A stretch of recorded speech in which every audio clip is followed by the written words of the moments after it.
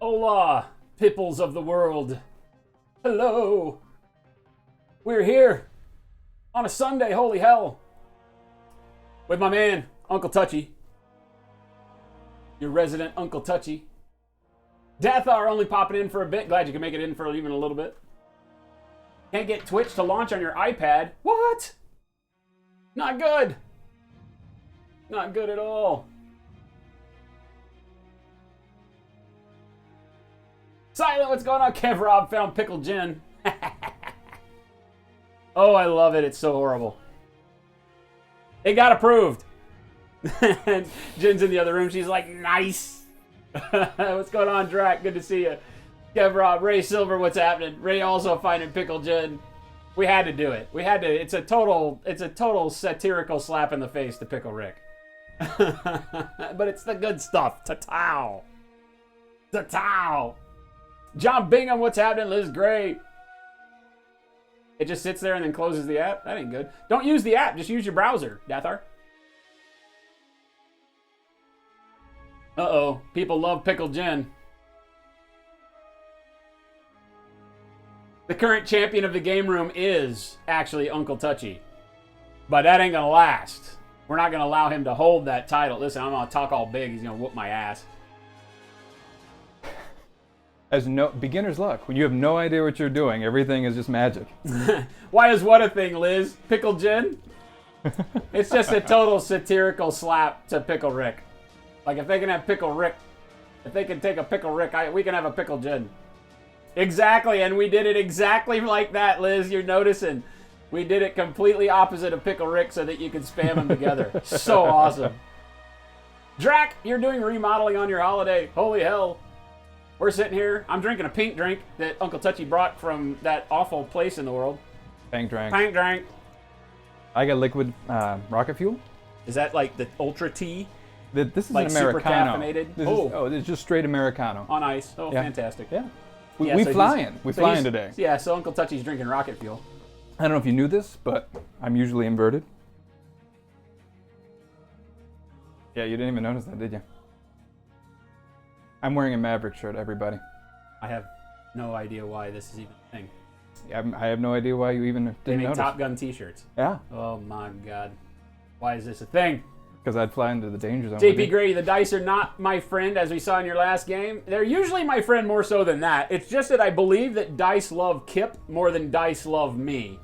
So, yeah, Kip being able to get his 5% chance of crit every time you roll the dice was a little unfair, I feel. But I'm okay. I don't hold a grudge. All right. All right, so what we're going to be doing today, welcome everybody. Let me, I guess we should go ahead and throw up a raffle, right? That's a thing, right? Ooh. I think. That's a good thing. I think that's a thing. It's always a good thing. I don't know if we'll get anything done on a Sunday, but we'll put it up there anyway. For some wheel spinach. Working in this studio is a lot different than the other one. My keyboard is not properly situated for all this goodness. All right, so let's start that. There you go. The normal booty thing is up.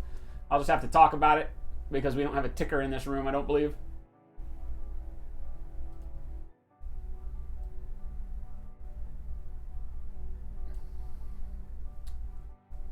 Righteous Greek, what's going on? Pank Drank is that the acai refresher with coconut milk? It is. Pank Drank. Pank Drank. Matchstick Man, what the hell's going on, man? Yes, we have a gaming studio here. If you weren't here for our 5,000 follower appreciation stream, it was the first time that we used the gaming studio. I'll just throw back my legs and pollute my britches with delight. Experts Online has crashed. What is that? Is that DeepBot just crashed?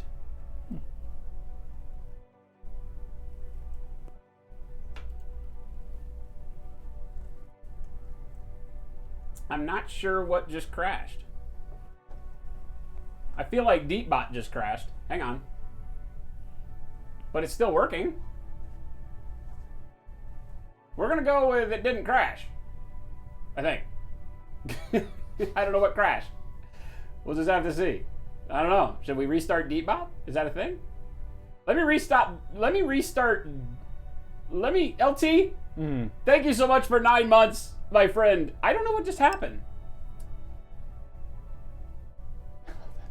Yeah, Liz Gray.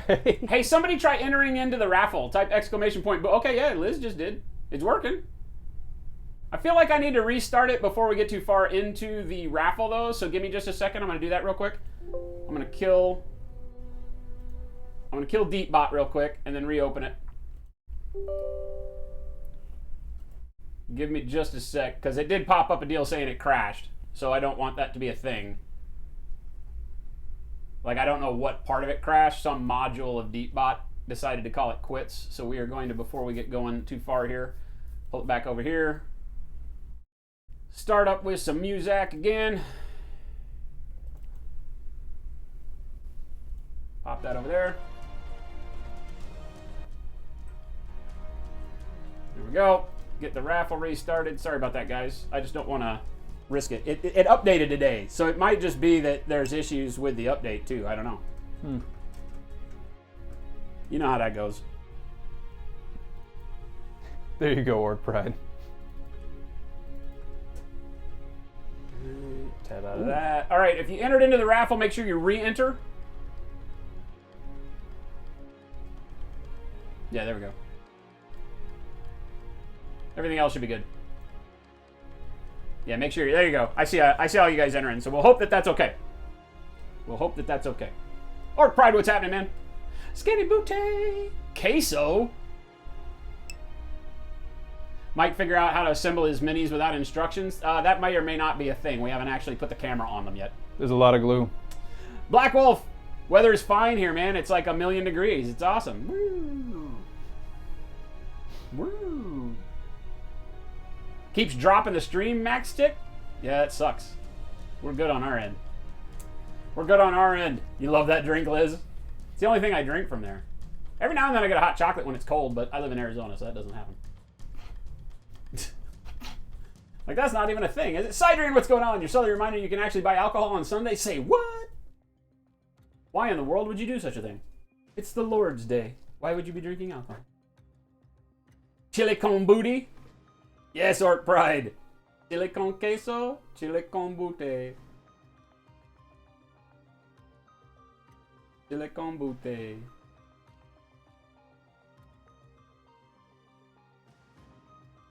Bought Silver Tower yesterday, Matchstick. Oh my god, that's a hell of a building process right there. There's a lot of models. Black Wolf, you're over in Germany? Holy hell, man. What are you doing over there? Second cup's frozen hot chocolate. Ooh. Frozen hot chocolate? That actually sounds like a thing that might work. I'm just saying.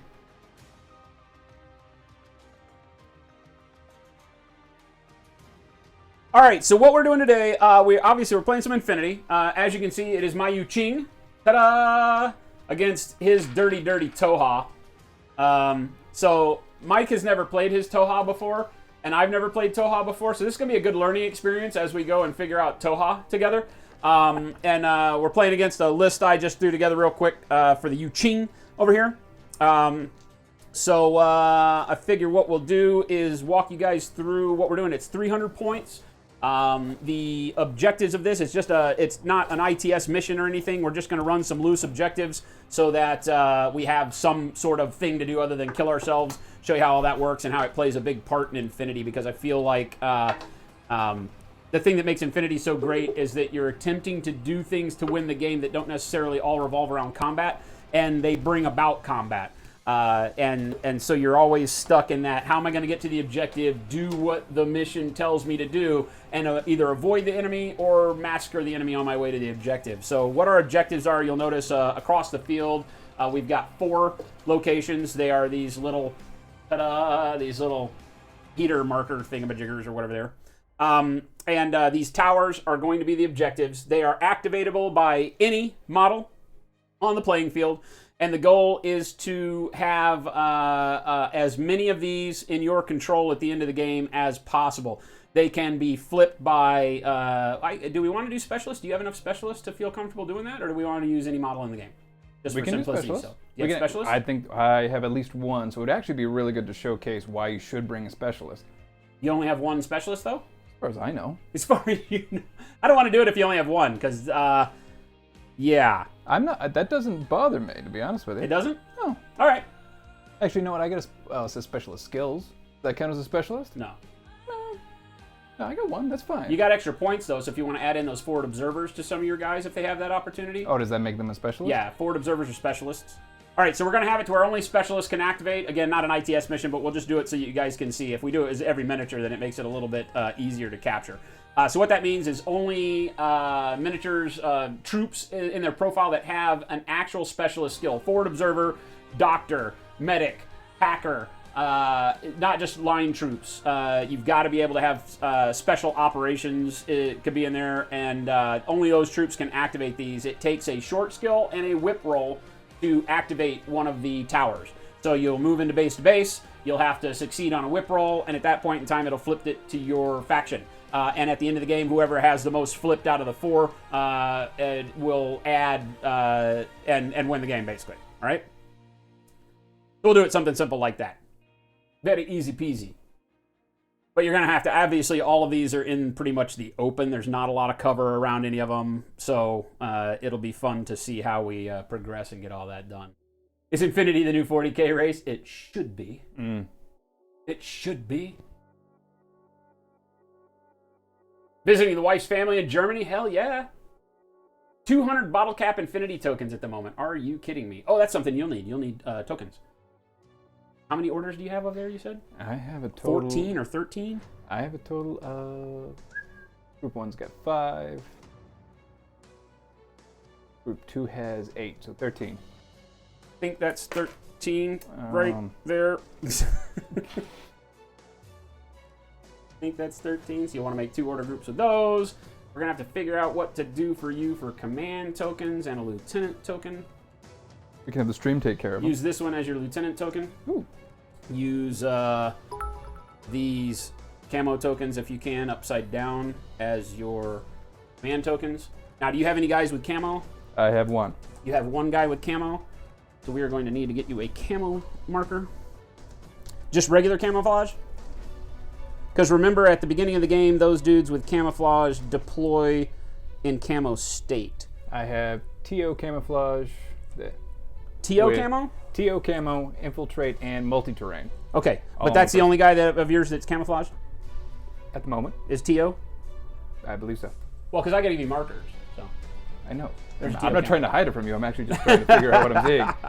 There was somebody with a nano shield, but I left them out because I didn't understand.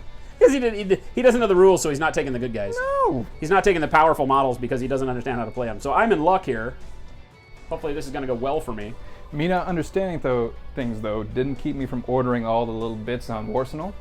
So that was a very big order for things I don't even know what I ordered. Yeah, no. They had silhouettes, and then they had multi-screens, and then they had other things, but they were pretty colors. Uncle Touchy literally ordering everything possible out of the Warsenal catalog just because it sounded cool. So that's going to be good. Oh. I sent a message to Slowfuse asking him to talk me out of it, and he just left me hanging. Asians versus plant aliens? Oh, that is what our game is. Yeah. Hentai from the mid-90s, says Ray. Exactly. Kuzidon, what's going on? Snail Boy Jr., what? With the bits? Snail Boy Jr., is that a real thing? Holy hell. Welcome, my son. Welcome. $30 for 200 plus tokens. Couldn't pass it up. Yeah, exactly. We're going to be making Uncle Touchy his. I actually have the caps. We just need to print them out and make him his own tokens.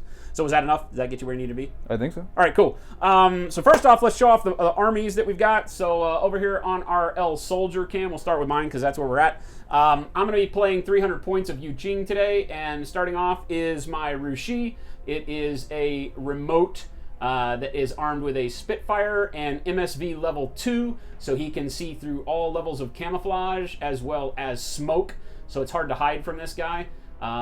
So he's really nice. Spitfire is a very good weapon in this game. It does 4 shots and at strength 13, so or strength 14, sorry. So kind of like a light machine gun, so it's pretty cool. Next to him, I've got my HMG Total Reaction Bot. This is a bot that even in its reaction phase, as it says, gets to fire its total shots with a heavy machine gun. So whether it's his turn or the opponent's turn, he can shoot all 4 shots with a heavy machine gun. So pretty much a way to have a good way to lock down lanes. I then have 3 remotes, 2 of what are called the Pangolin baggage bots. These 2 guys, all 3 of these are just 8-point order generators, but the baggage bots can reload unloaded weapons on the field if they move up and get into base to base. Just basically cheap order generators. 2 of the baggage bots, 1 of just a nice repeater bot. He's the same platform but no gun. I got my HVT, right? The Dragon Lady. HVTs, we'll talk about those. They don't really do a whole lot. I have an Imperial Agent Pheasant rank, armed with a combi rifle. And then I have a camo marker. Mwahaha. We're not going to tell him what that is. Next to that, we've got Guifang Eureka Oda. She is my engineer. She comes with 2 of the PAL bots, the Yao Zaos. So these bots allow the engineer to fix stuff on the battlefield, like all of the remotes that when they die, an engineer can tinker with them and bring them back to life. So I always bring my engineer with 2 of her bots to run along. We then have a Celestial Guard hacker here on the field, and the hacker is basically just a standard Celestial Guard foot troop with a regular hacking device, and in support of my remotes and any other craziness I need to be. And we're bringing the Guija Squadron, which is my tag. He's the big boy, armed with a multi-HMG and heavy flamethrower. And then the little pilot, should I ever have to jump her out, she has a light flamethrower and a sword of some sort. But I've never had to pop her out yet, ever. So that is my force. Just a bunch of bots and a couple of dudes and a big heavy weapon platform, basically. Let's take a look at what Uncle Touchy's got cooking. Tell us about your army. I've got cute dinosaurs. I got Pikachus. Exactly. You brought a big mean robot. I brought a little pet. So, he's got Pikachus. So we're going to start off over here. So these 3 guys right here are basically going to be my light infantry, and they're called Camel. Camiels, yep. So 2 of them are going to have combi rifles. The lady in the middle, she's going to have the Spitfire. Okay. And they are running as a fire team? They are. Okay. The perk I understand about fire teams is that you can use 1 order, and they'll all move at the same time as long as they're in cohesion. You got it. So fewer models, but at the same time, they're very point efficient, which I really dig. Yeah, and Tohaa gets to take what are called triad fire teams in their lists, and they can't take fire teams of over 3, but they can have multiple fire teams of 3, whereas other armies can take fire teams of 5, 4, 3, and 2, but you're limited, other than fire teams of 2, you're limited to 1 in each army. So like my army, if I wanted to take fire teams in a specific list, I could only take 1 size 5, 1 size 4, 1 size 3. He gets to take as many size 3s as he has the profiles and points for. So makes them a little diversified. All right, what do we got here with the Pikachus? These are the Cotels. The Cotels. So one's bringing 2 symbiote mates, and the other one's bringing symbiote bombs. Symbiote bombs. So my understanding of symbiote mates is that with them, these 2 models have symbiont armor. Mm-hmm. As long as your symbiote armor is up, you can control a symbiote mate, or multiple. Yep. So the symbiote mate will basically take the first wound for you, you'll eat it, and the symbiote bomb is basically an extra attack that you can use with a short order. Yep. I think in terms of Tohaa with their symbiote armor is kind of like that whole, if you're into comic books, like the whole Venom suit takes over a person. The person's still there, but the suit has its own kind of powers it gives. And in a lot of cases, the profile with the symbiote armor active will give them additional stats. And so if they have the symbiote armor, you can attach the preceptors, or whatever these guys are called, can attach these to anybody in the armor that has into the army that has symbiote armor at the beginning of the game. So with the symbiote mates, they allow you to sacrifice them in order to negate a hit. You do it before armor saves. So if I roll and I hit a dude once with a heavy machine gun, power 15, instead of rolling that armor save and maybe losing his symbiote armor, he can just remove the symbiote mate if it's attached and negate the hit entirely. And so those are great. They give it basically an extra wound to a guy, and really simple. Both of these guys, I also selected them to have chain of command. So if my lieutenant goes down, I won't start getting irregular orders right away, because I plan on playing really aggressive with this list. And chain of command also makes them specialists, and you do not have to reveal that at the beginning of the thing, just for purposes of learning. Today, most everything's open information except my camo marker, which I'm a bastard and I didn't want to tell them what it was. But the chain of command makes them a specialist as well. So for intents for operating the towers in this particular mission, these guys can flip the button. Excellent. All right. So this is actually my group 1. So group 1 is actually going to have 5 orders, because of 5 individuals, the mates don't cause orders. Yep. So going into group 2, We're going to start off with the close combat guys. Those are the Makulls. They're usually impetuous, but because they're in the fire team again, they're not. They have great movement stats. I think they move 10-10. Their close combat is a 22 starting off. They don't move 10-10. You've got it in centimeters. Well, damn you. I got so excited for a second. If they move 10-10, my life is over. No, you got to go into the side deal for the settings. It should be over on the side someplace, yeah. And change that to inches. You just told me Santa doesn't exist. Your whole life literally just changed. Yeah. He's over here looking at everything in centimeters on his army list thinking, my army is so fast, and I just wrecked his dreams. Yeah, he did. I'm not even impressed now. So they move 4-4. Let's see if any special weapons. Two of them, one has a combi rifle, one has a boarding shotgun, and one has a heavy flamethrower. Oh my god, they're brutal. But they do have, especially this gentleman right here, he has a viral close combat weapon. Yep. I can't wait to see how that works. Hopefully he doesn't get to see how that works. Hopefully I kill him before they get into close combat. They are close combat nightmares. They're martial arts level 2, which also invokes stealth. So when they're moving, if they can be within my zone of control and come up behind me and I don't get an opportunity to react to them because they have stealth, so until they're into base to base or shoot at me, I don't really know they're there. What else we got? So moving over, we have a Kotel.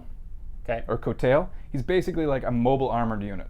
Yep. He can't be in a fire team, but he brings all the heat by himself. He's got 2 wounds. I don't think he's got symbiont armor. Actually, yes he does. So he's got symbiont armor as well, with courage and a hollow projector. I don't know what the hollow projector does. Hollow projector, which one? Level 1, level 2? Level 2. Hollow projector level 2? Yeah. And TO camo? No TO camo on him, no. Okay. But you have a TO camo marker. Who's that? That's good. You don't have to tell me. No, we'll do this one. No, you don't have to tell me. Fine. You have a TO. He has a TO camo marker. We'll find out who that is later. And then you've got the big dude. Yep. So he's got symbiont armor. He's got hollow projector 2. He's got super jump and courage. And a Spitfire? Does he have a Spitfire? I don't know. Dad. Yeah, he has a Spitfire. That guy needs to die. And he's got the symbiont armor, so he could also have one of the symbiote mates. We don't know. That guy needs to die. That needs to become a thing for me. And now, basically, I made my own little Death Star over here. So that's this group's gonna be a fire team. What we have with them is a Sakel. He's got symbiont armor and courage with a Spitfire. It'll be this gentleman right here. Too many Spitfires. All the Must Spitfires. kill all the Spitfires. All the Spitfires. And then we have an Ektros. And the Ektros has, let's see, he's got a shock close combat weapon, a viral combi rifle, and a nanopulsar. That's going to be this guy right here. Mm-hmm. And then off to the side, this is actually the only model on the table that didn't come from the starter box. What you're looking at is the 300-point starter box. And I actually have the other model that it would go, but I wanted to use this one. This comes with the Gorgos unit, which is their Tau, except I'm not Tau. What's it called? Tag. A tag. Yep. And this is the pilot, but I love the model. I want to be on the field. It's a good model. And that's going to be my doctor. I think it's called a Kumotail. So it has a combi rifle and decharges, and it's got a med kit. Now you're saying all these guys are in a fire team. Can they do that? They're all separate unit profiles? They all have fire team triad as their thing. So does that mean they can't be together? Or? They have to be the same unit type Okay. in order to be in a triad unless it has a special fire team listing with it. Oh, okay. Then no. So all of these are will all be individuals. Yeah, they'll all be individuals. See, this is what we learned. Cool. Yeah, for fire teams, the way that works is you'll have multiple units with the fire team in their profile, but they cannot be put into an actual fire team unless they are units of the same type. So the same name, think of it as in terms of keyword. So Celestial Guard can be in fire teams. They have fire team core listed so they can be in large fire teams, but you can't put them with other types of units that have fire team core. They can only be in a fire team core of themselves, unless some armies have special rules, like Pano has a special rule where it can create special fire teams with different types of knights, but it will list that in their profile. It'll say special fire team core up to 4 Celestial Guards and 1 Pheasant rank agent or something like that. So it'll list all that, but you cannot just take something that says Fire Team Triad in Mike's case and pair it with a bunch of other things that say Fire Team Triad. That'd be awesome. Probably fairly OP, but yeah. So those guys will be running separately. Okie dokie. He's way too happy about that. I am happy that those guys are not in a fire team. The inner 40K came out in me. He's trying. He says built his own Death Star, and I was like, I don't know if this is a thing. His SWC, I believe, is at 5.5 or 5 normal. His Spitfires are only like 1 and 1.5. Realize he's got 3 Spitfires in his army. 2 of them are 1.5 SWC, and one of them is 1. Yeah. So I think he only has 4 SWC in his whole army, or 4.5 maybe. And the Qatars are 0.5. Yeah. So they really don't have that much. Yeah, he doesn't have a whole lot of SWC. That's the thing. Like Tohaa's special weapon cost is a little bit lower than some of the other armies for what you get, because they also don't bear a lot of like heavy weapon profiles, right? So like my heavy armor dudes are have a little bit better stat line than they do, but they cost me more in special weapons cost if they hold a Spitfire. Let's say my Spitfire costs 2. You know, and obviously I'm bringing a tag, which is 2 special weapon costs because he has an HMG and a heavy flamethrower and a lot of big profile numbers on him. So that's how they balance all the armies. Some of them, the special weapons will cost you less, but it's generally because the profile it's attached to is not as sturdy as, say, a heavy infantry, things like that. So, Kevrob not painted, forfeit. And his bases are upside down, LT, which I think is great, because if you're doing these slaughter bases, it's a great idea. One of our other local guys showed me that, and I was like, why are your bases upside down? And he goes, because then I don't have to cut the slot out. I just poke them in the slot and just pressure fit them in there, and then I can take them out whenever the resin bases come, because he's got a lot of resin bases coming for his Tohaa.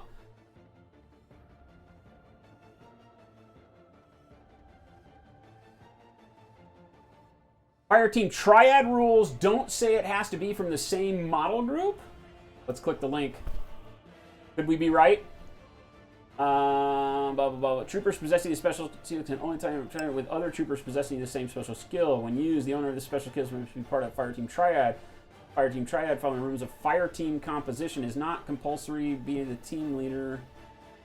Blah, blah, blah, blah, blah. Until our very gregarious race used to work in a team towards common objectives, and for which the number 3 is a great social racial characteristic reflected in their combat doctrine and favors quick formation of 3 female firemen, able to form a higher degree of combat, blah, blah, blah. Also, loners amongst stars. So are we saying that they can form a fire team? Have I just lied and Uncle Touchy can do this OP thing? So the one reason why I thought about doing this was I actually listened to Tom's Mayacast, and he talked about putting a doctor in a fire team with a souped up front model. You bastard! Okay, he can. They're a fire team. I'm learning too. All right. Son of a bitch. The only army that lets them do that. That sucks. I like this army. Just poke him in the slot. On a Sunday. Just poke it in the slot.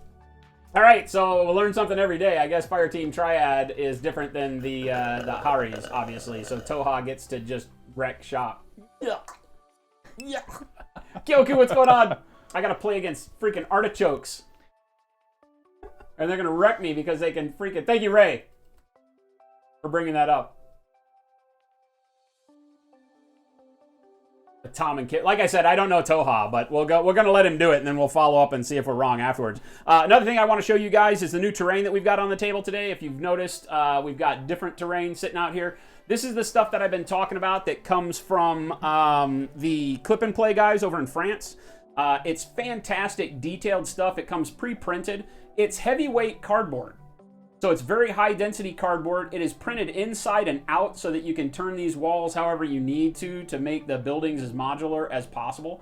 It's, oh, there, it's, see if I can get it on camera here. It is flipandplay.fr if you're interested in them. I'm very impressed. We just built these this morning. We were able to build the whole table's worth today. It's really good kind of, I don't want to call it grimdark, but it's really nice beat up kind of terrain. As far as how it looks, right? It's got busted out windows. All the doors and windows come out, so we can do that if we need to, but we usually aren't going in buildings for much. But really great terrain. The way it slots together is very, very sturdy. The top buildings actually slot in. They've got various sized walls for the perimeter that lock everything together, so it's not just sitting on top and gonna fall over and teeter-totter like a bunch of stuff.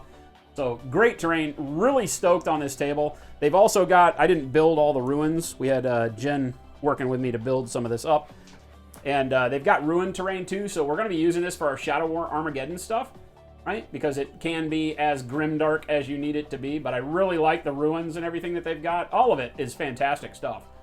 Good looking, great detail, you know, metal corrugated metal flooring. There's balconies on it.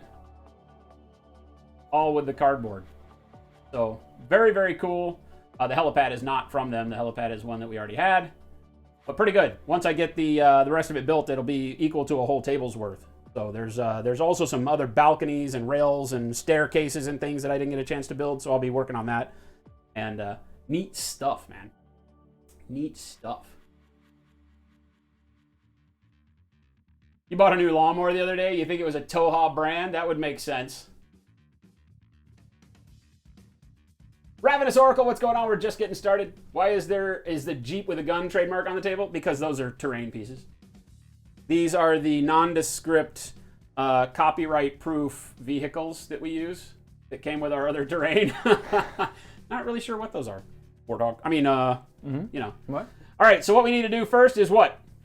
Tell us, Uncle Touchy. What do you do first in a game? I think we roll whip We roll whip check for what? to see who goes first? Or deploys first? Deploy or turn order is your choice, all right? So we are going to roll. Let's bring up Dice Cam. I'm so bad at this. So bad at this. Pass cam. Dice Cam, rolling off for whip. I pass on an 11. You probably pass and beat me with a 13. Now, this goes off the lieutenant, right? Yep, goes off of your lieutenant's whip. So what this roll does is at the beginning of each game, you roll for a whip check against your lieutenant's whip. So you're Critical. good. You're solid. Did you crit? I crit. You crit. You're a Dirty crit. dirty jackhole. That's for vegetable JP. Tohaa. Critical for JP to start the game. All right, so what initiative roll does, he won because what you're trying to do is have the highest roll that is equal to or under your target number of your whip, your willpower for your lieutenant. So he crit, his willpower for his lieutenant is 13. He rolled a 13, so it's his choice now whether he wants to choose deployment, which gives him the opportunity to choose table edge and where and which deployment he will go, or turn order. So you get to choose if you want to go first or second, or if you want to do deployment. You got the big baddies all over the place. I don't want to. I only have one big baddie and then a bunch of cheapo dudes. Well, your cheapo dudes still have HMGs. One does. I don't want them really getting in play, so I'll choose to go first. You're going to take turn order and go first? I'll take turn order. Okay. Then I will select board edge. I will select deployment. I will have you deploy first, and you will be deploying on... I think I'm going to have you deploy on that side of the table. So you can stay where you're at. So you'll deploy first, and you will go first. Excellent. So, was it 12 inches off? 12 inches for your deployment zone. Did you bring a tape measure? I forgot mine. You can use mine, because I'm a nice guy. I only have one order group, so... Plus my lieutenant orders and all of that snarky nonsense. The infiltrator guys, do they do at the end of this or at the end? Infiltrators do it any time during your deployment. Okay. And then you So- said those have to be 24 inches, half the board? If it's standard infiltration, it is up to 24 inches, right? Okay.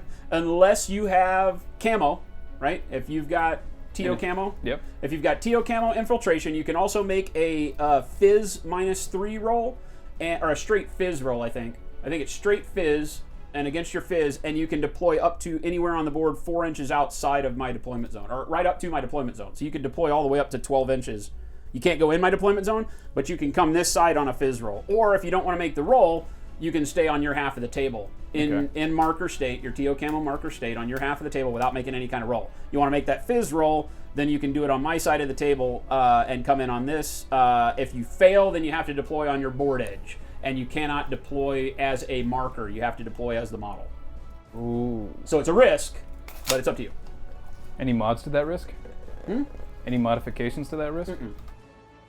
No. Alright. If you had superior infiltration, then that gives you fizz +3 to make the roll, which I still miss all the time with my Oniwaban. Your Oniwaban? Oh, dice can be gone. Let's see. All right.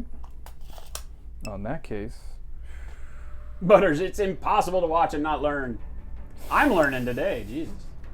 Both of the operation packs today, so you can start learning the game. Ravenous, you're gonna love it, man. It's a fantastic game. Death by Donut, what the hell's going on, man? Welcome, everybody. Absinthe, what's going on? Good to see everybody showing up on a Sunday. Just gonna have some fun playing some Infinity. Mike was like, you wanna play a game this weekend? I was like, I would love to. You wanna be on camera? He was like, no. I'm like, tough! Ha, ha, ha! Yeah, so your deployment zone is anywhere within 12 inches. Any fire teams have to remain in coherency, which is within the zone of control of the fire team leader. We'll need to get some fire team lead markers for you because you've got them all. I don't have fire teams, so I don't care. So how do AROs react with fire teams? How many fire teams do you have? 3? Yes. Here's 3 markers for team lead. How do AROs work with fire teams? How do you mean? How does your team ARO? Or how do I ARO against your team? We'll talk about both. Yeah, why not? Okay, so as a fire team moves, it has to move and start in coherency, which is the fire team lead, whoever's nominated at the beginning of the order. All the other fire team members have to be within his 8-inch zone of control. It's a sphere around him, right? Or a circle around him. And they all have to be within that 8 inches of whoever you nominate as the fire team leader. At the end of the order, they all have to be within 8 inches. Or the people that aren't within 8 inches disconnect from the fire team. They drop automatically. And that reduces the fire team's effectiveness. So that makes fire teams a little bit more cumbersome to move because you have to keep them in coherency, whereas no other models on the table really have to worry about that. Except for like equipment, sometimes equipment that runs along with a guy has to. Which speaking of which, I have mad traps with my little dude here. So down. My pheasant has mad traps. You have a pheasant? Yes, my Imperial agent. When a fire team moves, they only generate 1 ARO per enemy that sees them. So he has these fire team triads with 3 dudes in them. As he moves, let's say he moves all 3 of them across an alleyway, and I got a dude on a tower that can see him, my dude has to choose which one of the 3 to shoot because they only generate 1 ARO. They don't generate an ARO for every single guy. Does that make sense?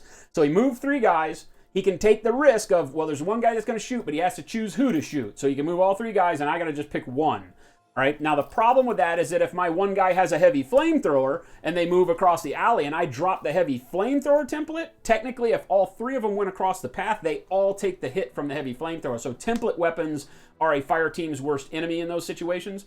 Things like heavy flamethrowers, missile launchers, because I can just target the dude when he's in the middle of the alleyway and fire, and if I hit, then everybody that moved through the template, meaning his entire fire team, takes the hits from the missile launcher. So template weapons become a disaster for them for that situation, but if it's normal rifle, no matter if I have 4 shots with my ARO, like with my total reaction bot, I can still only place those shots into one of his models, okay? Now, his group as an ARO group and his triads, all of his guys can ARO. So in his defensive phase, if he has all 3 of his triads sitting on corners of buildings and I move a guy out in front, they can all 3 shoot my guy. And they get the benefits of the 3-man link team, which is that they all get +1 to their burst in ARO, so they're each shooting twice as opposed to the normal 1 shot. So we'll see probably a lot of that occurring during the course of the game today. Will we? Yeah, they're the only ones. I remember now that you're saying it, Ray, that that's why it's called Fire Team Triad as opposed to Hari's. It is different, so.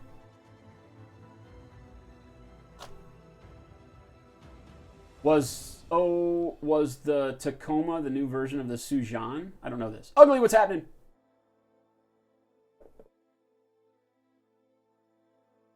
Yeah, I'm a big fan of template weapons. I couldn't fit my Lu Duan in here. I could have, but I decided not to. The Lu Duan remote that I have costs no SWC and puts another heavy flamethrower on the field with a Mark 12 and only costs 20 points and has hollow projector level 2. I usually bring them in every list that I build, but I didn't bring it in. I love heavy weapon or heavy flamethrower delivery systems. That's my shiz right there. You can hold 1 in reserve, remember? 1 guy that you don't want to show. So if it's like your TO Camo Infiltrator, you might want to hold him back until you see me pull all my stuff out and then put him wherever you want. Because then you can actually roll. You can determine based on my setup, if you want to roll for that infiltration to come closer. You can do that later. So that's usually a smart thing. Since the rest of your guys are in triads, you can't really hold them back. And your HVT has to go anywhere 16 inches or further up the board into your half. It has to be 4 inches outside your deployment zone, but it can go anywhere else. And it cannot be touching terrain, so you have to put it off of the wall. Yep, there you go. HVTs. What HVTs do is they allow me the opportunity to score an objective point by doing what's called secure the HVT. So there you go. One guy can be off the board. That's off there. Probably going to want other guys high up. But I don't have really good shooting guys all over the place.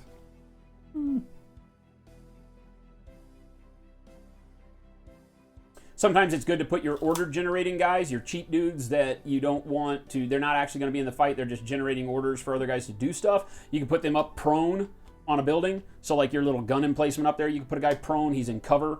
Gotcha. He can be laying down. That makes him basically ungettable. Unless I have something that airborne deploys or something like that. So. And we do that. These guys. You want some prone markers? Yeah, sure. What does super jump do? 3. Super jump allows you to, in a single short order, move your first movement number vertically. Normally a jump takes an entire order, so if you wanted to jump down off of a building, you have to spend your entire order just to get down, even though that is only half of your movement. Gotcha. Right? Super jump allows me to jump up on here with a short order and continue to move. Or what super jump can do is, if your first movement skill is 4, you can literally jump your guy up, declare your shot in midair, and then he can wind up back down. So they can literally like jetpack it up a little bit, like go food, shoot, and then back down under cover. You do not get the benefit of cover during your jump. So even though you're behind the building a little bit, you don't get any cover during super jump, but it allows some really cool usage of weapons because you can kind of just bounce up above the building, take your shot at a guy you couldn't get line of fire to during normal movement, and still be safe at the end of it. So pretty cool stuff. I dig that. Dragon Lady Judge, you said you'd mention it later. Did you miss it? Ray Silver, she's just an HVT. HVTs don't perform any actions on the table. They don't move. They literally sit still, but they give your opponent the ability to secure an objective or a classified objective, which we'll draw. We should have drawn the classified cards before we deployed, but we'll draw them after. If you draw classified, you can't do. Let's say you draw the demolitions one, but you don't have an engineer. You don't have anybody with D charges, so your card for your classified is go blow up a building on the enemy's side of the table. You know, if you had that and you can't do it, you can always substitute secure the HVT. And secure the HVT means go get your army, somebody from your army closer in proximity to their HVT zone of control without any enemies around it, right? And that will net you a classified objective and get you a classified point, right? So we'll do it irregularly because we're supposed to be drawing classifieds at the beginning so that it can affect his deployment, things like that. Is that a triad fire team? This right here? Yes. Do you want them on a building? Well, they're going to be prone. Are they just degenerate? They're not doing anything? Are they your close combat guys? No, the close combat guys are back here. Okay. All right, but they have a Spitfire in them, right? They do. I mean, that's up to you. I'm not going to try to sway you. We'll learn with you as you learn. What's the range on a Spitfire? Up to 24. 8 to 24 is your +3 band. You can shoot up to 48 at minuses. Okay.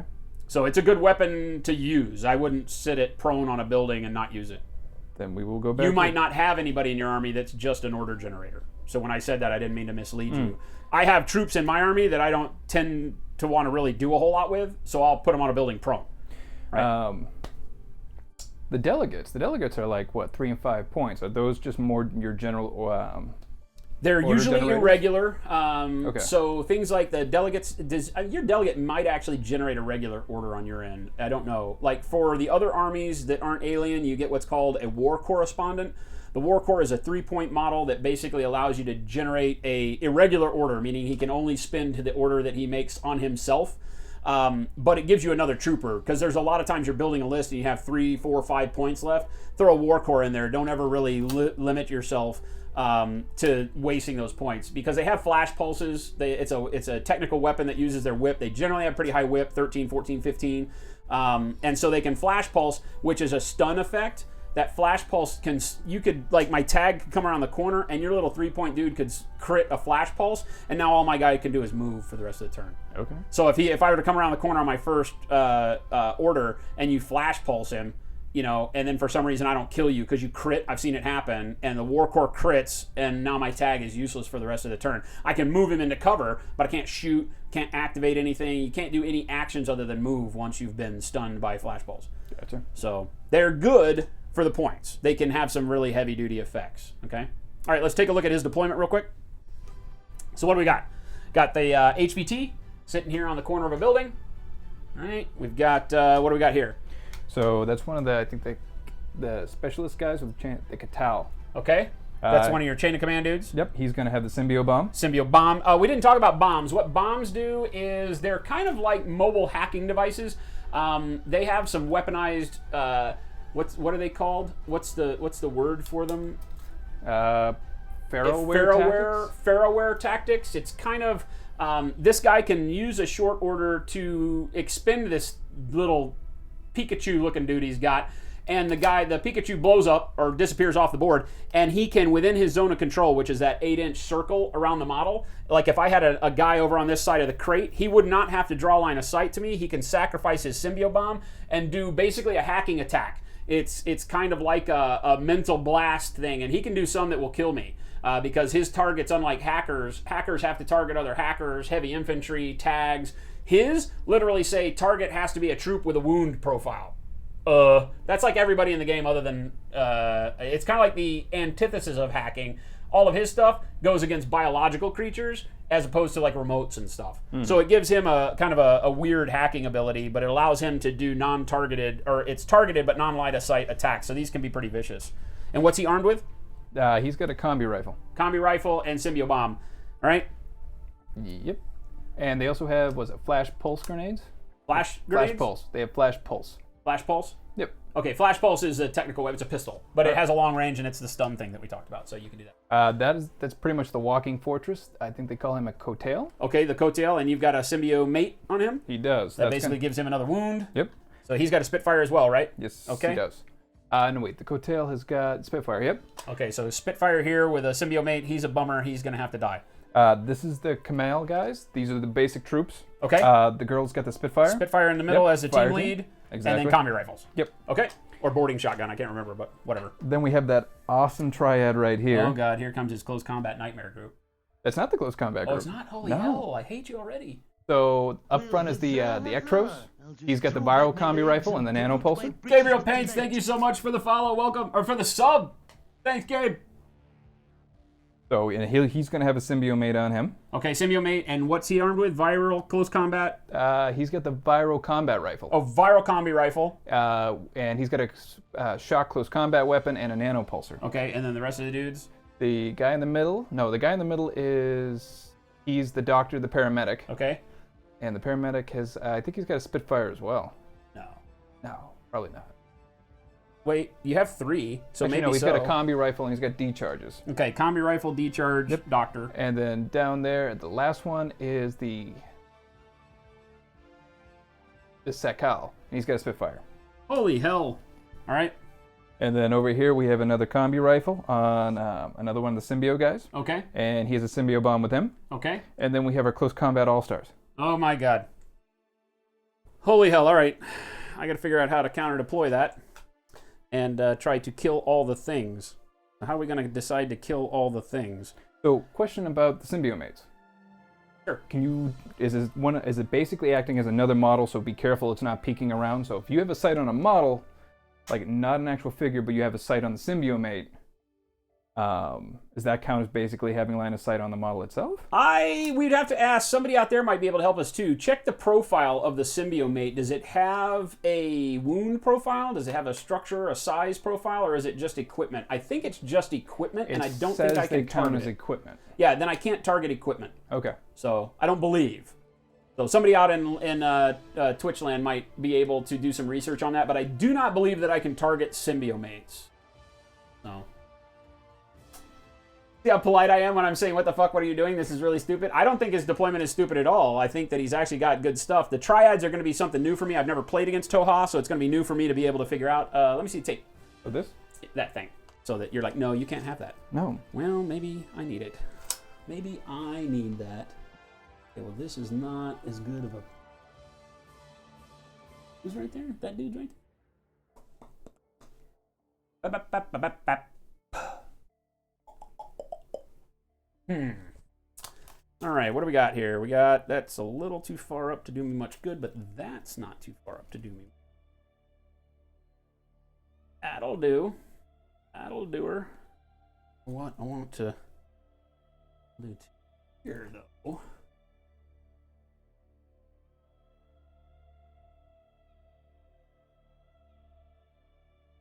But I would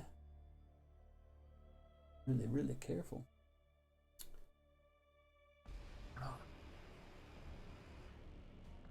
I got decisions to make here, guys. Decisions. All right, well, we'll put the guys we know we don't really need to worry about too much in places where we don't really worry about having them. Because that's kind of the corner of the table. We'll do that.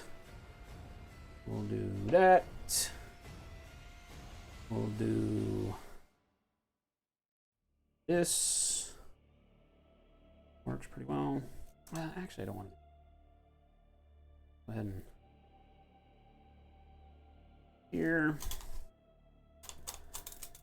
All my cheapo dudes, but I got to figure out where I want my shooty dudes because he's got first turn. So the plan here is that I need to get as many places as I can, right, with some lanes of fire here so that I can be shooty, right? And hopefully take some things out. But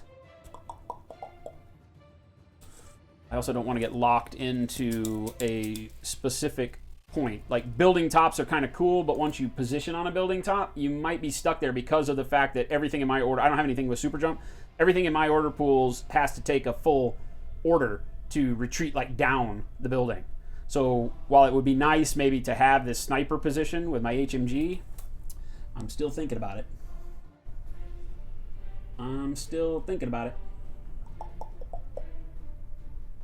Boy, it's almost just too nice to not do it, isn't it?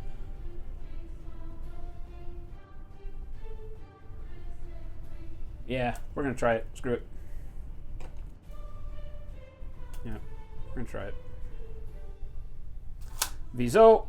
But that's going to be a bummer because if I need to put him someplace else, it's going to cause me a lot of problems because it's going to take him a lot of movement orders to get where I need him. So we're just going to risk it. We're going to see if that works. I need something. I can just make you come get me. You know? I can just be like, screw you, bro. You want to come this way? Oh. I This is got a you, good AC. location too, though.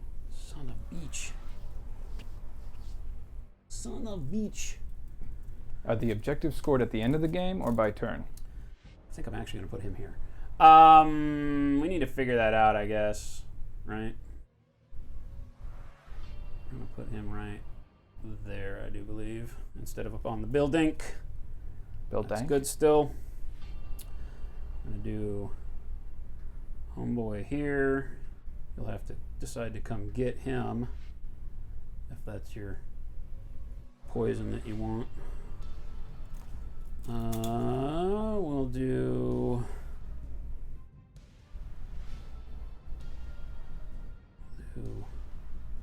here maybe, like that.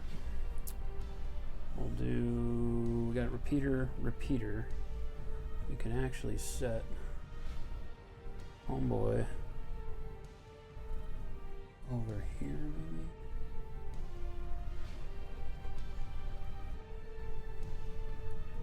Oh, that's better. That's good. Do the hacker there. We've got a camo marker we got to place.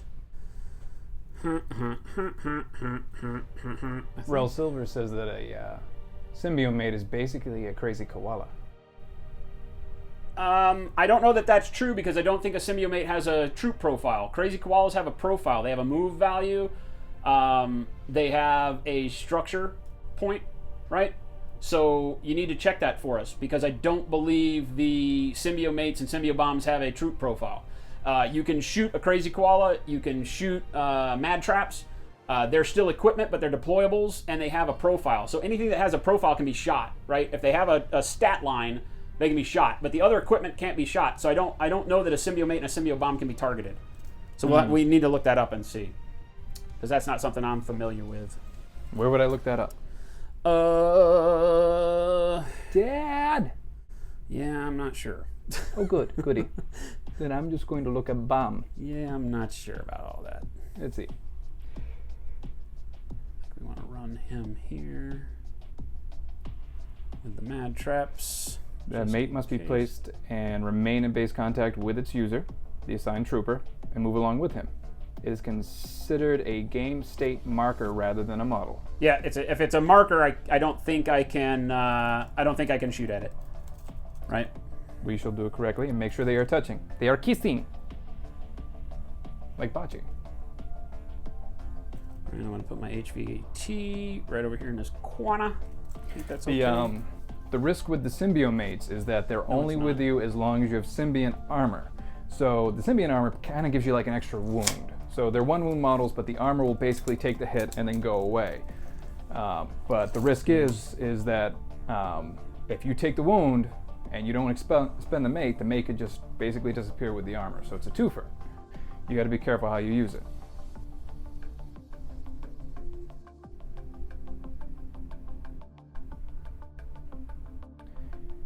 From what I heard from a couple other people, I think the symbiote mates actually can help you recover a wound, and that lets you regain the symbiont armor, though.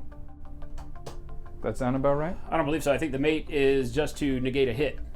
It doesn't. It's not a doctor thing. Or is it the bomb? The symbiote bomb gives the hack, and the hack can do. I shall pull that up because I saw. Is there a ferroware that heals a wound? Yes. Okay. I shall look it back up, and we shall see. We shall. No, koalas are an actual model. They're not a marker. Keep looking though, and let us know.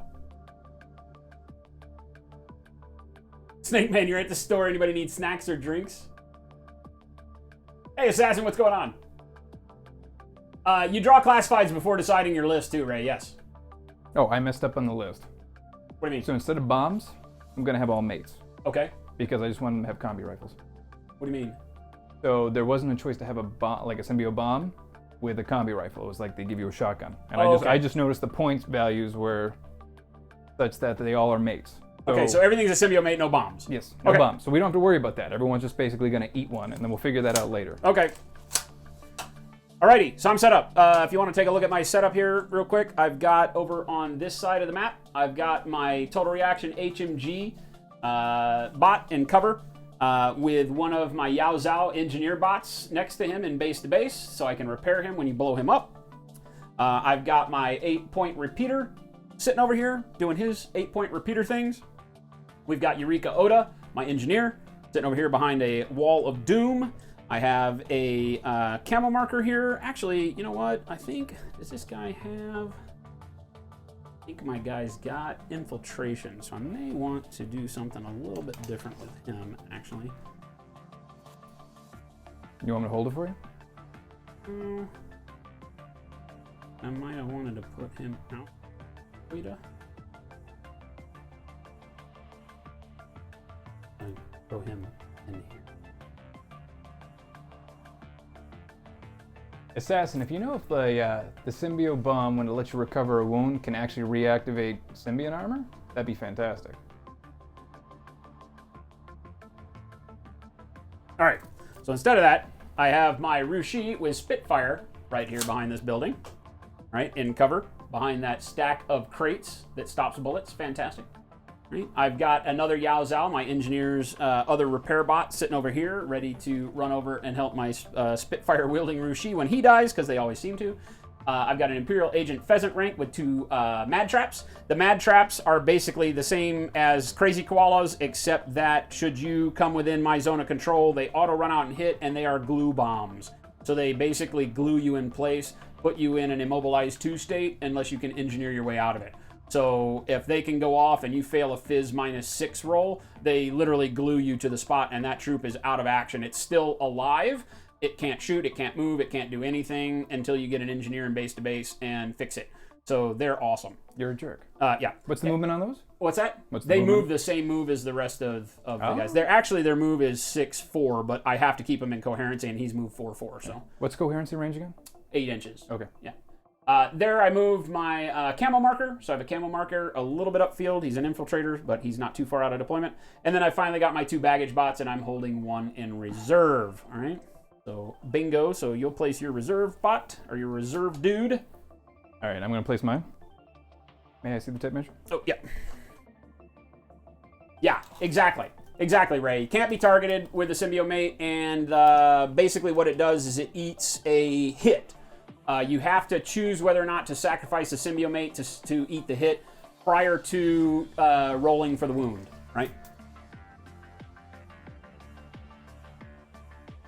So if a TO camo marker or somebody with camo comes across something in suppression, they have to discover it first, right? Or no, they can just open fire on the camo marker. If you're in a marker state, no one can shoot you until you activate out of your marker state. So as Okay. long as all you do is move, nobody can shoot at you until you declare something other than a move. So if you shoot, right, then yeah, and we'll work through that. So basically what'll happen is as like you've got that marker there now, right? So what he's deciding to do is take his TO camo infiltrator and place him right there. That's that clear marker. That's a TO camo marker, right? So it's close to his HVT, behind cover on that wall, right? But right out here in the open. And his question was, he can deploy him in the open, and I've got I've got line of sight to that area right there, right behind that wall. But I can't do anything if all he does is move, because as a marker, camo marker, I can discover, and if I discover and pass my discover on him, my whip roll, then it shows him for what he is. So it's all based on movement shenanigans. He's going to have to declare his order of activation properly to not give me the chance to discover for free. And I'm going to have to be careful of not saying what I'm going to do before I wait for him to do what he's going to do. So you'll see how camo markers work. They are glorious things if used correctly. All right? And they won't be on this side of the board. All right, so he's done that. That's a problem for me. Let me see the tape real quick. JP, I promise you, my mobile jump unit, my Master Chief, he will at least sprint over a box 1 time and take a shot. I will do this for you.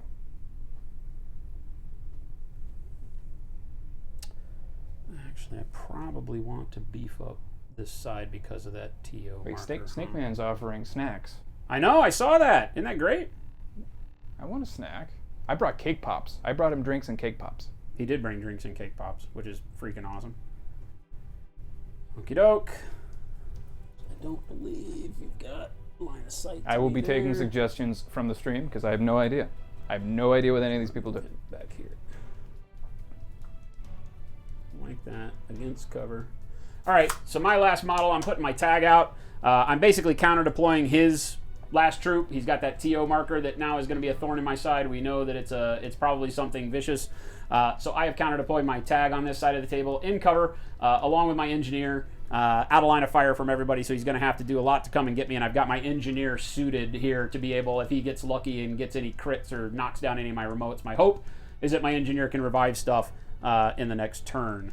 So bingo, we're deployed. Let's get a couple of classifieds. This is going to be really janky with the way we do our classifieds because Uncle Touchy does not have a classified deck yet.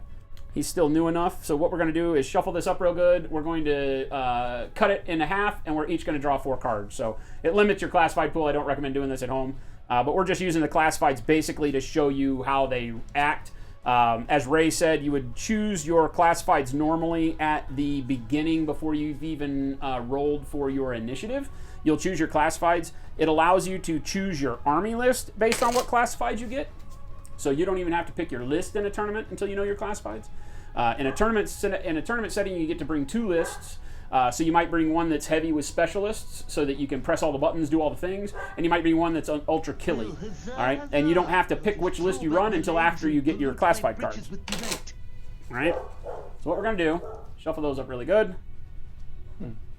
I like Death by Donut's question. Kriegs, 9 months. Sub babies galore, my friend. Thank you, thank you, thank you. All right, so we're just going to cut. We're going to each draw 2 classifieds. So the way this will work is each of our classifieds will be worth, let's think about this. If at the end of the game you hold more of the towers than your opponent, right, then you'll get, let's say, what could we do here? We could just do 1, 2, 3, 4 is 8. So you'll get, at the end of the game, you'll get 2 objective points for each of the towers you control. Okay, so that would give you a max of 8 that you could have. You'll have 2 classifieds, and each of your classifieds will be worth 1 point each. All right.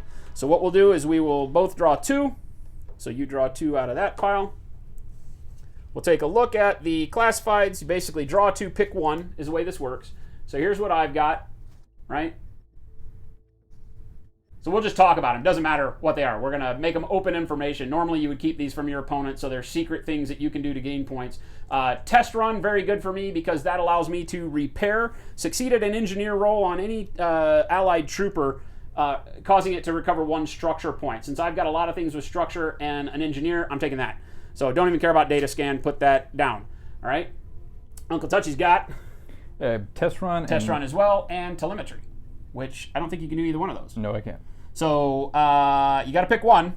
Doesn't matter that you can't do them, right? And then now you'll draw the next 2 off the top of your deck. And see, this is a good example. See, telemetry basically states that he has to succeed at an attack against an enemy trooper using a forward observer or the spotlight hacking program, which you don't have. Did you bring a forward observer? I have a forward observer. Okay, you can do that one then. All right, I forgot that you brought a forward observer. Now, is that the attack of the forward observer? Or Yeah, is you that forward using... observe. It's a whip roll that you do. It's on your attack profiles. It'll be in your weapon list. Yeah. It has a pretty good range. It has pluses and minuses just like a normal weapon. Forward observing just puts the enemy trooper in the targeted state, which is good because it gives every other trooper in your team +3 to hit. Oh, okay. So if you've got a trooper in cover, if you can get that forward observe off, it negates his cover for everybody else on your team. Okay. For that turn. Okay? Targeted drops after the turn. All right, so you pick 2 more. Show us what those are. Ooh. Get back over here. No.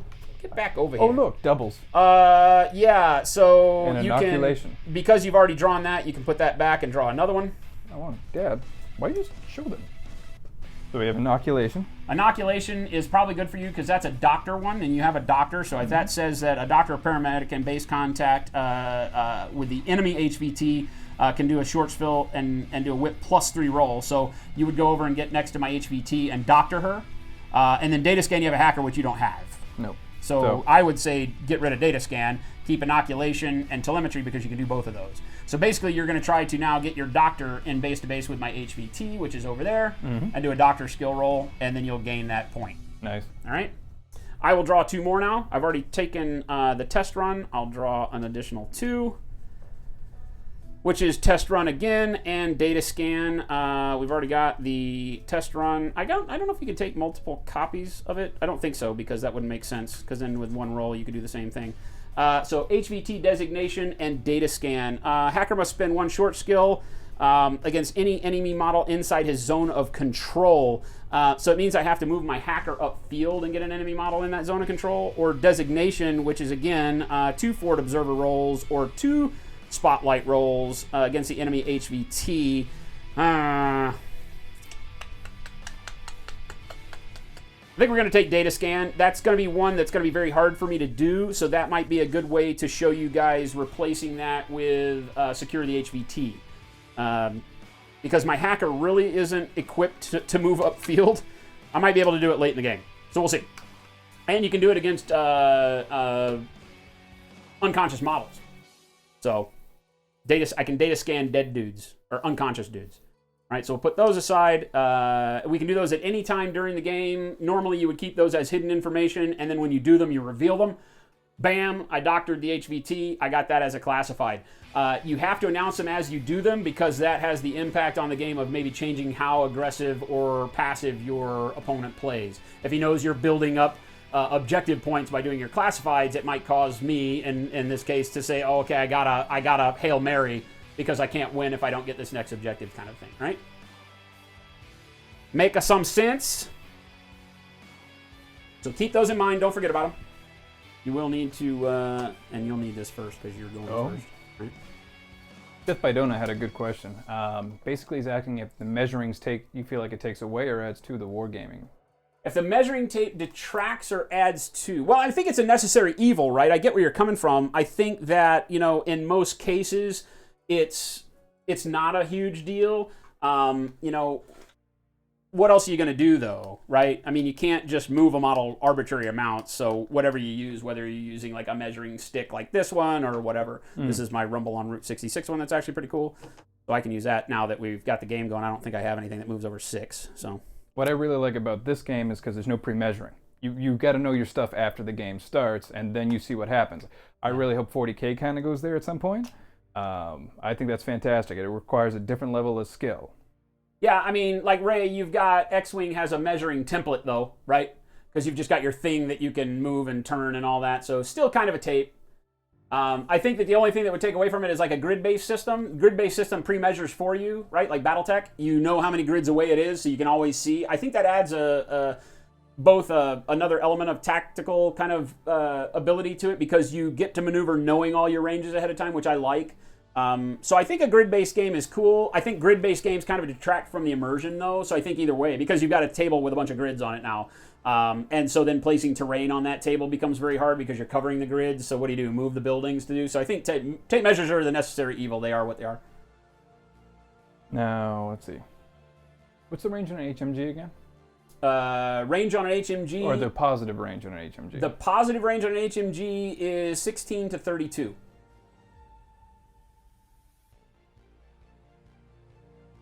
Get into combat mode here.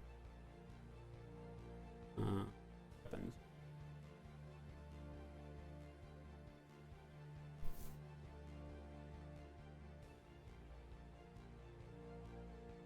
Multi-HMG, yep, 16 to 32 plus 3. 8 to 16 is your 0 range.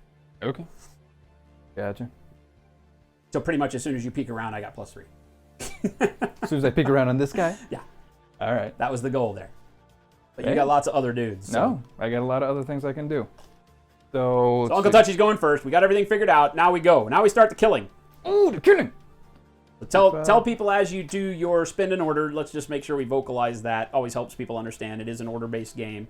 So every action he takes will spend an order the way that Infinity, for those of you that are new to Infinity, each model that you put on the table generally generates an order. In our case, all the models generate what are called regular orders. Regular orders can be spent on by anybody in that model's same combat group. I only have one combat group, so all 10 of my models are in the same group and can share those orders however they want. He has 2 combat groups. He's got, 8 in one and 5 in the other? Yes. So he's got a group that can share 8 orders, and he's got another group that can share 5, but they cannot cross between them, okay? And what I'm going to do before you start is I'm going to spend a command token, since you're going first, to remove 2 orders out of your 8 pile. Oh. So it basically is going to cause him to have to spend 2 orders. It's a tactical use of your command tokens. You only have 4 command tokens, and they are a depreciating asset. I've spent 1. It goes away now. So I only have 3 command tokens left. But what that does is it eliminates 2 orders out of his pool and reduces his main pool to 6 orders to do stuff with. Kind of helps me. He doesn't have as much to do in this turn now. He has to share those 6 orders amongst those 8 guys. So now I know at least, well, he's got triads, so screw you. Screw you and your order efficiency. I don't have any fire group. I don't have any fire teams. Every one of mine is an individual guy. So you actually kind of make my decision a little easier, because now I know which group I'm definitely not moving, because you've taken away 2 orders from me. Good. So, Yay me. yay you. Yay you. Okay.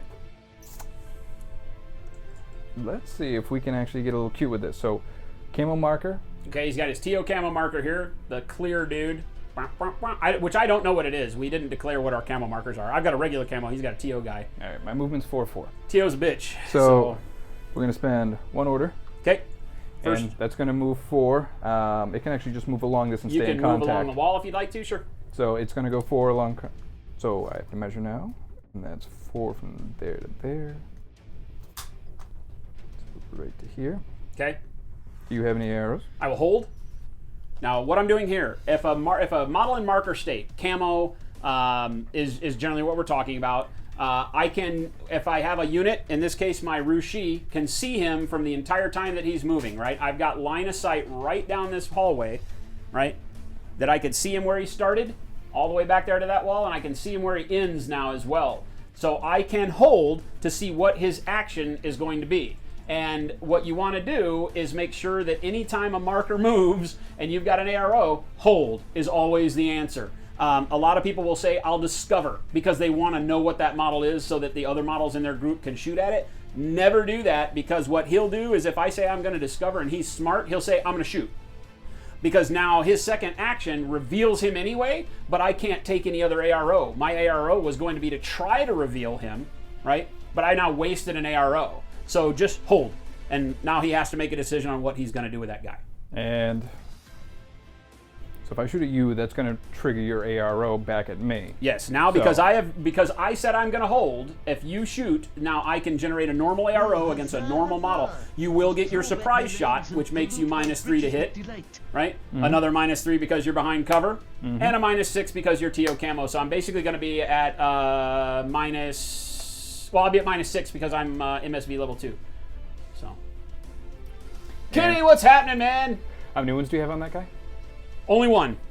Only one? Only uno wundo. But he does have MSV level 2, so your TO camo doesn't matter once you come out of camo state, so you won't get the -6. You'll be at -6 for surprise shot and cover, but you won't get the extra -6 for TO camo.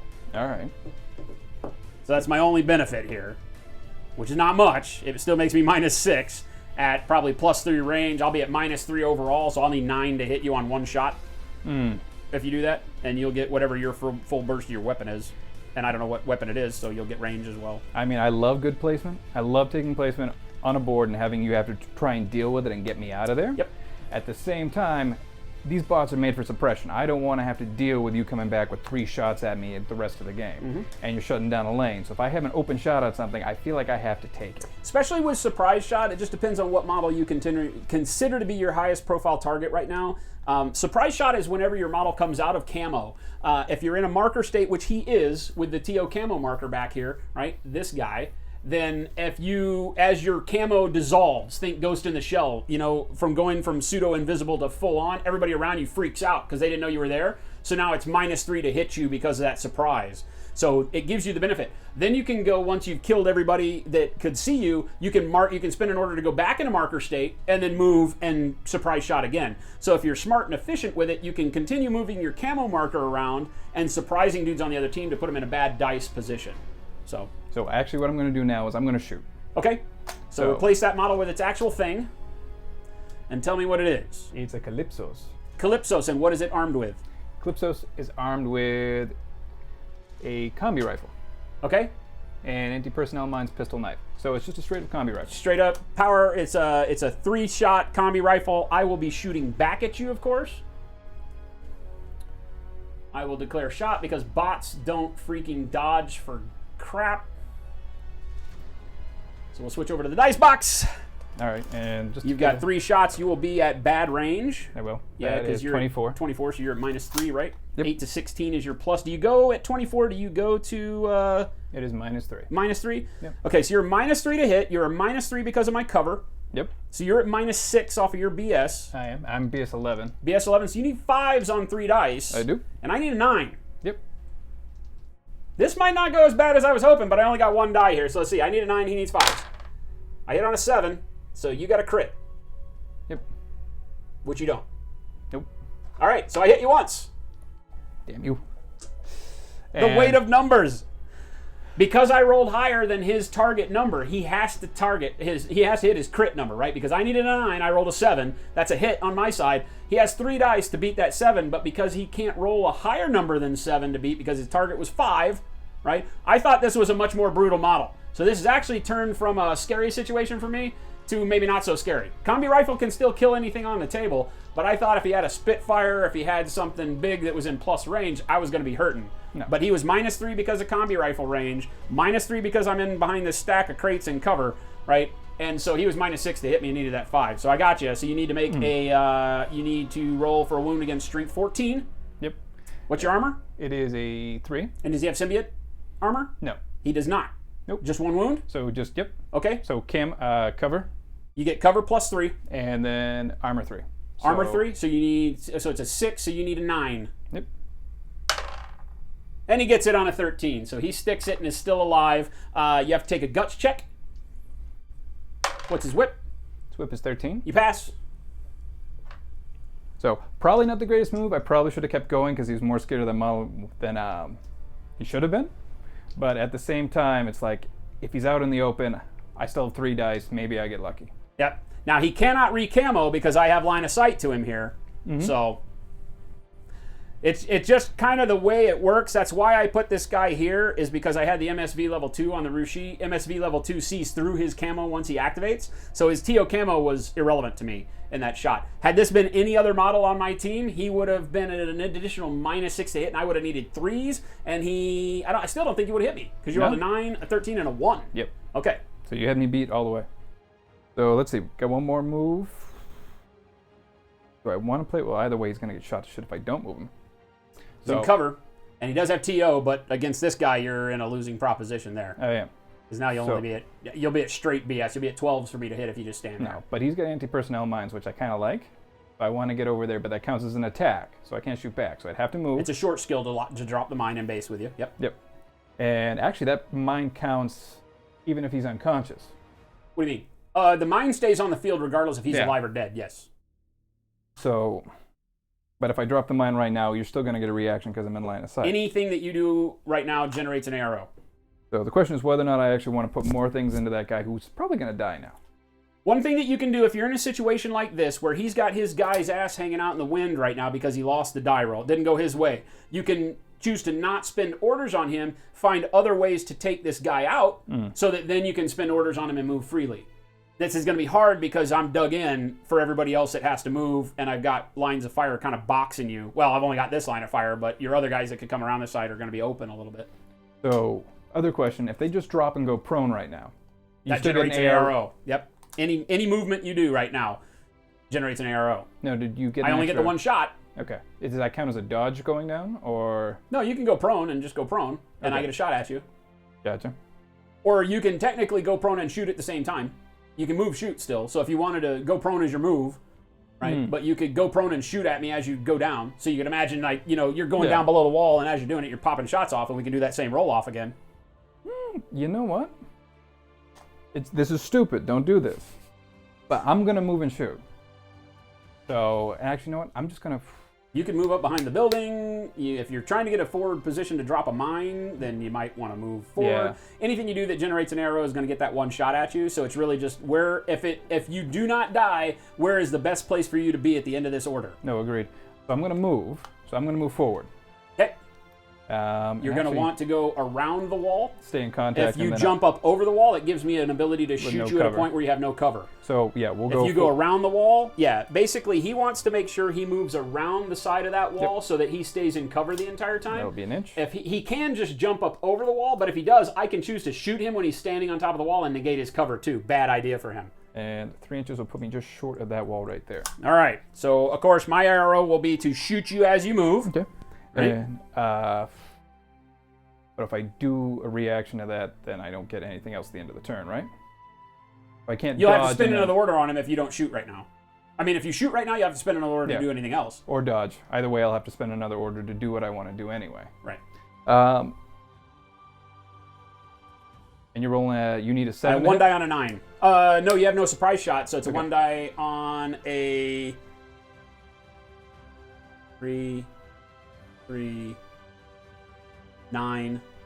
Technically, I didn't get that hit last time. I don't think, right? Because I rolled a 7. Yeah. I needed a 6. Oh. Because you were at -6. Oh, so did my 1 get through? So your 1 actually hit me. Sure. So we need to roll that. Yep, Sure. we need to roll that. So I need a save on a 13, actually. Which I do.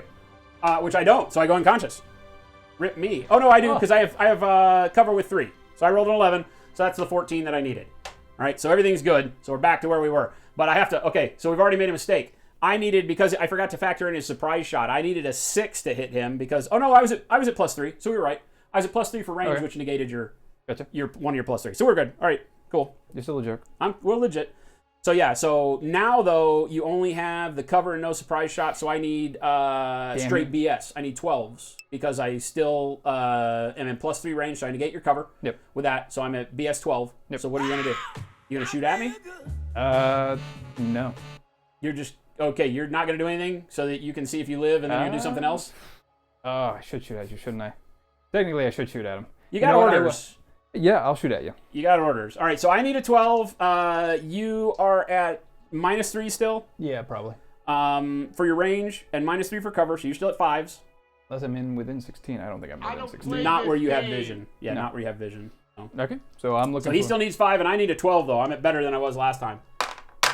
So I hit on a 9. You need to crit again. Nope. So you need a 5. Okay. So one more hit. Saving And- against a 14 again with armor 6 still. And he makes it again, the bastard. So he rolls an 11. So we're still basically had nothing. No game state has changed. And his guy is still alive even though I've hit him twice. You need to make a guts check again. And my whip is 13. So you pass. So you can keep going. Time If he were to fail his guts check, he would have to be forced to go prone or go for cover. He was already in cover, so that's fine. But hey, Grunz, what's happening, man? Kind of busy today, so you can't stay around. Arr. All right, so with this guy, we're actually going to move the Mobile Fortress. JP, you're gonna like him eventually. Ray Silver, that's Pickled Jen, man. That's Jen's blonde and purple hair. Anthony Lau, what's going on, man? So we're going to move up, That's Pickled Jen, just as a joke. and he touches him. So next order, we're right here. Hang on a second. Let me get back over here and follow you around. Nope. So let's see what Uncle Touchy's doing over here. He's spinning the next order to do what? Move your symbio mate dude. That's the big guy with the Spitfire? It is. All right, so he's moving his symbio mate dude from the corner up in here. Do you have any arrows on this? I will tell you momentarily. Momentarily? I do not believe I have line of sight to you there because my camo marker over here is behind full cover. Yeah, nobody can see there, so you're golden. All right. The second half of the move, I'm going to move again. But he's underneath the bridge over there. So we're going to move forward. Can we go up and over this, or do I have to go You around? cannot go over it, you have to go around. Okay. So we'll go 4, which is going to leave my ass out in the wind a bit. Can you see a model? I cannot see over that. Okay. I can't see you until you come around the corner of the low stack. So the question is, do I want to go low or do I want to go high? Either way, I'm going to move again and do what I want to do. But I can get into cover against the building. It doesn't matter. Yeah, if I can't see you, it doesn't matter if you're in cover or not, really. Oh, I have fat fingers. You get in there. Watch Uncle Touchy geoforms. God damn it! Fuck all He this. terraforms the whole map. Dumb map. All right? So that's Yep, there. I have no vision. You're still golden. All right. Now this guy, he's got a Spitfire. Goddamn algebra, says Kenny. Kenny's got Pickle Jen figured out. You gotta team them up, man. You gotta do Pickle Jen and Pickle Rick.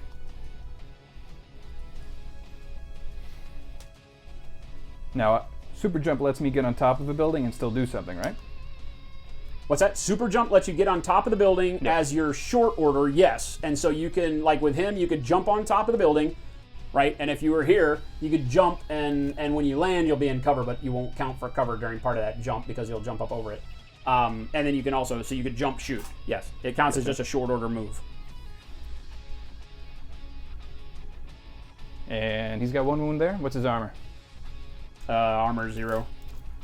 None of my remotes have any armor. Well, now I really want to see what He's got armor 3 because he's in cover, but I really want to see what the Spitfire can do. uh-oh. So Uncle Touchy going on some science now. JP, stay with me on this. Stay with me. This is one of JP's famous bad moves. Is that what we're seeing here? Absolutely. Bad moves for days, but if I can get a high position and I still have orders to spend, I'm going to do it. So we're going to jump up and land right here. And his little Pikachu's going to fly with him. And that is my short order. Okay, doke. That'll be here. Do you have any arrow? I have a shoot. What is his profile? He has camo? No, no? he does. No, he has Symbiont Armor, Hollow Projector level 2. I don't know what a Hollow Projector does. Okay, so Hollow Projector level 2 means that there's technically 3 of him visible. We didn't go over that when you deployed. This is going to help you right now, but it's kind of... Okay, take it back.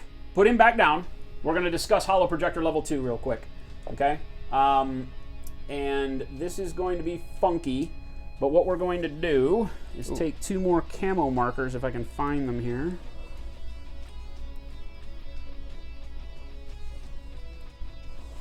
Hollow Projector level 2 gives it a ghost effect, so that it looks like when you're moving, there are actually 3 of you.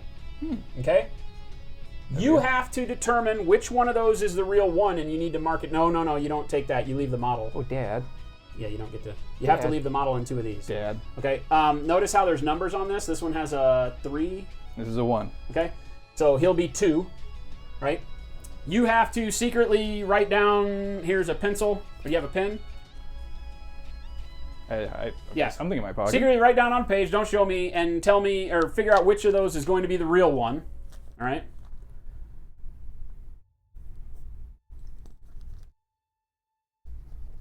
If I said I had a number between 1 and 3. Okay. Highly irrelevant. All right? All right. And then we're going to do the same thing. Yep. So now I got to place all the camo markers around them? You have to be able to get, they can stay out, they have to be in zone of control. Now you can't super jump that far with all of them though. Only 2 of them can make it up there. Okay. The 2 that were next to the building, because remember your super jump only goes up to your movement, which is 4 inches. So the other one can't super jump up there because he can't fit.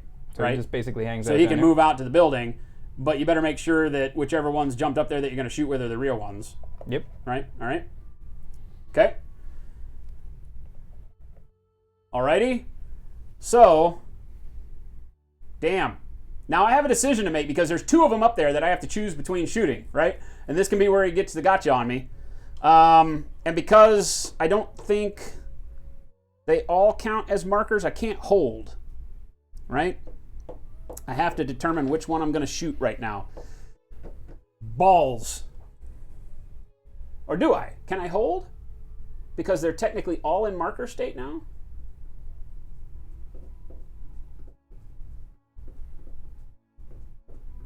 What's my choice here? Nope, I have to declare my ARO. Because I see 2 dudes jumping, I have to declare which one I'm going to shoot. Because technically, even though we're using markers, it looks like there's 2 of those dudes that just jumped on the building. Now I have to think if he's screwing with me, if he's got mind games going on here, because what we've got, 2 dudes and the symbiote. The symbiote doesn't count for me, I don't care. But those 2 dudes, one of those guys has got a gun. Now do I think he jumped the real one up against cover so that he could get the cover bonus? Or did he jump the real one in the back to screw with me and make me shoot the one that's got cover who's not real? Because whichever one I choose, I can only choose to shoot one. I can't split my burst in ARO. What do you guys think, chat? What do we think he did? Do we think he is trying to outsmart me? Or did he put the real guy in cover? What's the thing? Snake Man, this is the clip and play terrain. I'll show you guys towards the end again. This is the terrain that we got from France. Real guys in cover, Ferrithus? You think so? You think the real guy's in cover, Absinthe? See, if it were me, the real guy would be the one not in cover. Legit, the real one would be the one not in cover, but I don't think he did it that way. Urgh. Then the face! Look at the face! You just showed my crotch. I was like, hey, look at the face! No, look at the face! He's literally just got stone face, and he's moving his pecs, which is oddly alluring. Damn it. What do we think? Real guys in cover? You couldn't be arsed to move minis, so real guy in cover. The guy won't get cover because you can shoot him on the way there. Yeah, it's true too, DJ Phil.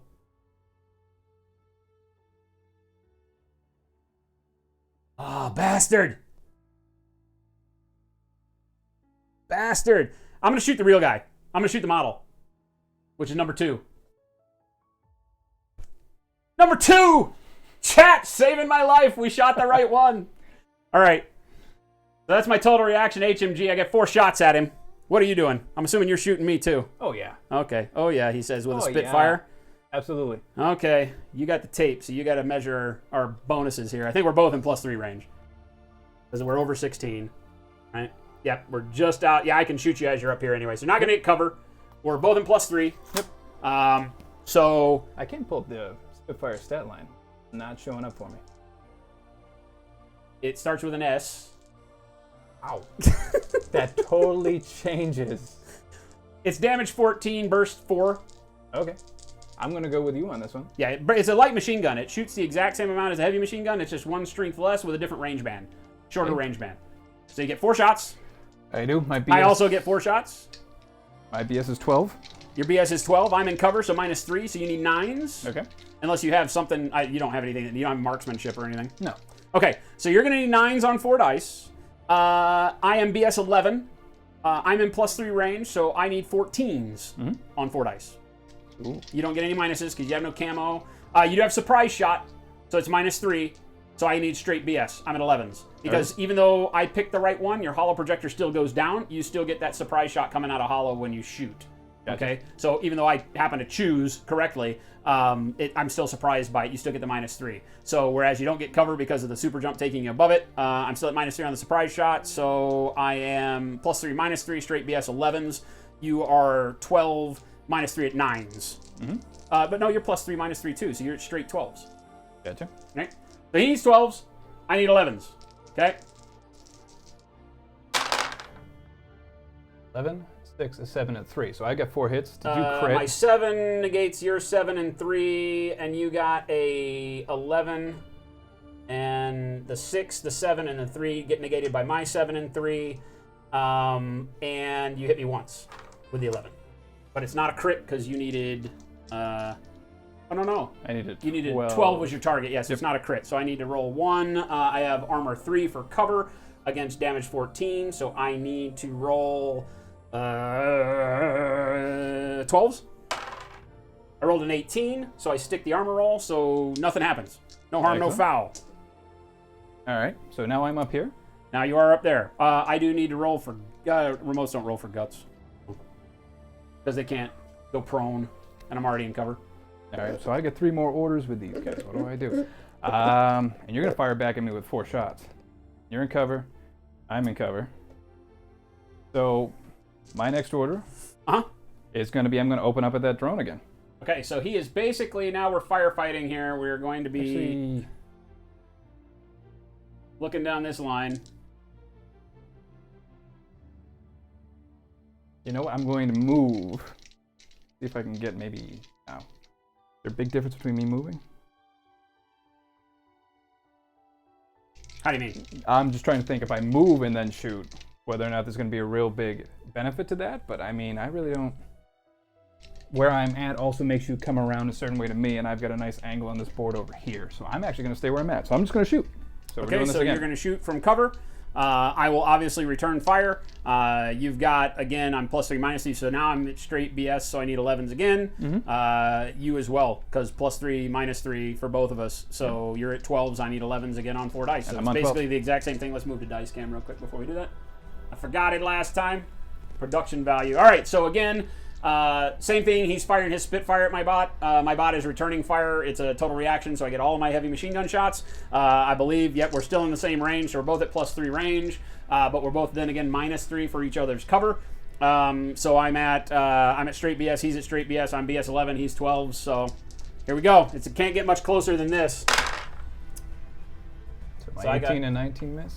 I have 2 5s. I also have 2 5s, so there's nothing that happens. Our 5s negate. I mean, all it takes is 1, but the 4 doesn't matter because you negate everything beneath it. So nothing there. If only I were BS 12, I would have crit you both times. Yep. So here's the thing where I'm stuck at. He's got a great lane down, and that's actually just staring down this group that I want to break free in the middle. With this type of position, if I can get him out of there, I know he's got an engineer next to it, so that bot's probably going to come back. But at least it opens up other options for me later. And especially, I don't think I'm going to get a better shot at this bot than I got now. So we're just going to keep drilling this because I'm also limited to, what, 2 more orders from this pool? I think. No, probably actually. I think I only have 1 order left because that group's supposed to have 5 and I only had 4 there. Oh no, I dropped it. Fuck you. I was going to say, you probably got one on the floor. Yep. So I got 2 more orders. I can either dick around with the other guy up the top, or I can play back here, but these guys are going to get 4 shots at their butt. So this guy's in a good position to help me out. So we're going to keep shooting. Yeah, it's fortunate for me. I'm costing him a lot of orders because our dice are being horrible for both of us, but we're on even numbers pretty much. He has that 5% extra hit chance with needing a 12 over me needing an 11 here, but because it's my total reaction bot, my weight of dice is exactly the same as his. So it's pretty much as even as of a roll as you're going to get off, and we've been tying each other every single time. And I got my armor safe. So we're good. So you're going to do it again? Yep, we're Because I'm going to shoot back at you again. So 11s versus 12s one more time. I got a 1, a 6, a 1, and a 4. So I got 4 hits. Do you have a crit? I hit you on a 9. Okay. So my 9 beats all your numbers. So you're going to take 1 hit at a strength 15 plus your cover. All right, and I've got armor 4. You've got armor 4? Yep. Holy hell, that guy. Are you kidding me? So you got armor 7. Yep. So you need a 9. Here we go. And I got a symbiote. Hang on. Let's get this die. God, this dice cam. Come on. I've actually got a symbiote, so I can actually choose to burn that Right now, right? before you roll it, you can choose to burn your symbiote and not even make the wound roll. So I got to beat a 9, or... I mean, trying to beat a 9 sounds good to me. I don't have anything in my army that's heavier than 15 damage. I mean, HMGs, so just depends on if you want him later or now. Well, how many wounds does this guy have? 1? Well, he's got 1 he's with got symbiote 2. armor. But yeah, he's got 1 overall. The symbiote armor will go away, so he'll still get 1, but he drops down on all of his stuff. Yeah, his once that stats goes go down away. once his symbiote And he dies. has no armor save after the symbiote armor goes away. But having a 9, ooh. I don't see the point. Like, what's the point of the symbiote if I don't burn it now? So, I'm going to burn the mate. So he's not even going to make the wound roll. He's basically just going to take the symbiote away. So now he doesn't have that free wound to give anymore. So now he's to his normal profile, right? But doing it again. Last order. Well, the thing is he's in a good spot. I could put him in suppression fire right there, and then whatever you do, he's going to be doing I get bad. to ARO your suppression. That counts as an attack. Okay. Even though you don't roll. So you can put him in suppress, and I'm going to shoot you 4 times. Oh. And you don't get to do anything. But Yeah. if you want him in suppression... So we're battling over high ground and good ground, so you know what? I got to knock you out. We'll do it. All right, so we're rolling again. One more time. Dice cam back up. All right, so again, same exact thing. We have now faced off 3 times. He needs 12s on 4 dice. I need 11s on 4 dice. Bot, go. I got an 8. Hi. You got a 10. You hit me on a 10. You get 2 10s. You got 2 10s. Holy hell, he hits me on 2 10s. All right, so I take 2 hits. Armor 3 against 14. Need 2 very high dice here. I do not make it, so I go to unconscious level 2 on this. So the nice thing about remotes is that they have what's called remote presence. So I can go to 2 levels of unconscious and still be healed. He would have to hit me 1 more time to kill me, and he's out of order, so he can't do it. Yes! With that group. But it allows your guys to move. So does. I took all 8 of his orders out of that pool to kill one of the cheapest guys in my army, but one of the most deadly guys in my army. And now what does an engineer have to do to actually bring that shit back? Roll a whip roll. And that's it. And he wipes out both of those, or does he have to roll I roll 2? a 14 or left, and he's back to 1 wound. Okay, and then to get it up and running again, you have to roll it twice. No, just once. Oh, no kidding. Engineering, when you engineer back from any state of unconscious, it brings you up to your 1 wound profile on a single pass. But if I fail, I remove him from the board because he's already got... Well, I can spend a command token to re-roll it. All right. But, yeah, because with doctors and engineers, if you fail it, you basically wound them further. And because he's already at 2, I would be... If I don't spend the command token, he's gone off the board. All right, well, since the fact now this is a good opportunity for me and him being down, I'm going to burn a lieutenant token Okay? and move this unit. Okay? So we're going to move 4, because I believe that's what all of them have the same stat line. Yeah, they should all be 4/4s. Yep, they're all 4s. So they're going to move out, and they're just basically going to try and get across the street. So 40 here. Boop. Okay? And I'm pretty sure they pretty much all got to stay on a train for the most part. Do you have any AROs? I do not have vision to you now that I am dead. And then they will move again. Okay. So that'll be another 4. And the question is, where do I want to put them? Because you've got glue bombs. Those are all the way back here. And you know what? We'll just go. We'll go right to this wall, or as close to the wall as we can get. So LT actually can't make it to the wall. He's gonna get to right there. The guy will come in behind. What are you talking about, Ferris? Viewership is way down. Then again, it's Sunday. It's the holiday weekend. Viewership's been down across Twitch, but plus we didn't really announce this. We're just kind of freeloading on a Sunday. So that's where we're at. Okay. Let's see. You're there. So that was it for that group. Now I got 5 more orders for the other group.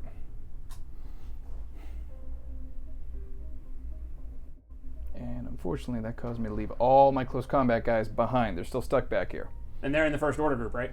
No, these are in the second order group. Okay. So we had a lot of power going in that second group. I probably should have split it up, but I wanted more orders throughout the whole Oh, group. that's your second group. That's right. Yep. Yeah, but So- my command token taking away those orders, and because it took you so many orders to kill my guy over here, that Yep. actually helps me a tremendous amount. Even though he's down and out for now, and I got to now spend an order to try to get him back, the fact that it took half of your order pool to get rid of him, Huge. I'll take that. Huge. That's called a win. In Infinity, anytime you can be burning your opponent's orders with cheap models, thumbs up to you. Even if you lose the cheap models, it's well worth it because it keeps him from doing... He didn't get much board presence here. He's not even halfway up the table with his dudes. No. Right? No, it didn't. So, let's see. But he's still got your TO camo dude over here too. So you have loaded this side of the board up with some stuff. So I got to be careful.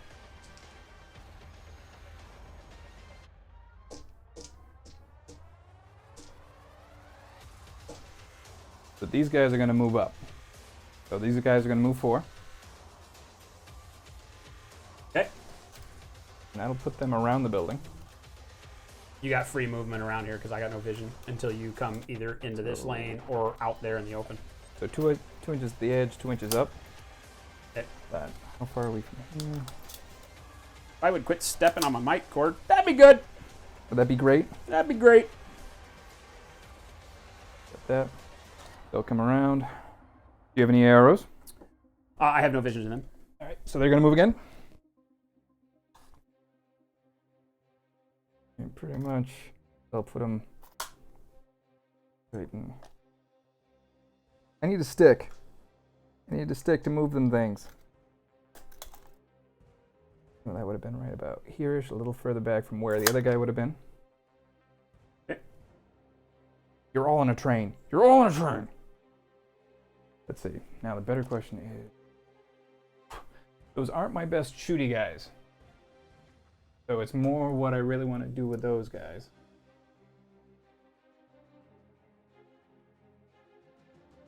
The idea of locking down an area with them doesn't sound like a good idea. Here. This guy's over here. Oh no, Oh, he's no, gone. that's Yeah, gone. that's gone.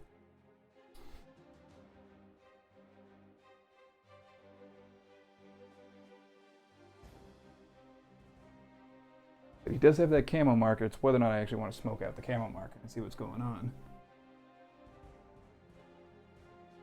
Which I don't hate a ton. So this guy's going to move. The other specialist with the symbiomate's going to move. He's going to move 4 and he's going to go... Okay, so now he's moving dudes that are way over there, which again, I don't have any line of sight to, I don't believe, because I got, well, yeah, I do. My camo marker here has got line of sight. So you're going to say as soon as I peek around, right? Well, no, because the car blocks. All right, so the car's Yeah, going to so block until you that? come around the butt end of the car, I got no line of sight. In that case, we're going to hug this wall. And we're going to go 4 hugging the wall. That puts us right about here. Okay. Yep, I got no line of sight with you. Nothing? With any of my dudes, nope.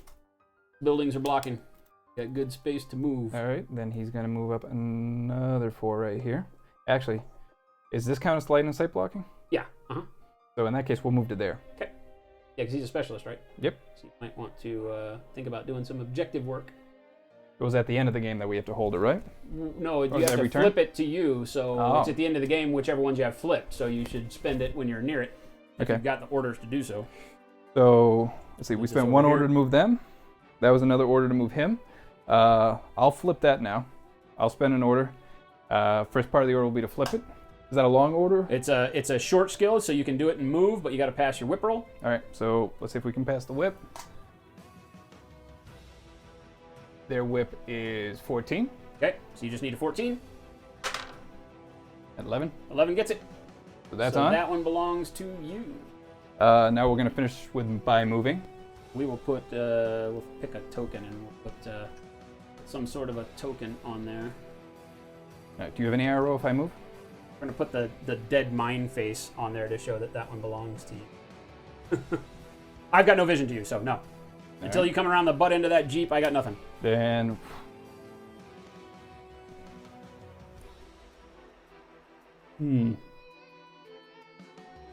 Would you have line of sight if something was here? No. No? No, I mean, literally, until you come around the butt end of this Jeep, I got nothing to you. All right, then we're going to move into there. hopefully just basically hug for cover. Cool. And we get plenty of room. So my idea with this is basically... Thank you, Ferrithus. But playing a tier 2 game by popularity is going to leave a lot of people lost and uninterested? Yeah, probably. Right. Now, would you say he gets line of sight like around here? What do you mean? Basically, the idea is so we can kind of see what's coming around the back end of the Jeep. If I come around the back end of the Jeep, you'll have line of sight. Okay. On me. Yeah, for As sure. long as he gets cover on And that you'll one. still get covered. Yeah. So he's there. That's that. I've got 2 more orders. Studio 77. Laser cut board. Yeah, it is. It's laser cut cardboard.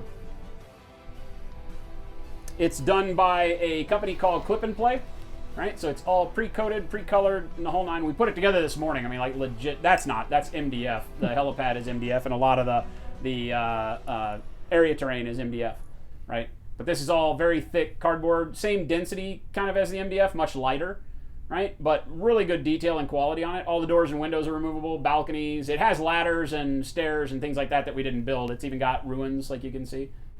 Really, really nice stuff. So we've got a whole table of this that we can alter the field up. We'll be using this for our Shadow War Armageddon stuff too. So. All right, and then I've got 2 more orders left. So there's a good question to whether or not I make a mad break for it now and try and get all the objectives, or I just get other position down the board. Who else is in that group? Which group? Your other specialist? I have one specialist right here. Uh-huh. Yep, he's in that group. Okay.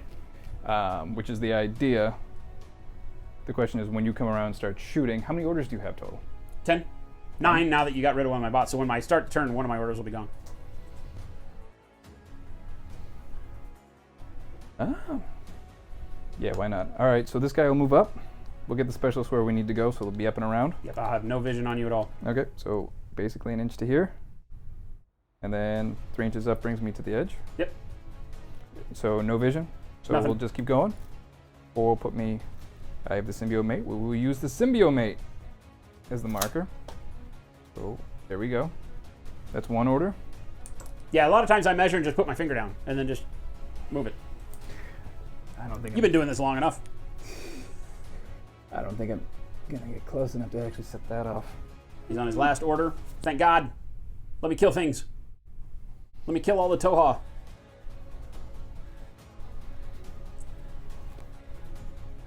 The bots all move 4, right? 6, 4. 6. Oh. Yeah, all my bots that have guns move 6, 4. The only 2 that move 4, 4 are these 2 back here. The 2 baggage bots move 4, 4. I probably should have moved him there, but I didn't because I'm not silly. My tag also moves 6, 4. See? Should have thought this out. The big bro moves 6, 4. You know what? That's line of sight blocking. We can set up the next turn. So we'll burn this again. Do I want that, or do I want him on suppress? You're out in the middle. You're not getting cover anywhere.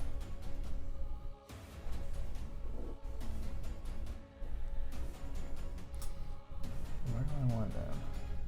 They're not getting cover anywhere either.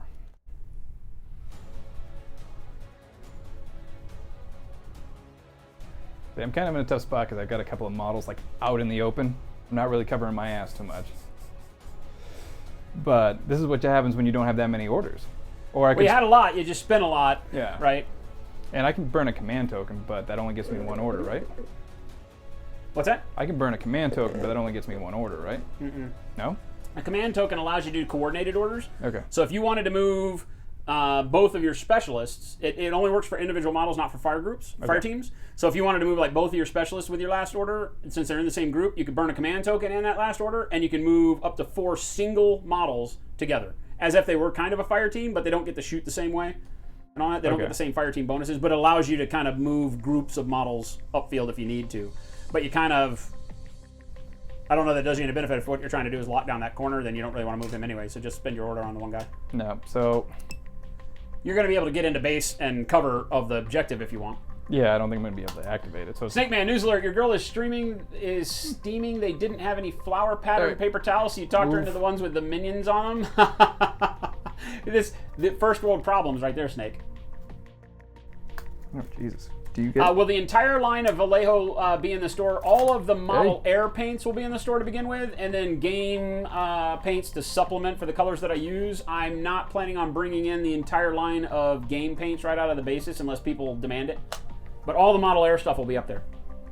For show. Nice. All right, and then I'm going to roll the whip roll because I had just barely 4 inches to it. Okay. So. Let's get the cam on. He needs to succeed on a whip roll. What's your whip? 14. Okay, so hit it on a 14. 17. Or not. And that is all my orders, ladies and gentlemen. Took long enough. All right, so that's good. We are back to my turn. The first thing that you do at any time during your turn as it goes over to me is that I have to get my order pool together. So we've got one bot and unconscious over here. Right. Let's go back to the... So can I burn a command token to actually wipe out 2 of your orders? No, it's only for the person that's going second. Dad. You don't get tactical command usage as the guy that goes first. Dad. So I have one unconscious dude here, right? So my HMG bot is unconscious, so I have to remove one order out of my pool initially for him. So that'll go away, and that'll leave me with 9 more. So I've got 9 orders to start with. That's fine. We can do lots of damage with 9 orders. Now I have to determine if the first thing I want to do is try to bring my bot back so that I can get rid of that guy, because kind of the same situation he was in order for me to move my tag and start doing work, I got to get that guy dead. And I need this bot back anyway. So my feeling right now is that I kind of ought to kill him. So yeah, let's do the whip on my bot. So my engineer is going to try to revive. So same thing like he did. I need a 14 or less. I roll an 18, so I got to burn a command token to try to do that again because I don't want to kill it. So I will spend another order. That will be 3 gone now. And I get it on an 8. So he is back up. Oh, that was not supposed to take that many orders. That hurts. I will then idle with him as my next order. So I have to declare whether I'm going to do something? Yep. I'm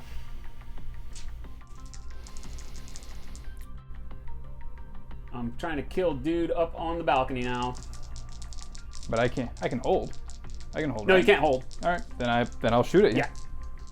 The only reason I idle is to give you a chance before I determine. Like if you were going to go prone or something, then you wouldn't shoot. Some people make that stupid mistake.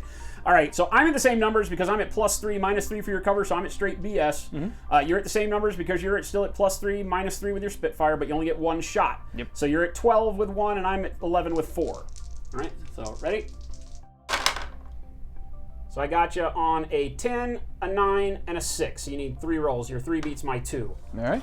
So 3 hits. I should do one at a time because my save's going to change if I lose the symbiote armor. So I should actually technically do one at a time. Because your armor goes down? It disappears. So basically, he's got that venom suit on. Uh-huh. Once you take a wound, that drops away. He doesn't get an armor save on the next wound. Oh, he has armor 0 with the symbiote inactive?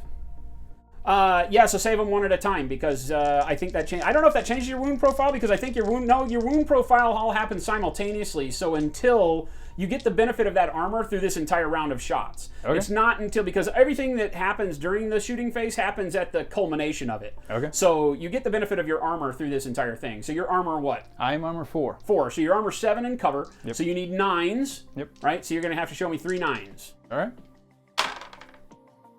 And you lose your symbiote armor. Okay. But you save the other 2. Right? Gotcha. Yeah, he's heavy infantry, so he benefits a lot. I mean, he's a hard dude to kill, which I knew.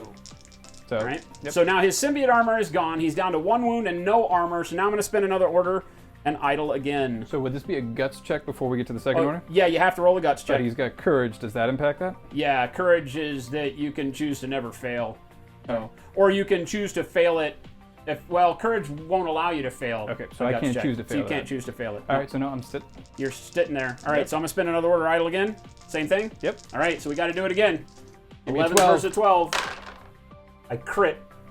All right. And a hit with a 4.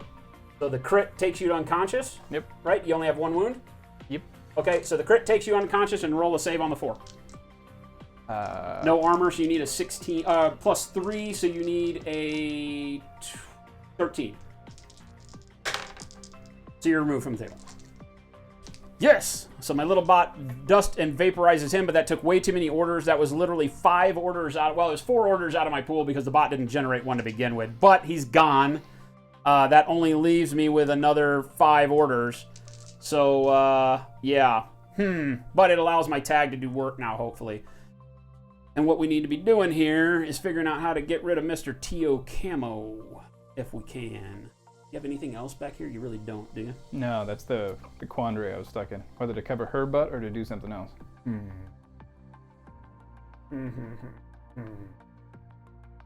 Combi rifle, mine layer. Damn it. This is going to be a tough. She's going to be hard to root out. This is going to take a lot of orders just to try to root this, this one out. You can lay a mine as an ARO, right? What's that? You can lay a mine as an ARO? Yeah, you can lay a mine as an arrow. You sure can. Which is part of why they're badass. You might get dead if you do it. But yeah, you can do it. I think mines are shock value. Mines are shock, which against most of my army doesn't matter. Because most of my army has structure. Okay. So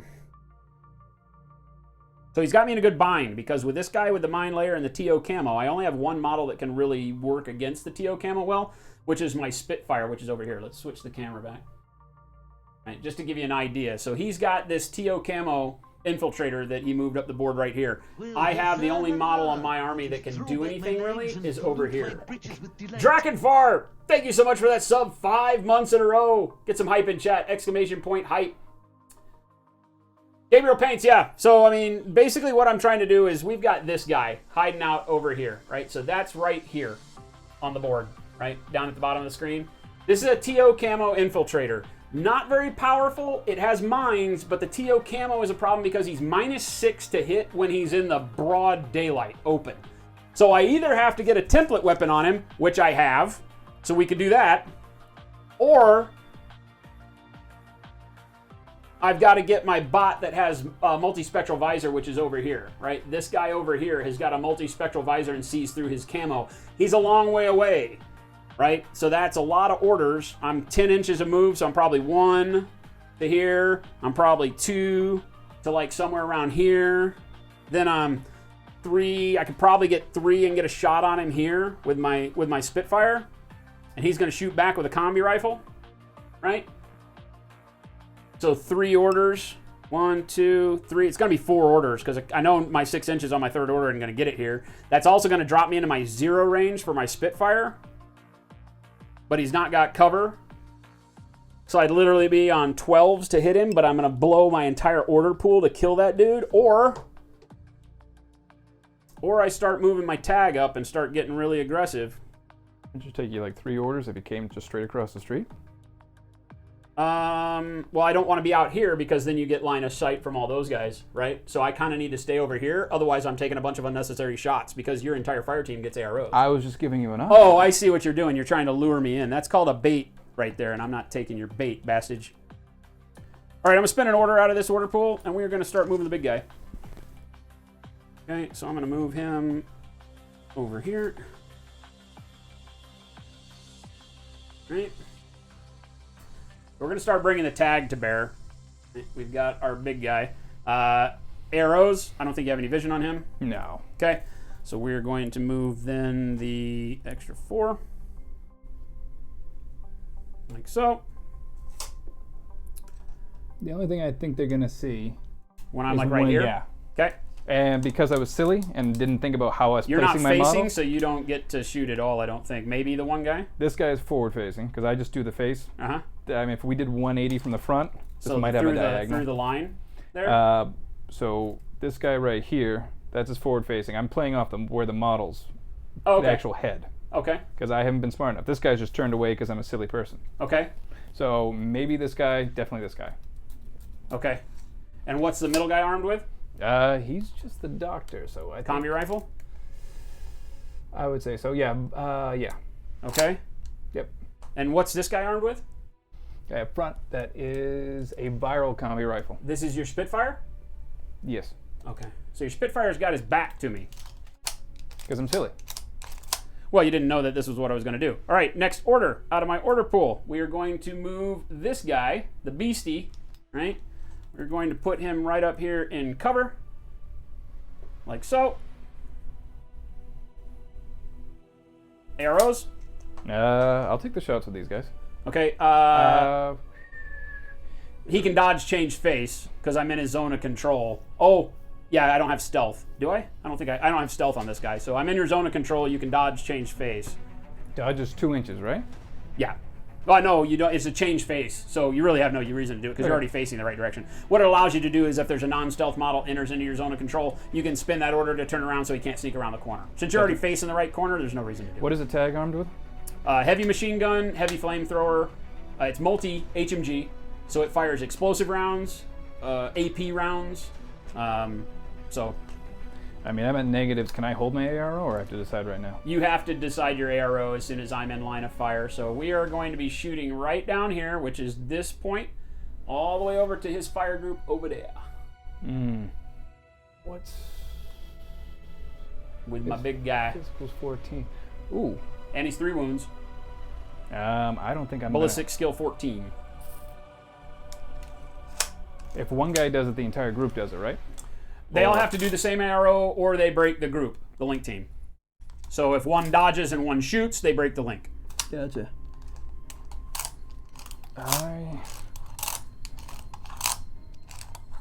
And I've got line of sight on the way they're staggered, all 3. Absolutely. Because the symbiote does not block line of sight.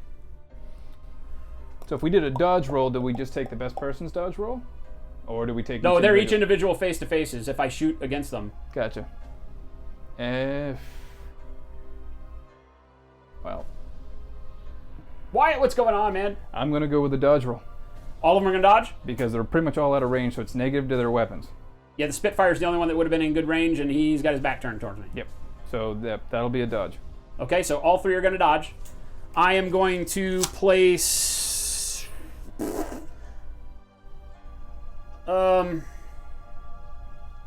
What is the middle guy? What does the team leader have? The team leader has the viral weapon, right? Yep. Okay. Which I don't... It's a combi rifle that's just viral, right?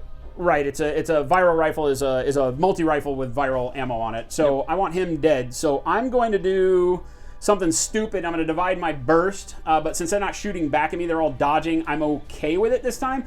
I'm going to put 2 shots into your team lead and 2 shots into your Spitfire. All right. Okay. So we are going to check range. I'm in plus range. Nobody's out of 32, so I'm in plus range for everything. So I'm at plus 3. They have no cover for anything. This guy is dodging at a -3 because it's outside of his line. It's outside of his line of fire. We got to check line of fire for all these guys, actually. This guy. Actually, would they disrupt your line of fire to the back or the middle guy? Nah, because his base hangs out the way you got him staggered. Gotcha. This guy has no line of fire on me because it clips the building. Okay. So he's at -3 for his dodge. That's the only guy that dodges at normal fizz. Okay. Okay, so your middle guy dodges at normal fizz because I'm in his firing arc and he has line of fire. The other 2 dodge at -3 off of fizz. Okay? Okay. And I'm putting 2 into the -3 guys each. So I'm at +3 range. You have no cover. I need 17s on 2 shots each on those guys. Gotcha. Your fizz on, let's roll your team leader first. My team leader is Fizz 14, so -3 is 11. So if everybody's following out there in TV land, we've got our HMG right here on our Gouija, which is our tag. It's our big boss guy. I've got line of sight all the way down the table there to his entire fire team into their side arc, right? So only one dude has line of fire back to me. They're all dodging. They don't feel like his shots, because the way he staggered his guys, he doesn't have any good weapons to fire back at me because I'm in cover and I'm armor 8. So I'm basically armor 11 against anything he shoots. So if he shoots me with a combi rifle, I need to roll 4 on that save. So that's pretty brutal. And I got good range on all of them, but I'm dividing my burst, which might be a bummer here, but I need to make sure that I get as many opportunities to kill that Spitfire and that viral team lead. If I can knock them both out right here, it's good, because it also breaks the link. Okay. Oh, let's see. Let's see. Okay, so let's do your team lead first. What's your fizz? 14. Fizz is 14, so you need an 11. Yep. And I need two shots at 17. Get a Right? 4. So I hit you both. twice with a 10 and a 6. Yep. It is AP. Hang on. AP, huh? Well, yeah, because it's multi HMG, so it's AP and shock. But you have symbiote. You have a symbiote. So you've been hit twice. Yep. You're gonna eat one of them with the mate. Absolutely. Okay. So he takes his symbiote away to eat the first one. You still got to make a save. What's your armor? 4. Armor 4. You're in the open against 15. So you need a 12 on this. You got to hit a 16 or better. You got to beat a 15. So he needs a 12, and he rolls a 14. Guts on that guy. Here we go. Does he have courage? He does. He does have courage? Okay, so he's stuck. Next guy. What's his Spitfire. fizz? The coat. When you get the Sakel, his fizz is a 13. He's a 13? Yep. So he's at Actually, 10. no, he's 11. He's 11. He's fizz 11? Yep. Okay, so he's at an 8 Yep. against my 17s. Give me that 8. 5. So I hit you on a 6. Okay. You block my 2. So strength 15. He is AVA 6. AP, he's what? Armor No, 6. armor. No, armor is armor ARM. 2. Okay, so I hope you haven't been using availability as your armor for these guys. Hope not. You scrub. I could be a scrub. He's armor 2, so he's armor 1 because of my AP shot. Okay? So it halves your armor. So you're at armor 1 against 15, so you need a 15. Armor 2. Armor 1 because of you. AP. Armor Here we go. piercing. So you takes wound? Yep. Is he got symbiote armor? He does. So he is now down to 0 arm. And nothing else really drops on him. He's freaking symbiote armor, guys. Okay, I've got another order. I'm going to idle. Okay. You need to roll your dodge for your middle guy.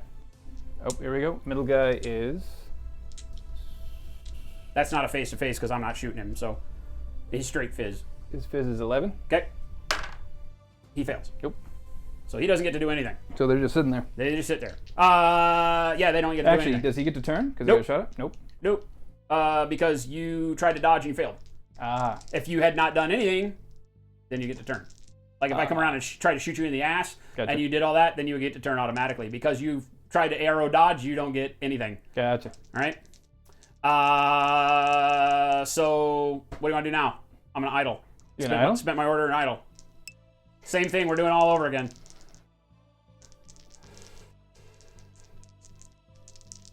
You can roll to fail with courage. Okay, if you got courage and you want to try to roll to fail, you can.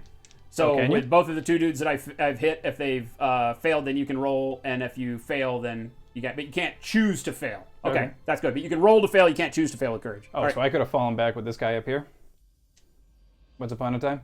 He had courage, so he didn't roll it. Oh yeah, maybe. Okay. So your team lead. So how far do I get to move with courage? I mean, if I fail it. You have to go prone or try to move towards cover. So you would move like your 2 inches to get into cover around the side of the All right, so building. it's a 2-inch move if I fail this? If you fail it, yeah. What's his whip? His whip, once it comes up, is 13. 13. Okay.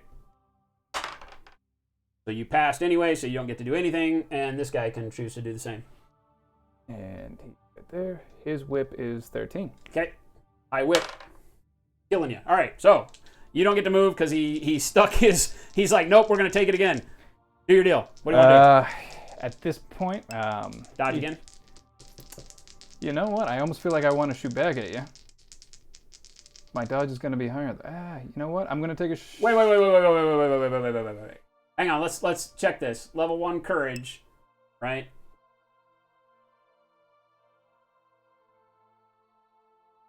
Courage allows you to choose the outcome of any of his own guts rolls. Oh, okay, unaffected by retreat state. However, if in a retreat state, courage are affected by loss of lieutenant.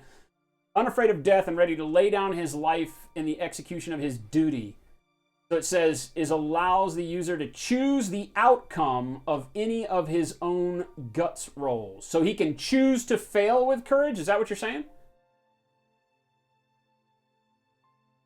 Of course, this doesn't have it here. How do the V courage and the religious skills interact with each other in a guts roll? Troopers with both skills can choose which one they are going to use in guts roll.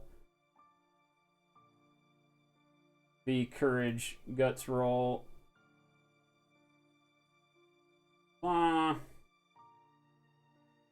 He fails. He must go prone. Blah, blah, blah, blah, blah. Cover. Active turn. Fearsome. Who declares a BS attack. Direct trap and blah, blah, blah, blah, blah. Why is there nothing here? All right, if he gets to choose, then you can choose. So I could actually Duck He and can hide? choose to fail, so he dodges. That seems counterintuitive to me for courage, but okay. I thought that courage had forced you to stay your ground. Okay, so if he gets to choose, then you can choose to move into cover.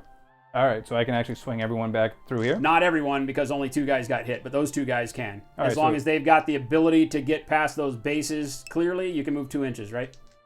I'm not really sure I have a base space in between there, to be honest with you. That's going to be Why tough. are you asking what's up with the center camera? It's that I haven't changed it. Bad question. Just tell me to change it. So I could actually move these guys against the wall. As long you have to go into the nearest area to get out of line of sight. So that guy, all he has to do is go up against the wall, and he's out of line of sight for me. Yeah. Okay. So, and this guy's got to go. So this guy can basically go to here. Yep. And then you can change his facing too. So he's got facing to me now, and that guy can get cover around the corner. Okay. Yep. Does he have to take full cover? Or Has can to he take peek? full cover. Okay. He can't take partial cover. And this guy's now left out in the open. Yep. All right. Yeah. So blah blah blah. I'm going to. I still said I was idling. So what are you gonna do? That's my E guy. Ballistic skill 11, physical 11, but he's only armed with a combi rifle. That's your doctor. Yeah. Okay. And you got 3 dice coming at me, or 4? 4. Because he's the only guy I can see now. But I don't have a negative to my. I'm not gonna get a negative to actually his dodge roll. So I'm No, probably. because he's the one that was in. He was the one that could see me anyway. Yeah. So I'm gonna just roll dodge. Okay, so I'm shooting at all plus 3, so I need 17s on 4 dice. Let me get the dice cam up. Oh, it's so hard to remember to change that camera. All right, so I need 17s on 4s, and your fizz is straight, so 11. 11, okay. Give me that 11. 1. You rolled a 1. I hit you on 2 12s and a 4. Gotcha. And I have an armor 1 on this. So he's got no armor on that one coming from you, right? No, armor 1 doesn't get halved, so you still retain your armor 1. So you okay. need 15s on 3 dice. All right. Does he have symbiote? He does not. Okay, so 3 dice, need He is 15s. 1 wound. If you stick this, I die. Nope, you're dead. Vaporized. Vlap! 2 6s and a 1 removes the doc from the team. Now you're just down to 2 guys in the team, which is good because that gets rid of that extra burst for his 3-man team. So even though I didn't kill him, we're spinning a lot of orders here, doing a lot of nothing. All right, next order. Again, on the Gouija, because since I can't go chasing those guys, spinning my next order, I'm going to move and peek and then retreat back into cover. So I basically, for those of you guys that weren't watching, I was here shooting down this fire lane. I spend my next order, my first order skill. I'm going to do a peek where I just peek enough of his base out so I can get line of sight on that guy. And then I'm going to duck back into cover.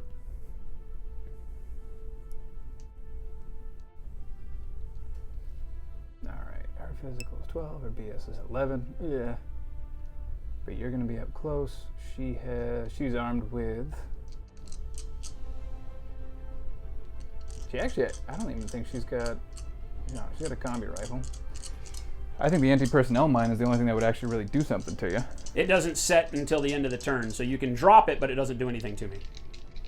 Okay. You can't drop an anti-personnel mine and have it go off right then. No, but next time you move, it would do something, or is it the end of If the I turn? don't kill you and I have to come back around that corner, Okay. then yeah, it could be bad. Because then the mine will go off. Gotcha. So, with her, my BS is 11, the fizz is 12. I guess so, Ray. I guess you're right. But the combi rifle will probably have a better shot to hit because I'm closer. What's it delete in the... Was it a BS roll for... 3 to Tohaa, says Dugganozel. Screw these guys and their symbiotes. I freaking have knocked symbiotes off of everybody, but I can't kill them. It's like everybody's got 2 wounds. It's frustrating. Well, because everyone did have 2 wounds because they had the symbiote mates on them. No, I know, but they're just cheap. They're not like heavy infantry. I'm used to like them being heavy infantry, but when your light infantry guys continue to come forward, I'm seeing the power of Tohaa right now, right? I'm seeing how cheap dudes... Bad decisions With, can like, keep you viral on the board. rifles. You can make bad decisions. He's still going to be pumping Yeah, I feel orders like into I it. feel like people that say Pano is a noob army haven't played Tohaa yet, because I So- feel like you can make bad decisions and stay alive like you are. I'm But you gonna- didn't really make any bad decisions yet. It's just line of fire. I mean, you were working with the orders you had. That was a narrow band of line of fire. So So, with the facing hurt, Yeah. I'm going to drop a mine. I want to see what it does. We can play it that way. okay, you don't have to succeed. That just happens. It's not a face to face. Oh, I thought it was an arm roll. Okay. It's literally you just. I don't think so. Is it? I thought it was roll an arm, but it says anti-personnel mine, so. Beep. I think you can just spend a short skill Okay. as an ARO. Click on mines and see what it says in ARO if you have to roll as a face-to-face to actually get the mine out. Is it a fizz roll? It like fizz something? Anybody know? No roll? I wouldn't think so. Okay. DJ Phil, as an ARO, he can just drop a mine and it doesn't take a roll, right? Correct? My thing is you're going to be shooting at me with... I'm going to talk through this because obviously still learning. You're going to be pumping 4 shots into me. If I dodge, where am I really dodging to? So I'm basically trying to negate 1 wound out of anything unless I crit and what? Knock everything out of you? Well, you're not. What's your weapon? It's a combi rifle. I mean, if you crit, you do 1 wound. And I have 3. Well, the way I'm looking at it is I'm trying just to cancel your rolls. Right. So that's the one reason to shoot at you is pretty much to try and cancel all your rolls and beat you that way. Dropping the mine might let me hurt you later. Uh-huh. Yeah. So I feel like dropping the mine's the better play if I actually want to do that. I don't know if I'm going to crit him on. Yeah, Greenleaf, it's just a short skill. But as an ARO, I don't think you have to roll it either. Okay. It just eliminates the face-to-face, so you're not eliminating my dice. No. Well, that's the one reason to shoot back at you is try and crit and do that. You know what?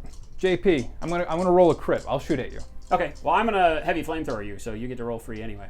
Oh, god damn it. Because you got TO camo, I can't shoot at you. You're -6 standing out in the open. Okay. So why would I roll on 8s? Gotcha. And I'm in -3 range, so I'd be at 5s with my heavy machine gun, and I don't have another close weapon, so I'm templating you with a 10-inch heavy flamethrower anyway. Forgot you had the flamethrower. So there you go. So you're hit, so you got to roll armor on the heavy flamethrower. So do that first. It's POW 14 with burn. Do you have armor? No. Okay. Armor 0? 0. Okay. So I'm just burned. So you need to roll a 14, or you need to roll a 15. All right. 13. 13, you're burning. Roll again. 12. How many wounds does he have? 1? 1. Dead. So he's going to be removed at the end of this anyway, but your mine goes down. And no, you didn't mine. No, You shot. So roll your shoot. shot. It's unopposed. So what's your ballistic skill? It's 11. Ballistic skill 11. -3 for my cover. Plus 3 for range, so it's just 11. +3 for range. So yeah, it's just your BS of 11. 3. What'd you roll? 3. He rolls a 3 on a combi rifle. So I'm armor 11 against 13. I need a 3. So I get it. So nothing, and vaporized him. That's what I needed to do. I needed that guy with his mine layer out of order. I have 1 order left. Boo. What do I need to be doing here? What do we got around this corner? Big dudes, right? We got 1 specialist and a couple of guys with guns. So, and I think you can actually... I'm peeking out a little bit here. Take this guy. I got this guy. All right, I am going to take my last order and spend a command token along with it. All right. So I've only got 1 order left. I'm going to add a command token to it, so I remove that. I've only got 1 command token left. And I am going to place the Guija, the Rushi, the... I'm going to have to reveal a camo token here because I want him in suppression too. So as a coordinated order, you name up to 4 models in your group. So I'm naming the Guija here, right? My tag, right? I'm naming the Rushi, which is right here, my MSV level 2 remote, right? I'm naming my camo marker, which will reveal him to be a Daofei with Spitfire. Surprise, surprise. And I will name the blah. I'll go ahead and name the pheasant back here as well. And we're going to place all of them into suppression. Bam. So what that did as a coordinated order, they all have to do the same thing. It's a full order to suppress, so we place all of them into suppression. Suppression gives me 3 shots with the weapon that can suppress. So in this case, his POW 15 HMG he's suppressed. It gives you an extra -3 to be hit, so it adds a level of cover to you. He'll be suppressed with 3 shots from his Spitfire. He'll be suppressed with 3 shots from his multi-rifle, and he'll be suppressed with 3 shots with his Spitfire, and all of them get an additional +3. So that makes me very, very hard to come into, and he's going to have to move his forces forward to get into me. Yeah, so that puts a hail of fire downfield. So basically, all of my things that he's going to see are going to shoot a minimum of 3 dice back at him this next turn. So, yay for me. All right, it's over to you. All right. So, And I reveal my objective of test run because I engineered my dude back up. There you go. So test run is made. Ta-da! Ooh, ta-da. I killed some stuff. He said ta-da. I killed some stuff. Take for you. Take for you, my friend. So I put him in a little bit of a pickle because in order for him to come forward, he's going to face some withering fire, we hope. And we hope the dice go... All right, so are they still in the fire team, or are they actually broken now? Yeah. No, conclusion of the order is what I meant, Ray. But it doesn't go off, right?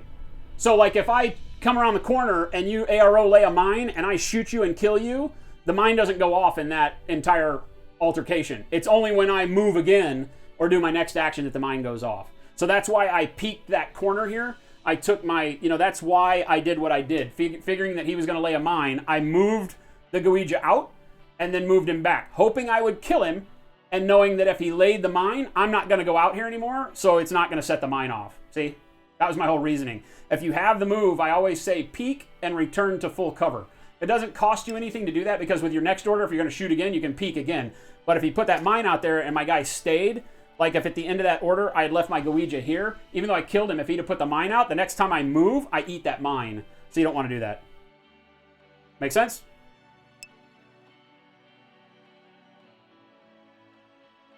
All right. Is the fire team broken when somebody dies, or how many people have to die from a fire team to actually... I didn't kill the leader, so the fire team is still up with 2 people. Okay. But you lose the bonuses. Now all you're basically doing is moving with 1 order. So you don't get the extra burst. All right. When he comes around the corner there, though, he's going to end up getting AR road. I do still have line of sight around the corner. So I've got line of sight. Well, no, you can come around that corner. I can't see you until you come out at, like the line that's drawn like this. All right, so he can just hug and actually... If you hug the wall, then you're okay. Okay. I think he's thinking about moving those guys that I was shooting at over there. So I'm down to... Was it... Yeah, you got to take... we lost a guy here. Yep. You lost a guy there. I think I only killed 2 guys. Oh, 3. Nope, 3. 3. So I pulled 3 out there. So They were all in your main group or in your second group? Yeah, they were in the group of 8. Okay. So 2 guys there. There was in the first group, and then I believe the close combat guys back here. Yep. In that group. Okay. Now I've got to think about how to get those guys more upfield. We have an HMG. Spitfire. Yep. Spitfire. HMG. HMG. So basically, Spitfire's on that side of the table. HMG's on this side of the table. Well, huzzah, huzzah. I'll just throw back my legs and... Duganozil, thank you so much for the resub. Mucho apreciado. How much is that? 4 months in a row, my friend. Thank you, thank you, thank you. Chuck Whiffendiffer, what the hell's going on, man? How many shots does he have, and what is he shooting with on the suppression? What's that? How many shots and... 3. 3 Spitfire. shots? 3 Okay. 14. Gotcha. There's no bonuses available to me in suppression. Okay. There are minuses for long range. So I'm basically just at my ballistic skill for the entire time. All right. It's just it makes me harder to hit and gives me more rolls. So, all right. 1 order. Studio 77, thank you so much, man. Good to see you around again. 7 months in a row. Holy hell. And we'll move these guys up. All right, so we are moving with his decimated fire team. They'll move 4. Decimated. It took me like 3 orders to do anything to the bastards with their courage. Freaking chumps. Freaking chumps. How do I want to do this? So 4 inches for him is 3 to here. Okay, you're poking that corner? Yep. Can she see around that corner? What's that? Can she see around it? No, but I have line of sight to you here. Oh, maybe not. Nope, I don't. Huzzah, huzzah. You're free. Throw back my legs and pollute Alright. my britches with delight. Yep, I don't have anything for you there. TabletopGamer.com, holy hell. Paul, what's going on, man? Be there. 9 months. Stream, baby. 4 inches, so Sub, baby. ½ inch there. Thank you, my friend. Welcome back. And 3.5 up. Oh, fuck me. Terraforming. That. You face here, because we won't make the facing mistake again. And you face there. Okay. That was first half. Any arrows? I got no line of sight to you. In that case...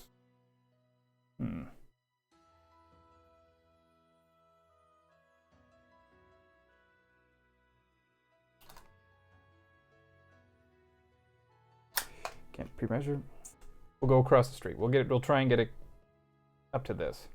Okay. So I have literally no line of sight to you until you come out to, like, say, here. okay. Okay. So he's gonna hit that and turn this way. This guy is gonna go for there, Nice, Paul. Nice. and he's gonna stay like that. Okay. Or no, he'll stay like that because I'm trying to basically make sure they don't get snuck up on by a tag. Okay. Yeah, sneaky tags. Flamethrowing TO camo infiltrators. That's why I love flamethrowers. Template weapons, the bane of camo guys. So now we got another order with that group, but this is the close combat group. I really should be taking. That was your this over. first order? Yep. You rat bastard. Okay. This fire team, we'll start burning orders on them because I want to get them to do something. Yeah, I was going to say they're hanging out in the back, not doing much. Nope. So All the way back in the corner they'll move. in their comfy couches. Yeah, I got no line of sight to you at all over there. You can move with impunity until you come around the corner of that building in front of you. So everyone's going to be just in here. We'll face forward because facing matters. Facing does matter, as you just learned. And then right around the corner of the building. So, all right, we'll take the back guy and we'll put him right there. Well, now, you can't move like that. This isn't 40K. You can't move him 6 inches. Okay. They're each armed differently, remember? So you can't be swapping places. Make sense? Yes, Because Dad. if that were your Spitfire guy and you just moved him up 6 inches and got your heavy weapon into the front, you see how people would get. I can see that. Yeah. I think I tried So to you keep have to him- move the actual guy. Like in 40K, a lot of times you'll take the Gotcha. guy from the back of your pile and move him to the front because it doesn't matter. They all pile in and they're all armed the same. Because your armament makes such a big difference in this game, don't ever do that. Don't ever do that. You got it. Korvac, welcome. Thank you for that follow. And then we might as well just keep going with them. So we'll spend another order. Okay. And they will. What's the best place to put them? It's either way. I'm not sure. I'm really not sure on this one. Uncle Touchy in a quandary. I am. What Huge is Mike quandary. going to do? But we already started. It's a Jin sighting. All right, they're gonna move up. So 4 inches is under the bridge. Under the bridge. Holy hell, you're making it hard on the camera. There. Yeah, you can move with impunity until you come around the back of the Jeep or around that building to your left. Because I got no line of sight to anything Gotcha. over there. So, Oh, yeah, no, I don't. Because my Dao Fei is staring at that freaking car that cannot be named. cannot or shall not? Shall not. Trademark. Copyright. Somebody likes us. The copyright infringing car. BitRat Games, welcome. Thank you for that follow, my Hello. friend. I'm holding the camera. I would give you a fist pump, but I can't. Everybody, hype it up in chat! Exclamation point hype for those of you that are not subs. Those of you with subs, just give them all the hugs and handies. Do it, do it, do it now! They're Do up. it now! Best Fuse is here. Pickle Jin is here. Pickle Jin. Somebody was like, "Is that a bandana?" I was like, "No, that's Jin's hair." How many shots? Hey, look! By the way, look at Jin's hair. Aw. Like Jin's hair is like all pink now, pretty much. Oh, it did kind of wash out today, though, didn't it? It's a little bit more blonde. No. Very nice. Very nice. How many shots back does a tag get on that Suppression thing? is all 3. All 3? It's always 3. All right. Suppression is 3 shots with your whatever the weapons. Only certain weapons have suppression in their profile. So for him, it's his heavy machine gun. Gotcha. You know, like if you had a combi rifle, heavy shotgun, you can only suppress with the combi rifle because that's the one with suppression in its profile. So you use its strength and that's really it. Just its strength and its ammo types. So since I have good weapons over here, Uh-huh. I want to, with both these guys, at least spend some orders on them trying to shoot them instead of just getting shot out with ever using what they do. Okay. So I think I can get to here and peek. Now, with a fire team, can they both peek simultaneously? Do they have to stack? Only one gets to shoot, remember? Okay. So you only get one shooter in your fire team. Since you're only at strength 2 in your fire team, that means that you'll be shooting at your normal burst. If you were still all 3, you would get that burst plus 1.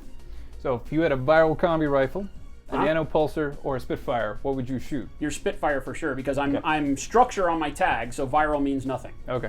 Um, In that case, then we are going to go here. And pretty much he's just going to come here and peek. okay. Yeah, because your Spitfire gives you the heaviest rate of fire. That gives you 4 shots into me at good range. And he'll pull back in. Yeah, makes sense. It's free basically to peek and pull back. Even if your intention is with your next order, you're going to shoot me again. Yep. It just get used to peeking and pulling back in if you've got the movement, because it always allows you the opportunity. Like, let's say you were down to your last order, you peeked, you didn't get that wound you wanted. Had you not gone back and you were down to your last order, now if your last order is I really just need to move him and not shoot him, when you move, you generate the ARO. So now you have the choice to do whatever you want, right? So obviously I'm going to suppress. Okay. Measure for range. We have 18. Yep. Okay, so I'm in good range. You're in good range. So we're both at +3, -3 for cover. that again. Yeah. Perfectly 18. Right, Thank you. so we're both at +3, -3 for cover. My ballistic skill is 14, so I need a straight 14 to hit you. And my ballistic skill is 12. Okay, so you need 12 on 4 dice, and I need a 14 on 3 dice. Yep. Okay, let's go dice game really quick. All right, so he's looking for 12s, I'm looking for 14s. I got a 10 and a 9 high. You got 2 11s. Yep. Okay, so you hit me with 2 11s.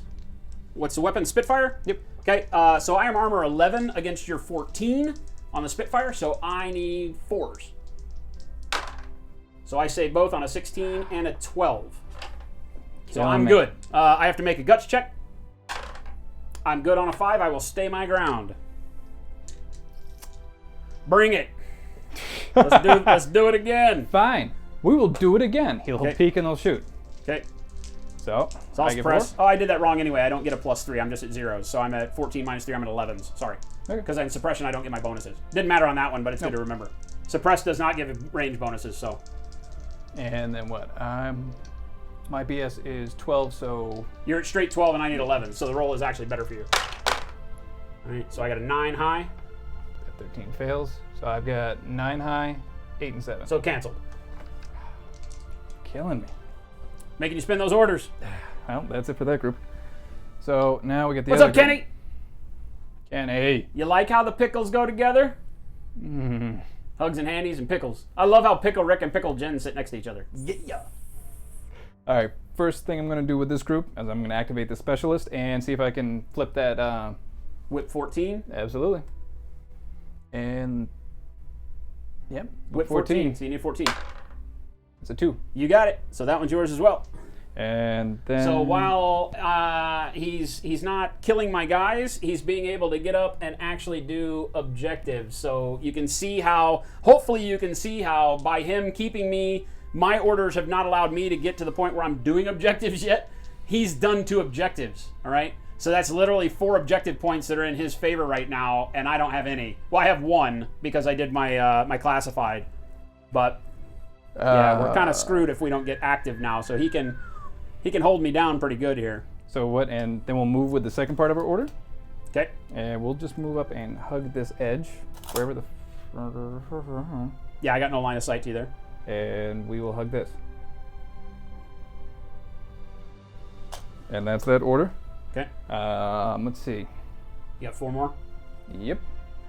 Who else is in that? Just that specialist and who? As far as that group, Yeah, this specialist, that specialist, and these 3 guys. that fire team. Okay. Yep. So, better question is what I want to do with that, but at the same time, do I really need to do anything with him? He could just hang out there. At the end of this, I think I'm going to... You already got that objective. You need what you really need is your close combat guys moving, but you didn't have orders. No. You decided to spend them fruitlessly over here. Like that dig? Hey, let's fire at the Guija and cover. Dad? Oh, we get a noob! It was actually probably your best thing, but with armor 11, that thing's hard to kill. We get a noob. He doesn't have a big machine on the field. All right, so... I've only got 10 orders, you're 13, and your dudes all have 2 wounds. Trying to think the best way to... Tohaa is making me think. Like, literally, it's being a pain in the ass. Because I feel like I should have killed like 6 models by now, but they're all still running around. They just don't have their suits on. So I'm trying to think how Snake I can keep Man, him it from doing is his clipandplay.fr. Or just search for clip and play. All right, then in this case... Clip with a K. K-L-I-P in like with the letter N, play. Clip and play. And they're from France, so I think it's .fr. What you really need is a Moscow... Ray, I'd take a Moscow mule right about now. Faux show. Faux show. They can't get around. All right, so we got to try maybe go... But the clip and play stuff is great. This is the first day that I'm reviewing it. We just built it this morning, and I'm really happy with it. Jen enjoyed putting it together. It was a lot of fun. So, really good. It's heavy cardboard. The only thing is that because it's got a paper covering on the cardboard for the graphics, you can see over time, like maybe the edges would scrape and the graphics might turn white, but you could use like Mod Podge and glue it back down without any much problem. All right, moving this unit. So this guy will move up into here. Okay.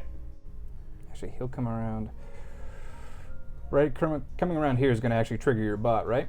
I probably am going to get a shot at you right there. Right there? Let's get the actual Ooh, the silhouette. silhouette out. Do you have one? I do. They're in the mail. Oh, so the answer is no.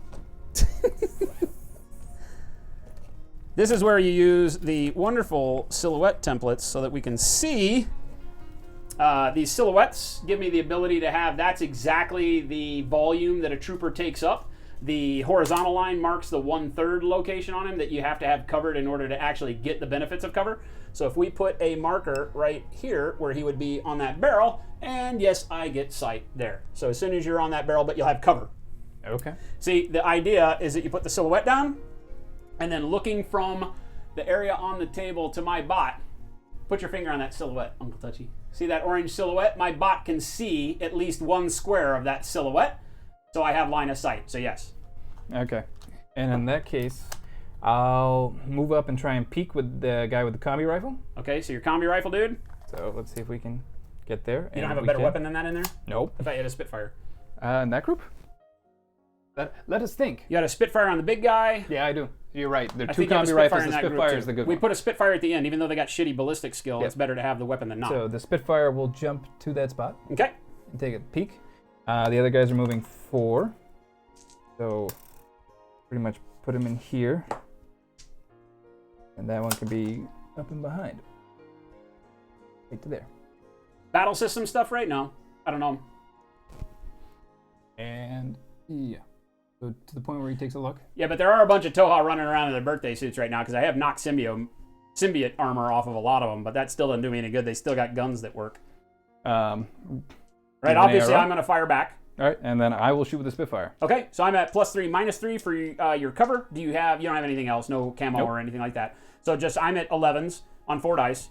You are with a Spitfire at +3, -3, so it's just your straight BS, which is also 11. Yep. So I believe we're both at 11s. We're both I'm not in suppression. I'm a total reaction bot here, so I get all 4 of my dice. So we're both at 11s. We both have 4 dice. You actually have 5 dice because of your link team.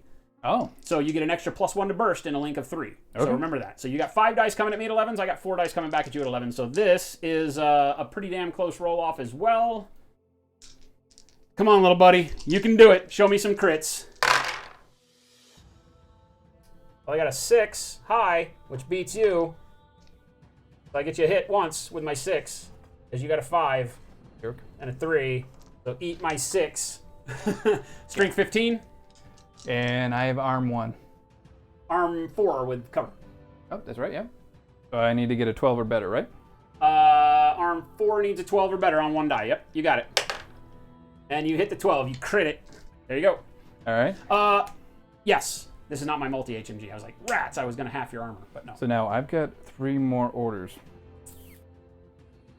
I need to take something out of your pool, and that's all I have with those guys. I still feel like that's my best roll. You still have 3 orders? Yeah. That guy moved. Bastard. And that. Yeah, I know. So we're going to shoot again. Arrgh. All right, well, I'm going to shoot you back. All right. Well. Because that's what we do best. That's what bots do best.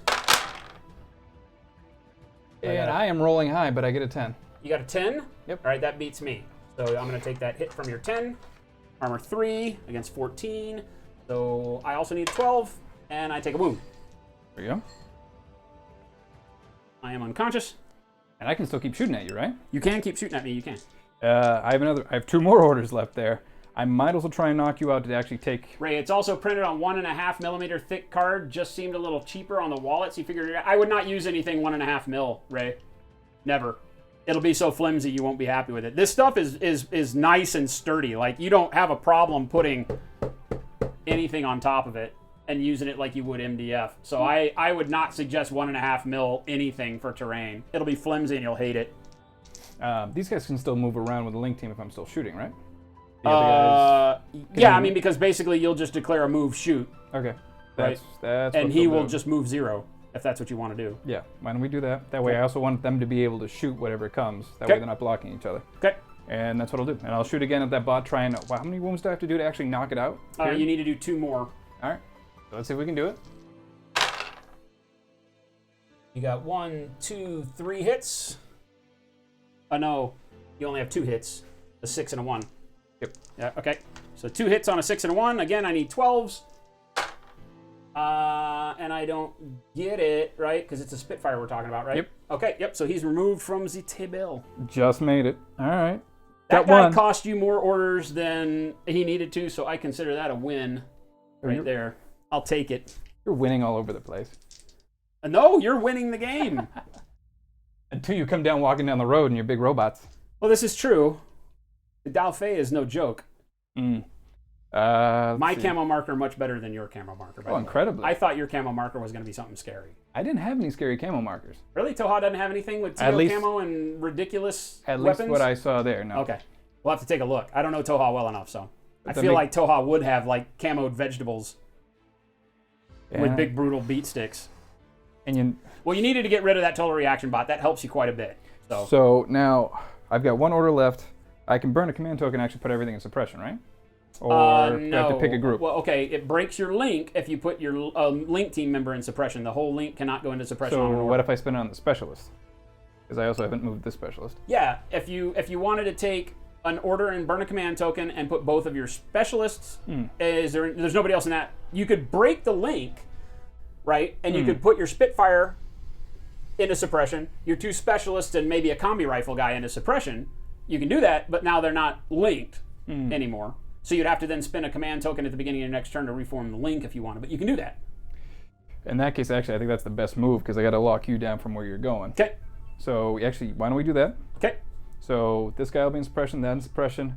Well, these guys can't move with that, so they're locked right in, right? They break the fire team and you put suppression where you want it on 2 of them. Because I'm not going to get a benefit from the fire team on a reaction, an ARO. You do get an extra burst. So you're going to get burst 2 as it is right now with your Spitfire. If you put them in suppression, you get burst 3, but you get no bonuses. So it's a toss-up, right? Okay. Because of your link team, your Spitfire's going to fire twice at me in ARO.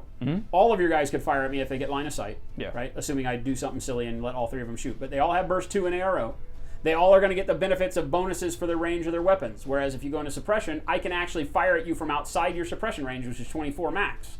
So I could move to where I don't get line of sight to you till back here. Then you can only shoot me once, and you got to break suppression. So it kind of can waste it. So there's ways to work around it. It's kind of a toss-up for you right now. You got cover. You'll have 2 shots at me because of your link team. And you'll have your bonuses of +3. Gotcha. And I can't really get to you and be in cover. So that's... Like, if you go into suppression, you get 3 shots in the open at BS 11, right? Yep. If you don't go into suppression, you'll get 2 shots at me at 14s because you get +3s. Assuming that I don't do, like come up here and negate your bonus. But that would negate my bonus for shooting as well. Now, what else can I spend my command tokens on? Nothing. Reforming links, Okay. moving orders from one pool to the next. So at the beginning of your next turn, you could spend a command token and move like your specialist to your other group to bring your total amount of orders back up. Gotcha. But you can't do it now. So in case I get this one, can I actually get a shot if I peek the edge at your tag? What's With that? This guy? Can I actually get a shot at the tag if I peek the edge over here? I would say no, not in retained cover. You're going to have to lose cover. Because if you look here up on the screen, in order to see my tag, I can't draw any line of sight to that. Okay. Right? You'd have to be Gotcha. out kind of in the open. Negate your cover. I saw your foot. I didn't know. Yeah, I'm trying to have line of sight right down this wall. So until you're out to like here, you won't see me. And you won't have cover.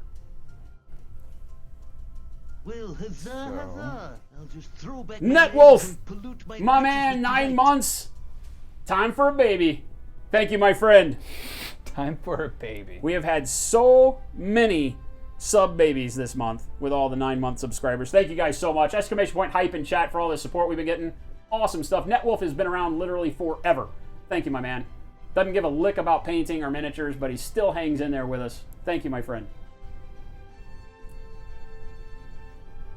JP Gray, did I find out if you can order MDF stuff in my store? I haven't started stocking it yet. For U.S. customers, I think it would be a good deal. The clip and pay stuff we'd like to carry, but I don't know if long term it makes sense for international customers. So I might just set it up where, because it just costs too much, right, to ship. Go to there. Okay. No arrows. And then he'll actually kind of peek the corner. I don't think you're going to Well, get you know what I anything. mean. He's going to try and keep this corner for cover looking down the line. Okay, yeah. You're not trying to have line of sight to anybody. No. Okay, cool. Yep. Nope. All right, so he moved to get the ability to kind of protect that corner right there. Alrighty. I can't really do anything to your guy right What's there. he armed with? That is a combi rifle? Normal combi rifle? Yeah. Okay. He also has flash pulse. I don't know what that does, but Yeah, that stuns. Stunning fools, as Tom would say. And that Is that is you? That is my turn. All right, so I lose 1 order for good now because he killed my total reaction bot finally. So I'm down to 9 orders and I can't bring anything back. So that kind of sucks, but I'm all right with it. I'm all right with it. I'm all right with it. I'm all right with it. Now we got to figure out what we're going to do, and I think we need to start going for objectives. We need to start matching his objective abilities here. So, you're talking about the Infinity Tournament box? Yes, I will be carrying the stuff from Black Sheep Luke. So I will be having the tournament boxes and all of that stuff for sure. Oh, show. Axis of Entry, what's going on? 8th edition hype, he says. as we're sitting here playing Infinity. All right, so I have 9 orders in my pool. He killed 1 thing, and I need to start thinking about what I'm going to do with the rest of my things. With what things? The rest of my things, and the things that I want to do with the rest of my things is kill all of your things. That's not nice. Right? That's the opposite of nice. That's what I want to be doing right now is killing all of your things. That's mean. So, yeah, I think what we gonna be doing here is roasting dudes. We're gonna start roasting fools. All right, making some sense. All right, so first order, I'm gonna spend out of the pool again on the Gouija on our tag. So this big dude here. So I am going to be moving him, which will break suppression. I will no longer be in suppression. Right? I'm going to move him straight across to here.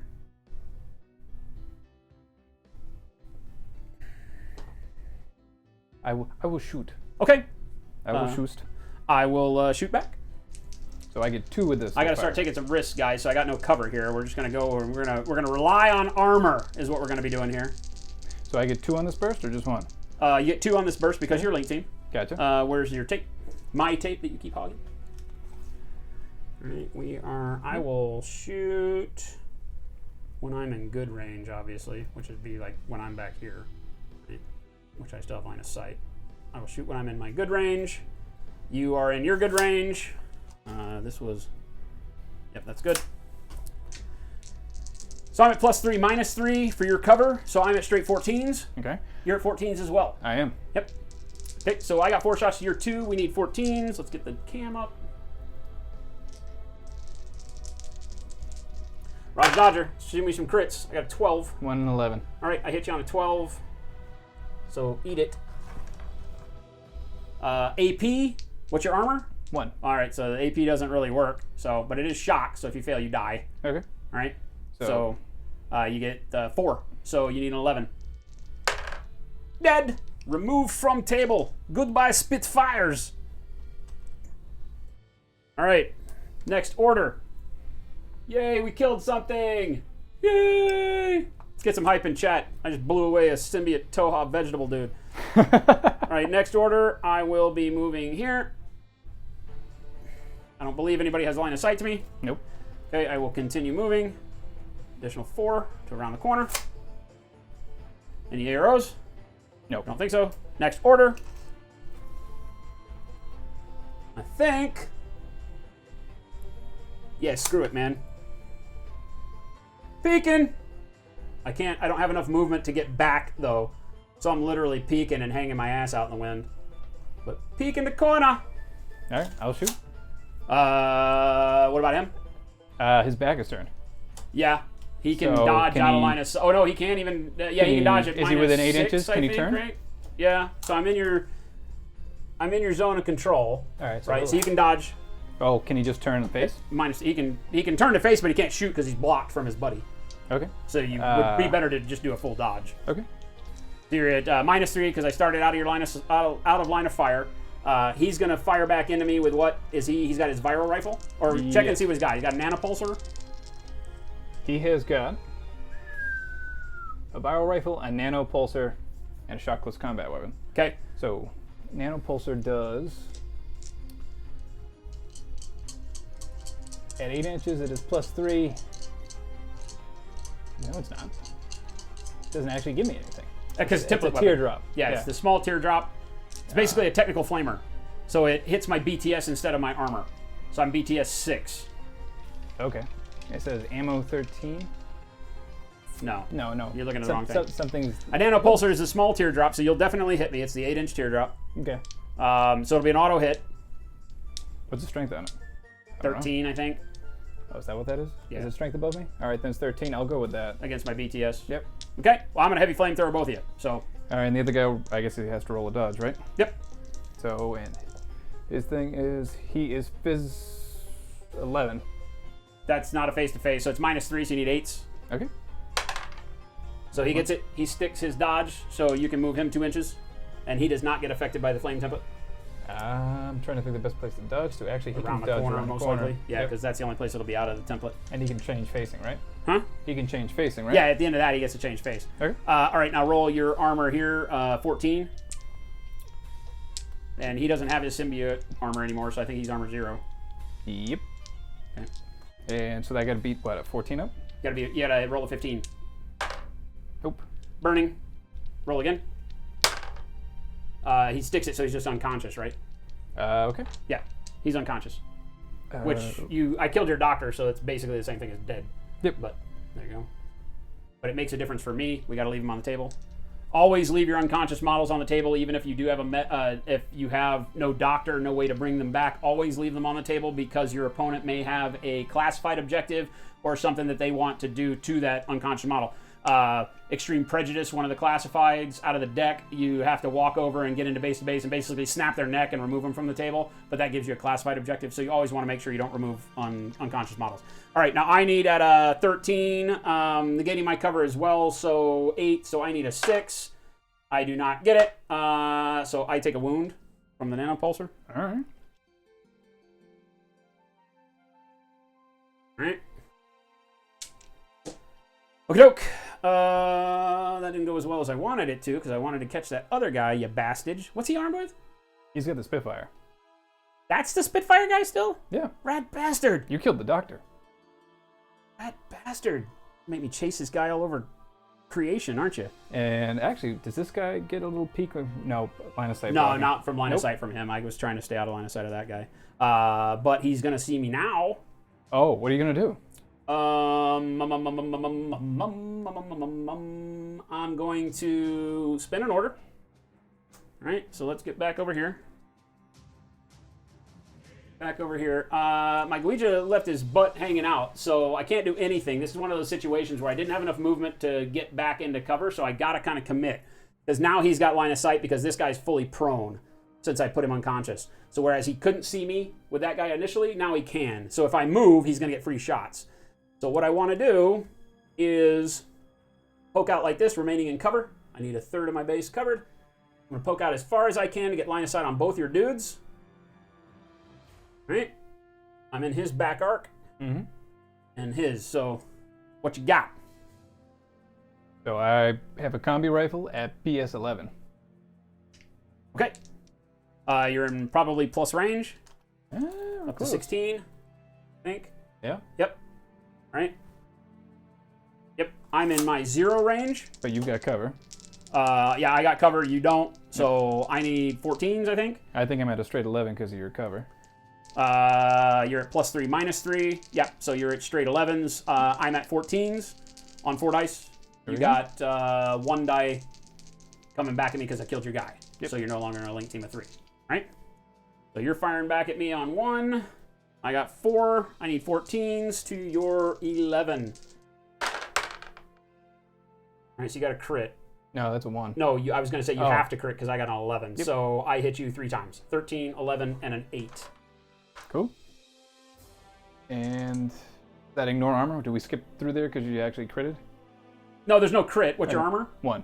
Yeah, you still get the armor 1, so you need a 15. Yep. Unconscious. You got to keep rolling because I hit you 3 times. 14 dead. So he's removed. All right. Did he want to try to dodge or anything? I didn't shoot at him, so I guess yeah, actually, he we'll can roll dodge the at -3, fizz -3 since I didn't shoot at him. So he's in 11, so that brings us 8. down to 8. Yep. Okay, so he gets to dodge, change face, or he just gets to change face if he wants. Can he move 2 inches because he dodged? No. Okay.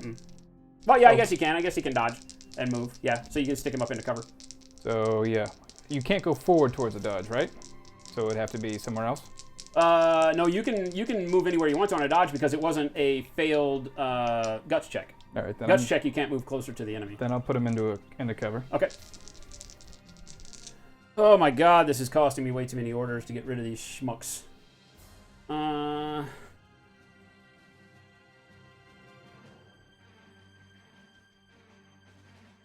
Hacker has to move my hacker up. Start doing stuffs.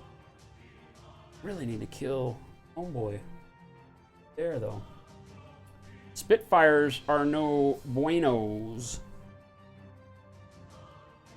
All right, what I got to do right now is I got to be counting my orders because we're getting to a point where it's I got 5 orders left this turn, and it's turn 2 for me. So I got a couple of choices when you have objective-based missions like this where he already has 4 objective points because of those towers he's gotten. I need to start getting objective points. I can wait till my turn 3, hoping that he doesn't get into me and take away my order pool, and then use my whole order pool in turn 3 to capture objectives, and just keep trying to kill right now. Almost feels like the best thing to do. I don't know. Deepbot is now self-aware. Your tag has super jump? Yeah, man. What? Super jump is bitchin'. What tag is that? I don't know. The Seraph, maybe? Okay. Assassin says, if of all the tags in Infinity, what would be the one that you fear the most or would feel that it is the hardest one to deal with? The Dragoon or Dragon, the Pano tags, I think, are the worst. They're the ones I've had the most problems with because of that BS-15 and hyper-rapid magnetic cannons and stuff. A lot of people say the Avatar. I think that the Sphinx is really bitchin' because it has a Spitfire and TO camo, so that can be hardcore. There's a lot of them. I don't think there's any one that's super OP. You know, you've got the Yodam, which is armor 10. You're seeing how effective armor 8 is on my guy, right? And so imagine that being armor 10. If that armor 10's in cover with a 13 armor, then he can't fail against combi rifles. So combi rifles can't even hurt him. A bunch of the weapons in the game with power 13 and less can't even hurt him if he's in cover. So that's pretty scary if used correctly, but it still dies to... I mean, I've never had to fight a Yodams for longer than 1 order because I always put my Oniwab on and I monofilament to death because I can kill it in 1 order. So I think because of the balancing of weapons, there's not really one that I fear the most. I think that the Avatar, the first time it was on the table against me, was pretty brutal. Because it's just really scary, so I played around it and I wound up beating that guy because I just didn't feed orders into trying to kill the Avatar. I would glue gun it, or I would try to do stuff to slow it down, tar pit it, threw a repeater out in front of it so that he knew that he was going to take hacking attacks every time he tried to do anything. Even though I can't possess an Avatar, I can still immobilize it. So I would throw a repeater out just so every time he moved, I'd try an immobilize attempt from out of line of fire. But other than that, I didn't try to pump a bunch of bullets into it because it's got like armor 9 and is retarded. Like literally one of the hardest things to kill. So I just go kill everything else and then it has no orders. So if you find that there's a tag that you're afraid of, order starve it. Go kill everything else that feeds it orders. Like right now my Gouija can only be scary to him because I have all these other guys alive that make it to where I have 9 orders to walk it around the board and do stuff and it moves 10 inches every movement. Right? So you got to think in terms of that. What makes... what gives you the most bang for your buck, so to speak, right? All right, so, damn it. 5 orders. Still got, what is he armed with? Combi rifle? Yeah. Combi rifle can put a wound on me just as easy as anything. What are these guys armed with again? I will tell you, they're close combat, so they weren't really decked out with anything. One has a combi rifle, one has a boarding shotgun, and a heavy flamethrower. So heavy flamethrower, reverse order. You get it. And the close combat guy is the one with the boarding shotgun. Okay.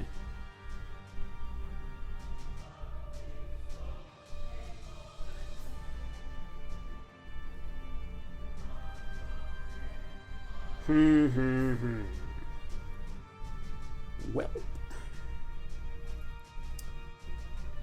Welp. What to do, what to do. I think I need to err on the side of killing this turn and not worry about objectives. That's going to be my hope, and we'll see if it's also my downfall. All right? We're going to consider that to be the way things work. All right, so I'm going to spend my next order out of my 5 that I got left. And I am going to... I don't have line of sight to you as you are, though, because you dodged, you rat bastage. So... I'm going to... See, right as I'm here, you get shots on me, though. So I got to be careful about that, too, don't I? Mm-hmm. All right, we're just going to say... screw it, and we're going to move him all the way up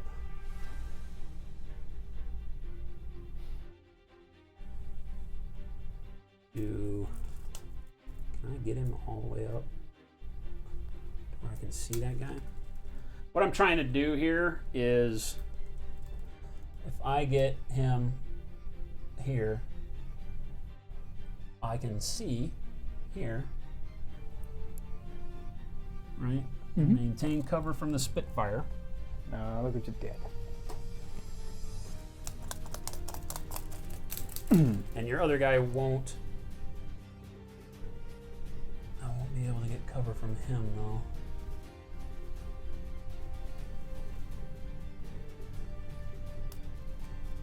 What do I want to do? What do I want to do? What do I want to do? Actually, I want to stay back to where I'm not in... I don't think I can I? I would have to do it back here. Nah, screw it. You know what? We're just going to do this. We're going to move up. You have a big mean robot. What are you scared about? Yeah, I got line of sight to both of them. Screw it. So what I've basically done is I put myself into Hi-Ya mode. I got line of sight to both his dudes, but nobody else on the table. So AROs. Both guys will take a shot. Both guys will take a shot. I will divide my shots 2 and 2. 2 into your Spitfire dude, 2 into cover dude. Right. So cover dude is going to be... Let's see here. I will...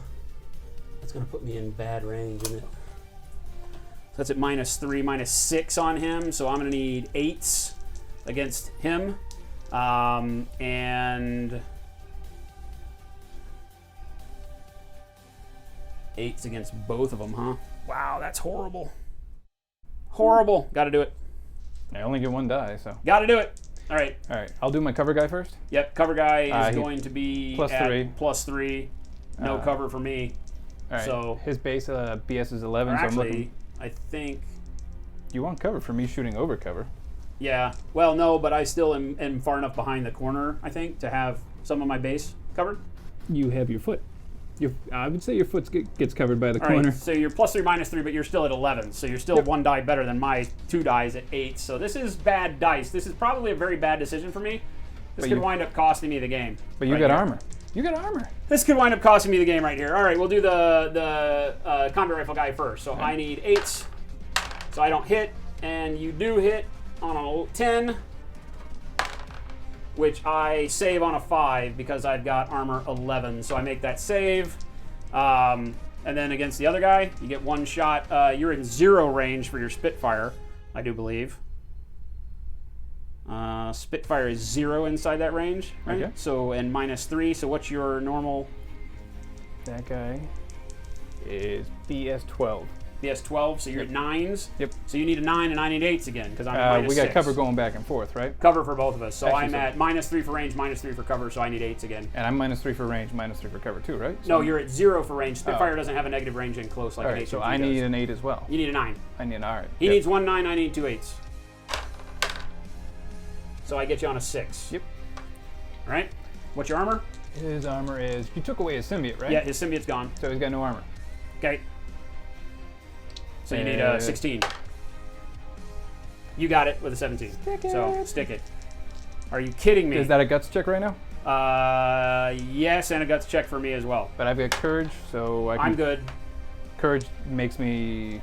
You can choose to fall back if you want or whatever you want. I would stay there, but I think I pass anyway. Yeah, you pass, but you can choose to do whatever you want. Or I could fall back, which means you'd have to chase me a little more. Yep. What's his? How far does he move? 6. So either way, we're going to be in close combat. How far can you fall back? 2 inches. 2 inches? Uh-huh. 2 inches, man. Falling back. You have to go away from me and into full cover, so you have to move along So that basically, wall. Yeah, like, you got to right move down here. Yeah, you got to move as far away from me as you can and into full cover from where my position is right now. So yeah, you know what? We'll fall back. Okay. Okay. Oh boy. Camera. As Uncle Touchy not only moves the terrain but the video and. I am Uncle Touchy. All right. Okay, I'll burn another order. What are you gonna do? Combi will shoot. Okay. I'll heavy flamethrower him. Okay. So shoot your shot. Need an 11 or better. Nope. You miss. Make a save. No cover. So he sticks his save. Are you kidding me? High rolling, baby. Roll high. I feel cream rising.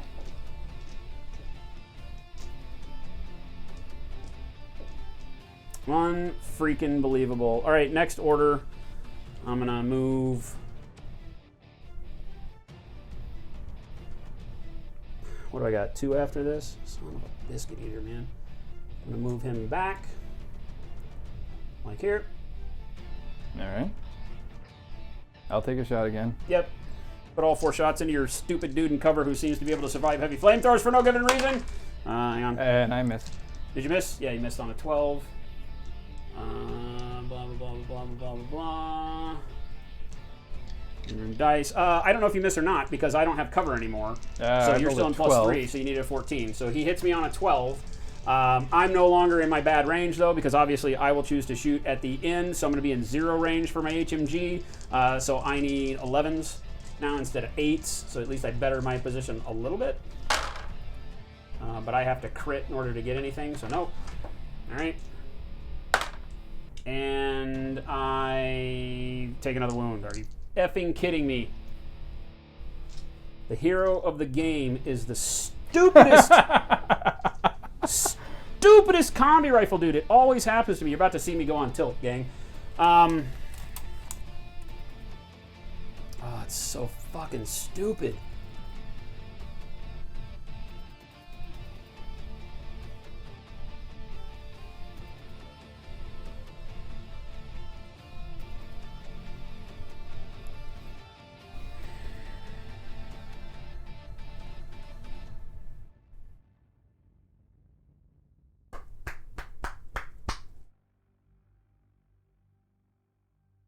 I have 2 orders left after that nonsense too. All right, spinning another order and probably gonna die, but let's get him back into cover here. Facing like so. Take my stupid 2 wounds with me. All right, arrows. I will shoot. Okay, same thing. You need 14s, I need 11s. Yeah, you're back in cover though. Oh, but I'm No, gonna shoot you while you're out of cover. Yeah, you'll shoot me when I'm not in cover. All right. All right. So I get your 4 negates my 3, so I hit you on a 7. Okay. And I've got. I think you negate my. Oh, I've got armor 1 on him, plus 3 for cover, right? Yeah, so you got armor 4. All right. And you stick it again. This. Are you freaking kidding me? It always happens. The cheapest troops on the board wind up causing me the biggest freaking damage. Yeah. All right. Let's talk about how my Death Star has done nothing because I misused it. But that guy's saving my butt. That's absolutely because now your Spitfire's still alive because it can't do anything. I'll spend my last order and I'll throw him back into suppression. That's not nice. So that's all I got. Back to you. Oh, Ugh, that's horrible, brutal, awful. Are you kidding me? I just spent every order to kill one dude.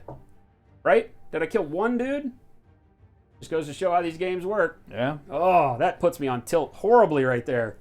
So I think out of this first group, I'm pretty sure the Spitfire guy's the only one left alive. So he just gets one order. And there's no way I can actually make it more of an order. I guess I actually killed 2 of your dudes. 3 of your dudes. It's not horrible. So you lost 3. So count your order pool up. Yep. I only have 1 on him. But, let's see. So you got One over there. 2, 3, 4, 5, 6, 7 orders total. Yep. And how are those in groups? Actually, wait. You might want to spend command tokens now So to move guys into groups. How many command tokens do you have left? 3 guys there. So there's 5 in the first group. Still up because no one's died out of the Nobody's first group. died out of that. 2 guys in the second group. Yeah. How many command tokens do you have? Actually, wait. Miscounting. Or miscounting. No, you've only got 7 guys. Yep. So 5 in the first, 2 in the second. Actually, no, because different groups. This guy's first group, these guys are second group. So second group's got 4. So 1, 2, 3 in the third group, and the first group. I'm lost. Your fire group that's still alive is in... Okay, guy. yeah. That's in the separate group, and everybody else is in the other one. These are the heavy hitters. All right. So where do you have... How many command tokens do you have left? I have 7 total. I've got 4 in group 2. No, how many command tokens do you have left? 4. 4 tokens.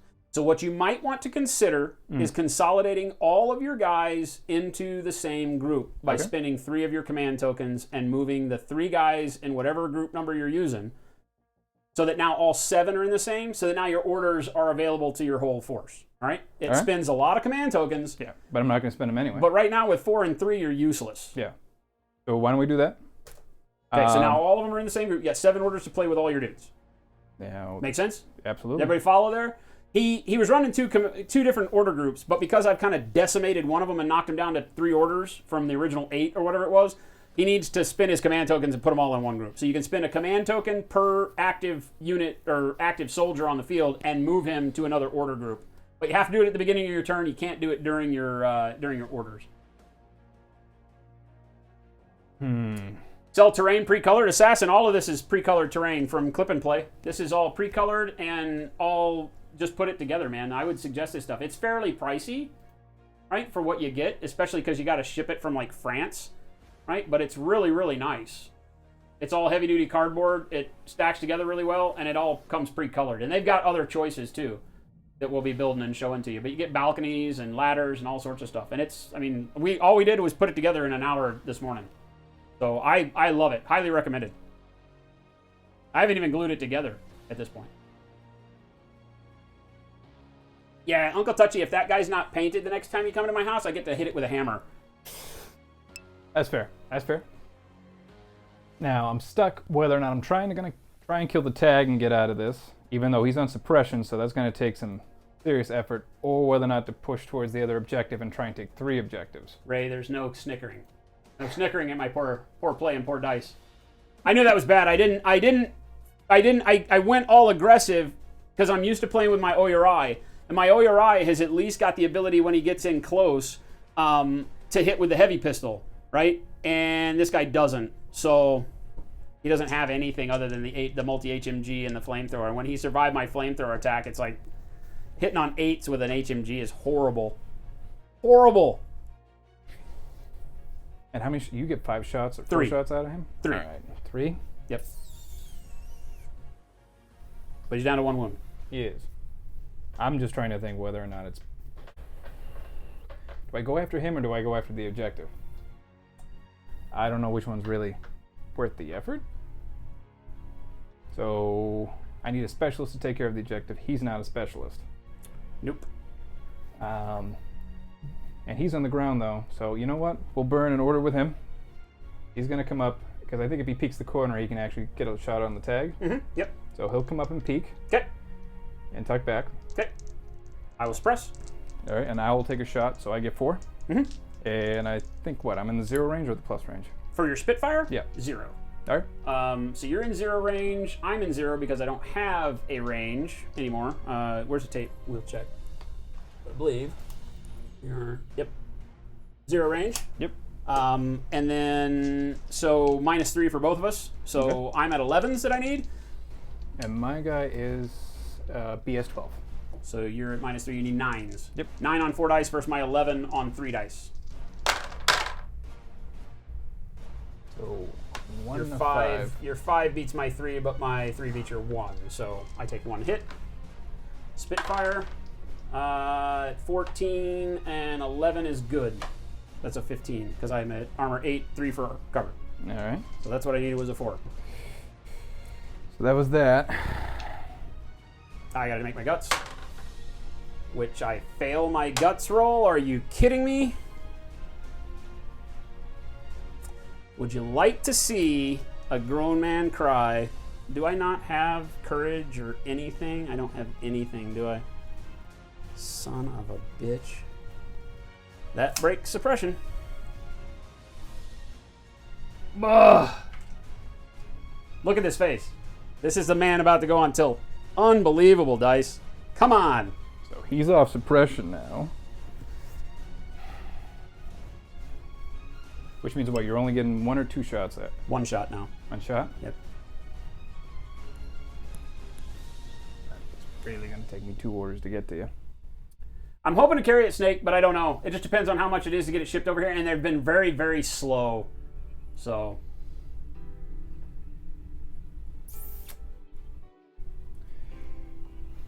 All right, what I'm going to do over here. Can I burn a command token and move everyone at the same time? You have 1 command token left, so you can move up to 4 individual guys. All at the same time? Mm-hmm. All right, then I will do that. Just realize they are not going to shoot. If all you want to do is move, it's a great way to move 4 guys at once. All right, and they can move twice there, or they move the first 4 they're moving, or the total? They move their total move. Okay. Yeah. Then we'll move. But they're not going to be able to shoot. That's fine. Or they can. The way it works is you name a spearhead. So Okay. the spearhead, if you do a move shoot in a coordinated order, the spearhead shoots at half of his allotted burst. Okay. So like in a combi rifle, you get 2 shots. All right. Right? And everybody else in the order that wants to shoot can only shoot 1 time. Okay. So not great for shooting, but great for being able to move guys considerable amounts. All right, then we're going to move. Okay. This guy will move up twice, so he's going to move up to here. Okay. So 4 inches. And he's going to hug the wall. I don't think he's getting... Yeah, I'll have line of sight to you. All right, if he hugs the wall? Yep, as soon as he comes out from that corner. Really? Yeah, let me see the tape. Oh, sure. Okay. Grab that end. Yep.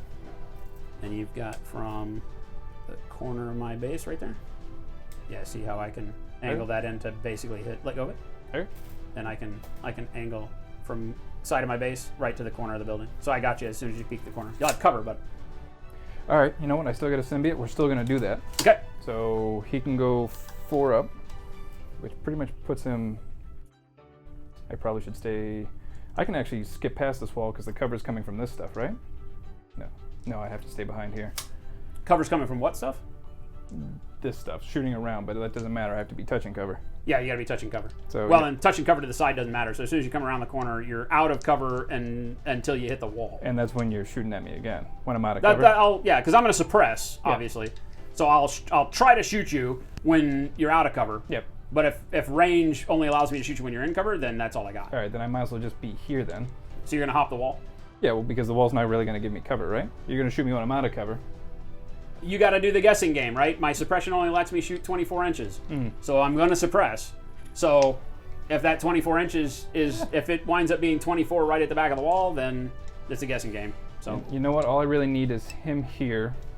So what he can do is basically cut you off from going to here, at least easily. Okay. So he's there. Okay. Arrow. I will suppress. All right. I'll shoot back. What are the other guys doing? You're doing a coordinated move, right? Yep. You got to name everybody. So who all's doing it? He's going. The 2 specialists and The the Spitfire will go. and this guy? Yeah. You know what? We'll swing this guy around. So he'll move. Okay. And he'll go 4. So he's coming up to here. Yeah, I got no vision on that area.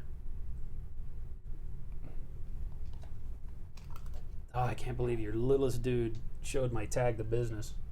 That guy's a hero. Okay, I got nothing on that guy either. Heroes, not all heroes wear capes. So 1, 2, 3, and can these guys move as a unit because they're Nope. a fire team? You can break the link and move one of them. And this guy will move up. You have a line after the ass of this, right? Yep. All right, so this guy will move up forward 4 as far as he can get, and that's going to put me just short of the Jeep. Okay. So Yeah, I he'll got end no up- other line of sight to that end. Actually, yeah, I don't think I have line of sight over the car from the No, we'll stay tucked in just a little bit. Luigi. There you go, right there. So 4, 4, and 4. AROs. I got no. Yeah, we got the suppress that's happening over here. All right, do they get to finish their other part of the movement? The other 4? If you're moving, is that what your coordinated order is? Is a move? Actually, no, it'll be move shoot, I guess. No, You're gonna 'cause I'm shoot with him? Yeah, Okay, so the other guys can't do anything then. that's fine. All right. So give us the tape. In a coordinated move, you can't. Yep. So I will obviously suppress when you are not in cover because I got 24 to where you're not in cover. Okay. All right. So there's that. You'll fire back at me. Yep. You're at 21 inches with a combi rifle. Yep.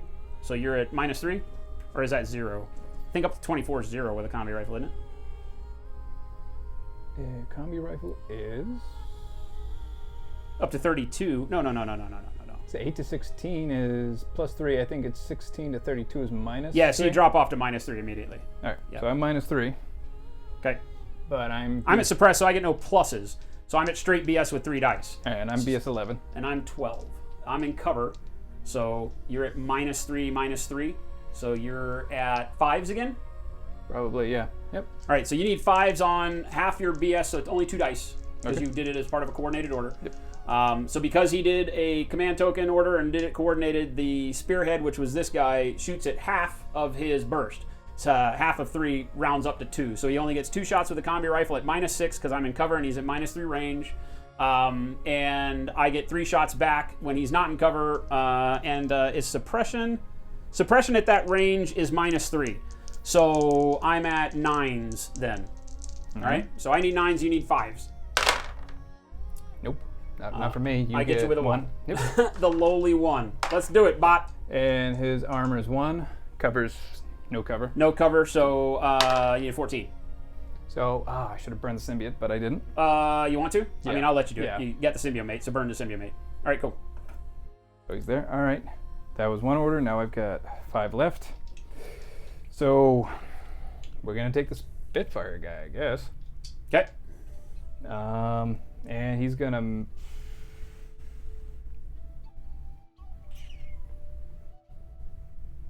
We'll probably have to get to here to see you, right?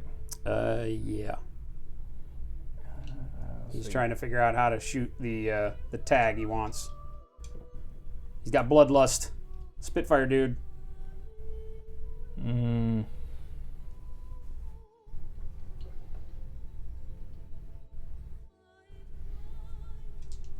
But I don't really have to do that, do I?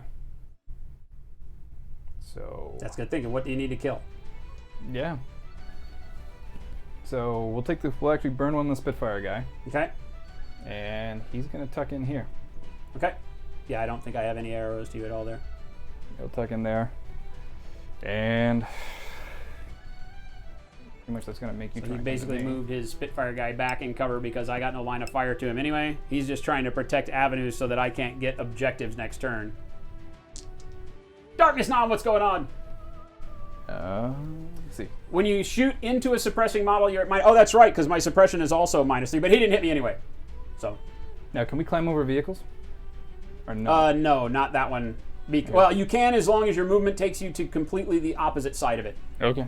You can't stand on top of terrain, and technically it's terrain. So if you're right up next to it and you Yeah. have a movement of 4, you can get to the other side. Right? Okay. And we're gonna spend this token, and we're gonna come up to right about here, right when you start to get line of sight on me. Uh-huh. So Right, you want to be seen? right when, so I can get a line of sight on you and still have cover. Okay, yeah. So I think we're right about what, right here? looking at that- You'll have to come all the way up to the corner. And that would actually, I'm going to have, I mean, in order to get line of sight here, you can cut the pie, probably, because we've said that this is level 1 height, so I can't see you as long as you're there. So if you're there, then the tag can't see you. All right, why don't we do that? You're trying to get line of sight to the Dalfei? Yeah. Okay. So he's going to come up, and you know what? He'll peek back a little bit. Okay, so just peek and go back. Obviously, I'm going to suppress. All right, and I'll shoot. I have a combi rifle, Okay. and I think I'm in the +3 range for that one. So we basically got right here. We're 11 inches apart. Yep. So you're at +3, -6 for my suppression and cover. Okay. So that's a -3 on me on that one. So let's see. Okay. And I have BS 11, so I need 8s again. And I'm at -3 on a BS 14, so I need 11s. A BS 13, so I need 10s. Okay. And what do you need? I'm 11 -3, so I need 8s. 8s, okay. So you better crit. Well, I didn't. So. Okay. So I hit you on 2 10s. Okay. My armor is, let's see, armor 1. Actually, those are both crits. Oh, well then. BS 13 -3 for your cover is 10, so that's 2 crits. So, dead. Because you're symbiote mate and then unconscious. Unless he's got 2 wounds on top of that, right? He has the symbiote armor. So he would have the symbiote mate taking 1. The armor would take the other. The crit, though, I don't think, can you spin the mate on a crit? I don't think you can spin the mate on a crit. Right, then he's dead. Can you? Can somebody out there answer that for us? Can you spin the symbiote mate on a crit? Or does it negate because it's an auto wound? Because generally you have to remove the symbiote mate before the wound, before you decide to take the wound, right? You can't roll the die and then choose to do the symbiote mate, right? Somebody help me out. Help us out. Help him, bro. Help me. Help me. Well, why don't we play he's dead for right now? Actually, I don't even know if he's got symbiote armor. I don't know. We'll play Does he's he? dead. No, well, see if he's got symbiote armor. Easy enough. You know what profile he is. It's not popping up, so I don't think he does. Okay, well then that puts him to unconscious regardless of the symbiote mate. So we'll put an unconscious marker on him. Yeah. Right? If you can't use the mate, then he's removed. Because if he doesn't have symbiote armor, he couldn't have the mate. No, that's what I'm confused about. So, either way, he's out. Okay. I'm very confused at that one. I'm like, how do you get the mate if You could maybe put it on just- the wrong guy, maybe? Maybe. So What about actually, this guy? no, what, this guy would be down too. He'd be unconscious, Yeah. if that's the case, but then you'd have symbiote mates elsewhere. We'll just play it like it is because I don't want to reverse that game state. That's too hard. fair. So we'll play him as if he's still up because that doesn't make sense. I mean, Interesting. still one more name. What's going on, man? Yeah, so I don't know. No, we'll play him dead, and you know what? Play this guy dead too, because I've been playing him wrong. So I think you should knock him out. Well, if he doesn't have symbiote armor, he doesn't have symbiote armor on him. But see, you still have mates on 2 people that do. So see what I'm saying? You might have gotten benefit elsewhere, so that's why we just keep it like it is. Okay. Because your mates would have gone to other models. Yeah. Fair enough. But I've killed other models that could have had mates, is what I'm saying. So we'll leave that guy with a mate up. That guy's unconscious, right? Sorry, guys. That's me not understanding the army. No. We're learning. That was the whole guy. That was the whole idea. I don't know Tohaa. I have never played against Tohaa, believe it or not. Even though there are guys in our meta that play gonna say, Tohaa. yeah, you so will we'll it. see. All right, you still got orders. Let's see. So that guy's down. I got 3 orders left. Is this an order token? It was. Also So- an order token. You're sitting there. How many orders you got left? 3? I have 3. Okay, have the so close he's still combat got 3 guys. orders. And He's let's losing see. dudes. I am. None of those were your lieutenant, right? Have I killed your lieutenant? You did kill the lieutenant, but these guys have chain of command. Okay, that's right. So I covered my ass on this one. All right. So the better question is, what do I do with the close combat guys? Yeah, because this is Uncle Touchy's last turn, so he's got to position himself at least to where it makes it as hard for me as possible to actually take the objectives I need to take, right? To get through the end of this game. Because all I need right now is 2 objectives. Or 1 objective and my other classified. Would tie me, but I don't want to tie, I want to beat him. So I actually think my close combat guys aren't going to serve me here, because where are they really going to go other than getting shot to hell? He needs this, he needs that. So what I should probably do is move this guy up so at least he has a shot at who's ever playing with that. because I've got to maximize my dice on That's whatever your he's super going to combi rifle guy too. So if anybody's going to do it, it's going to be him. do. So he's going to move up. Still one more name. This terrain is from a company called Clip and Play out of France, and it is really, really nice, heavy duty, pre-printed, high density cardboard. So you can see the thickness of it, right? Is very, very good. It's probably 3 mil thick, right? So it's kind of like MDF. I would say that in all actuality, it probably is. If you look at this MDF terrain here, right? It's the same thickness as all the MDF. Very, very sturdy. I mean, it doesn't, you can see like I'm pinching that a lot and barely any flex on the cardboard. It's pre-printed. The only thing that I would say is that, you know, the cardboard could split and the paper, printed paper laminated on the front of it might peel over time. So you might need to like Mod Podge it or something to keep it in good standing shape, but probably do it. I'm really happy with it. So far, so good. We've been having a blast with it.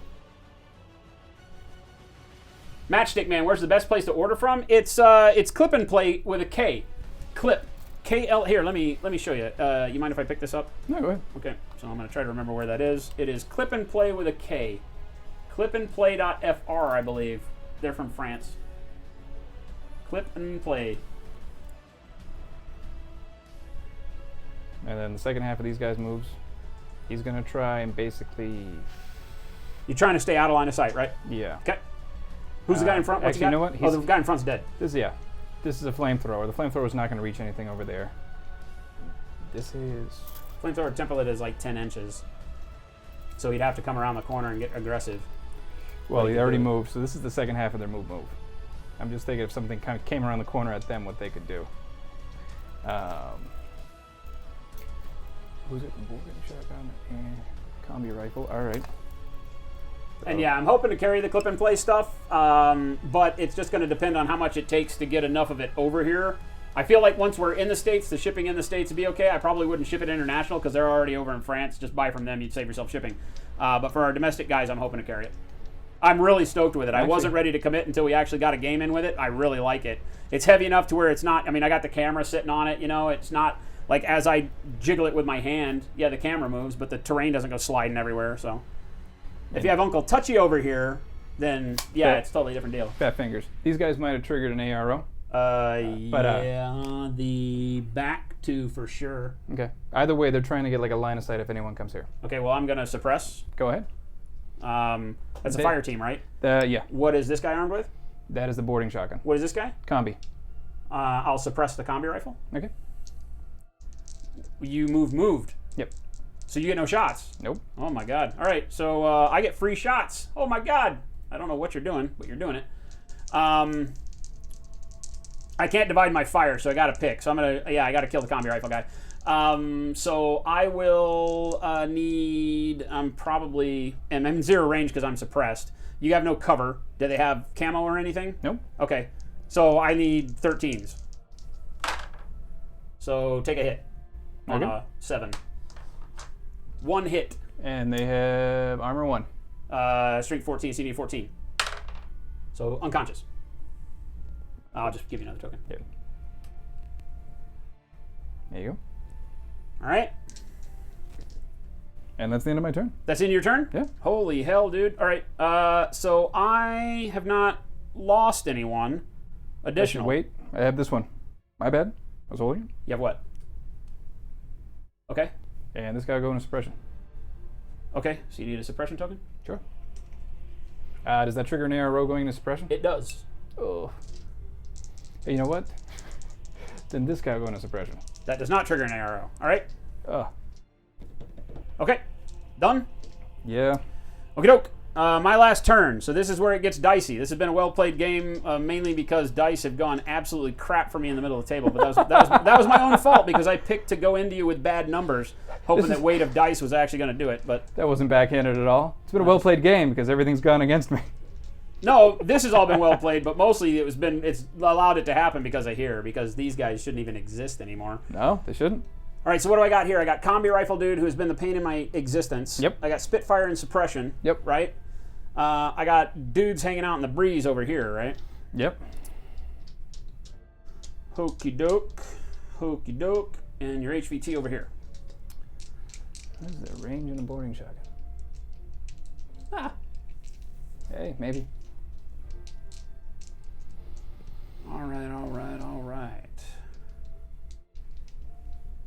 All right, I have 9 orders. So I will spend the first of my orders, Patow. All right. And this guy will idle. All right. So that will remove him from suppression.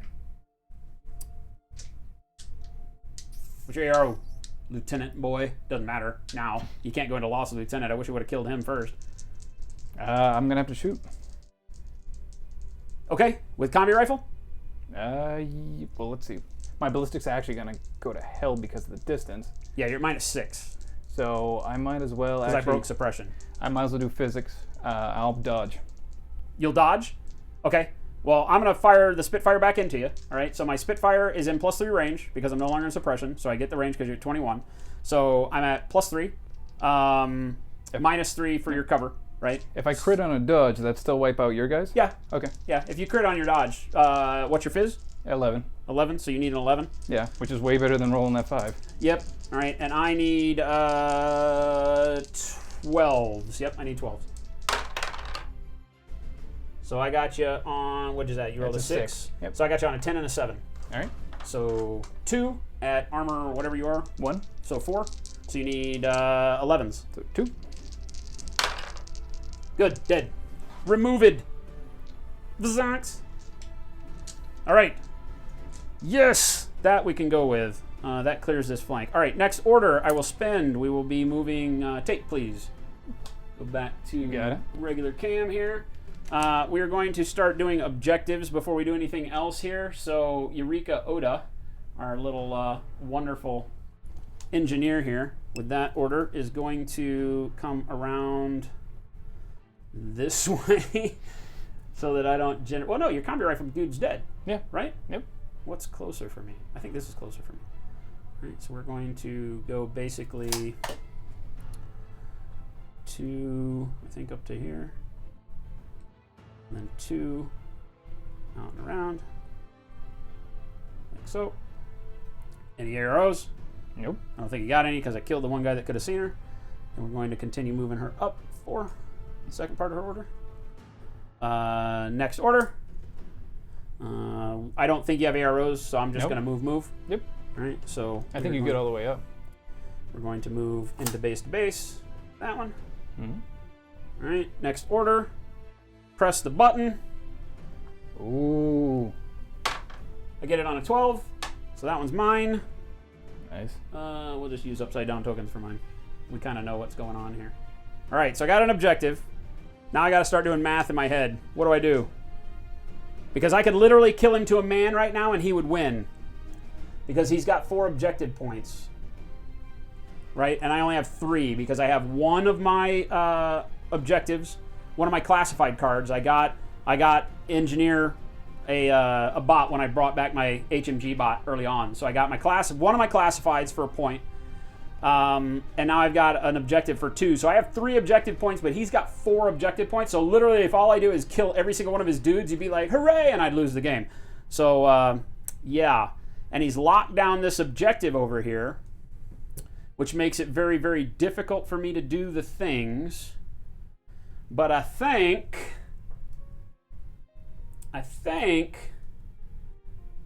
we got this. Maybe. Question mark. Because I can see one of your dudes as I'm sitting right now. I'd have to move out a little bit to see the other dude. And the dude that I can see, you say this guy's boarding shotgun guy? Yes. And the other guy in front is the heavy flamethrower. Heavy flamethrower guy. So heavy flamethrower guy kind of needs to die. He's, that's a little rough. So what I've got is I've got my Dalfei, which is a camo heavy infantry with 2 wounds and a ballistic skill of 13 and a Spitfire sitting here, right? So I got him.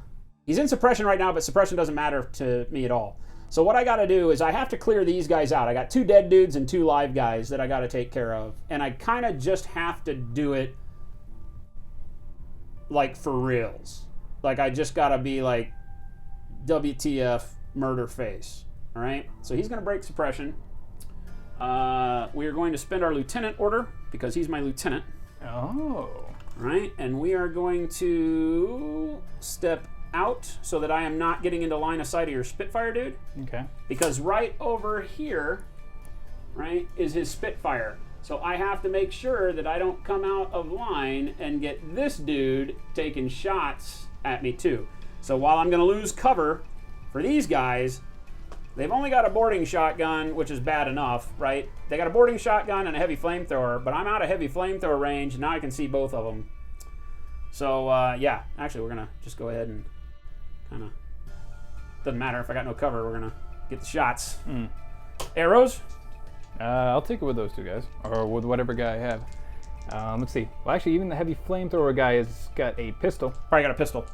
Yep. So, and the boarding shotgun, he's got a pistol too. That's probably the two best options for those guys. They have the same range, 0 to 8.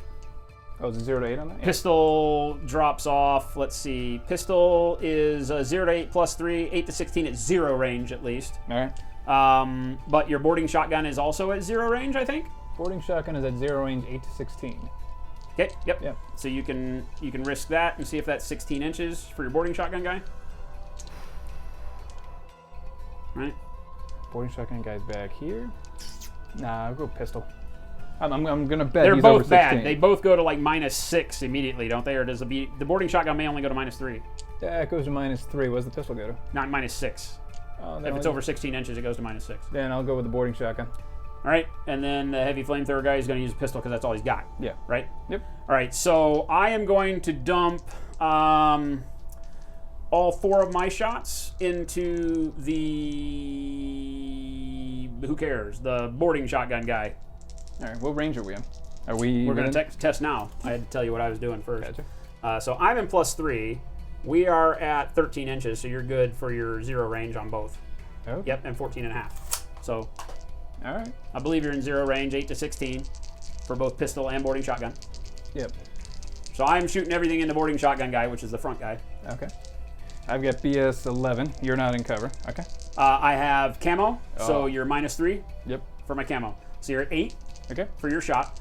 I'm in +3. You got no cover and no nothing, so I'm at 16s on Gotcha. 4 dice. Okay. All right. Let's do this. Well, here's my pistol. Okay. Use what you said. You 2 do and 2. boarding shotgun or pistol? I'm gonna do pistol first. Okay, pistol. Well, Well, now which guy's the pistol? front guy has to be the pistol.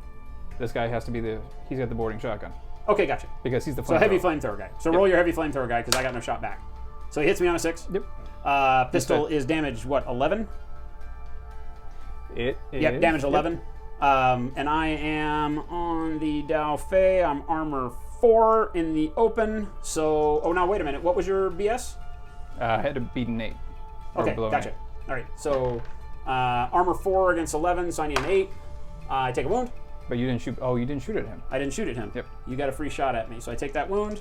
And then I need 4 shots on 16. Okay. You had to crit, Nope. so you didn't. So you got hit 3 times. Yep. And he's got armor 1. Unconscious. And then is he dead? Yeah, dead. So remove him. Beep. Okay. Next order. What does that put me down to? Or what have I spent all my orders on this? I literally just spent a bunch of orders? Yeah. What did I spend them on? You shot him, and then you moved her around and then activated this. Okay. Yeah, all right, cool. So that leaves me with 4 after this. All right, so I'll idle. All right, I'll shoot. Okay. So we still get that boarding shotgun. Yep. That hits. Yeah, right, that's a hit. And I need 16s. So I beat your 7, 15, so you take 2 hits. All right. Still armor 1. Nope. Nope. Any, So unconscious and good. So he's just unconscious. I'll give you another unconscious. Vegas. There you go. All right. So that gets that end of the table clear, except for combi rifle and Spitfire bro. Now, no, oh my God, 4 orders. What can I do here?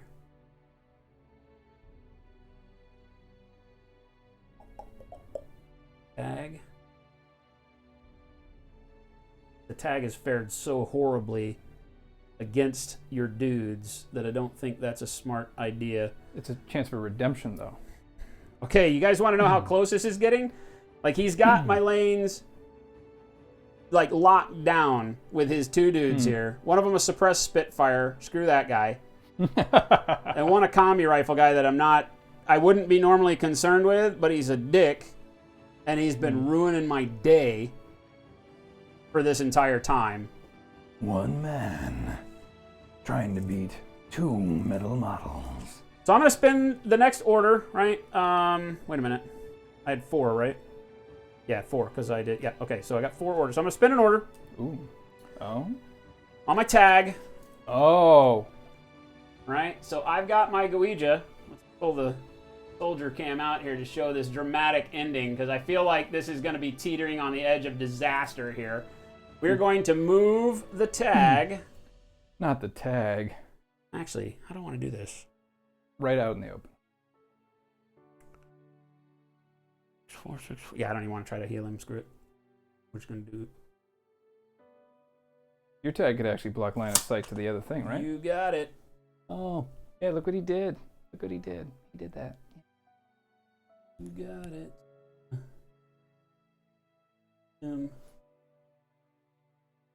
Gonna turn your back to me? Gonna turn your back to the Spitfire? No, I'm not turning my back. I just can't put my sword against the wall. His sword's too I big. can't get him close enough to the wall, damn it. You should get closer so you can hit me with your sword. All right, so I'm facing directly towards your bros.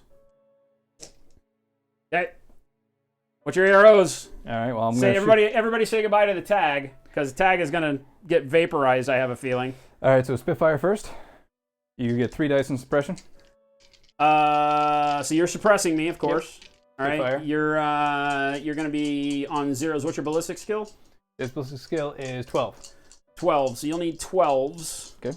I get 3 shots, right? I would need 8s again if I shoot at you. Well, if I pull and I shoot, no, you're gonna get covered no matter what I do. So I would need 8s again on all these dice if I decided to go that direction. If I try to shoot him.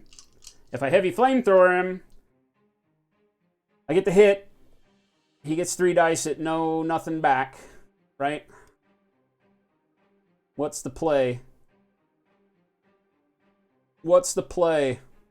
3 dice on 8s, and then 1 die against his combi rifle guy. Is it worth it? Is it worth it? Oh my god, this is literally down to the wire. I hate these decisions.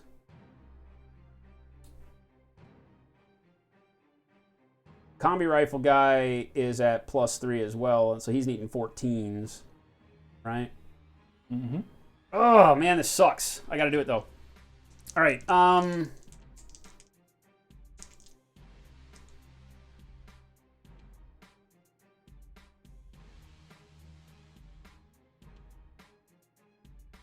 Yeah, I'm gonna put 3 back at you on the Spitfire, Okay. and 1 into the combi rifle guy. Okay. So I need 8s against your Spitfire. All right, so 3 on the Spitfire. Yep. BS 12. 12. Is that a crit? It is BS 12. BS 12. So you crit and you hit, right? The 6. So- Did you cancel out the 6 somehow? I cancel out the 6, but Okay. you crit, so I'm unconscious. Blah blah blah. 1 crit all game. Unconscious. Take those wounds away. Now the face-to-face against the combi rifle. Okay. And I think he's basically BS 11. Yep.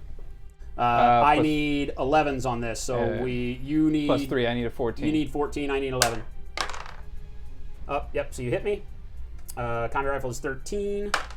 I stick it on a 12, so I'm Nice. still just unconscious, which is what I needed because I block line of sight. Oh, As he's long not as on I'm the not ground? removed from the table. Oh, No, tags don't go prone.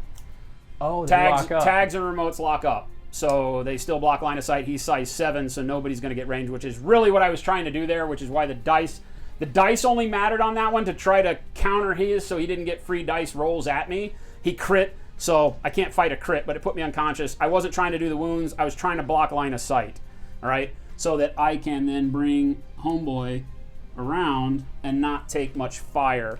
So 3 orders. It's going to take 1 and then 2. Oh my god. Oh my god. I have 1 command token so I can re-roll 1, right? Oh my god. Oh my god. I think the combi rifle's still going to get a shot on you when you get close to that. Oh my god. You got it. You got it. You can do this. You gonna let a noob bring you this close? If the pheasant had 2 wounds, this would not even be a thing, right? But unfortunately, you've left me at the spot where armor 2. The pheasant? Yeah, my Imperial Agent is the only one that I have over here that can press the button. Yeah, nice. I like shooting at game birds. Because my Dao Fei can't do it. Even though he's my lieutenant, he doesn't count as a specialist. So the only specialist I have in the area that can do it is him. It's going to take an order to get there and then an order to do it. So I've got 1 extra order. So literally, that other order, if I move, shoot, and spin that command token, then I got it. All right, that's what we're doing. We're gonna spin. All right, here it is, gang, because we're coming down to the wire. I have to basically, in order to win this game, I have to get my pheasant, Imperial Agent Pheasant, into base to base over here and flip this to my side. That'll give me the win. Okay. I've got my Dao Fei here with a Spitfire that I kind of need to take out his freaking combi rifle guy, because I know the way this game has been going. If I just run him up here to press the button, I'm gonna get smoked. Like legit, his stupid combi rifle guy will smoke me, and then I'll be ass out, hanging in the wind. I can't believe your 1 combi rifle guy is like literally the only guy you have left on the map, other than the Spitfire. It's a 12-point model. I know, and he's wrecking my face. All right, so here we go. Here's cinematic moment. All right, cinematic moment. His dude back here is all that's standing between us. I'm gonna spend my command token and an order out of my order group to do a combined order. All right? This combined order is going to be a move shoot order. All right? Which is not normally a great thing to do. The spearhead is going to be my Dao Fei. So that is going to divide his burst in half. Okay? It's going to include the pheasant. It's going to include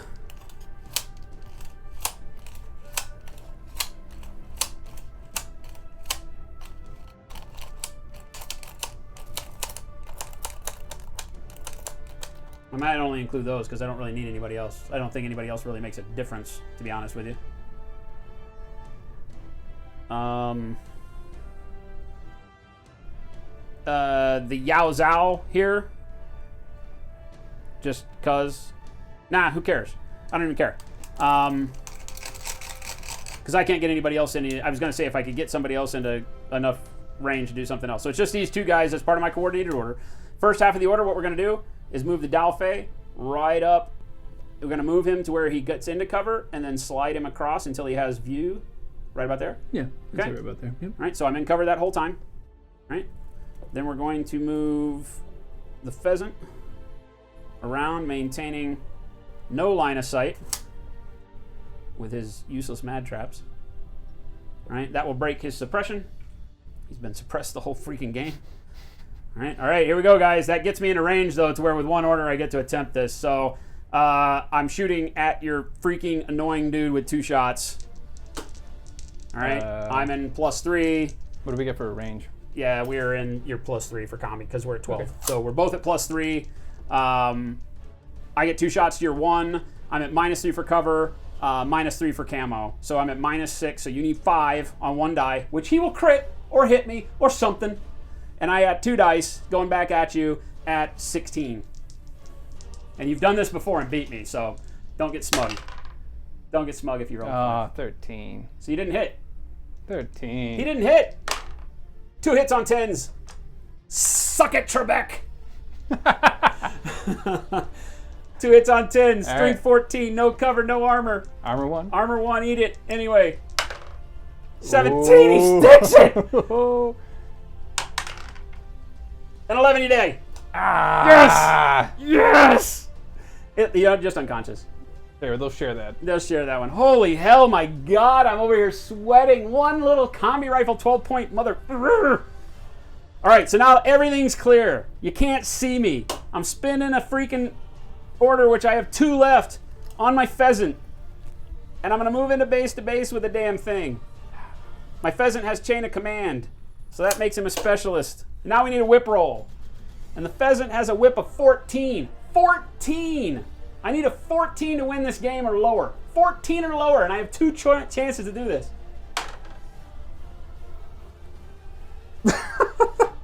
Dude, that's insane that it comes down to that, though, right?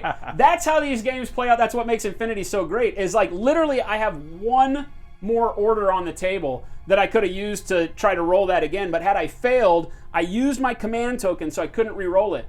So it was a risk. I had to do that and spin the order, and you can only try a whip roll activation once per order. You can't use both your short skills for it. So I was literally down to one more try. And think about how close. If he'd have made that other armor save, I would have had to spin that other order to shoot him again before I got to move over, and then I only had one chance to do that. Oh, shit. Dude, that's a hell of a game right there. Yeah. Hell of a game. Hell of a game. We had a couple of spotty things. As always, we missed some courage rolls because I just never remember courage rolls.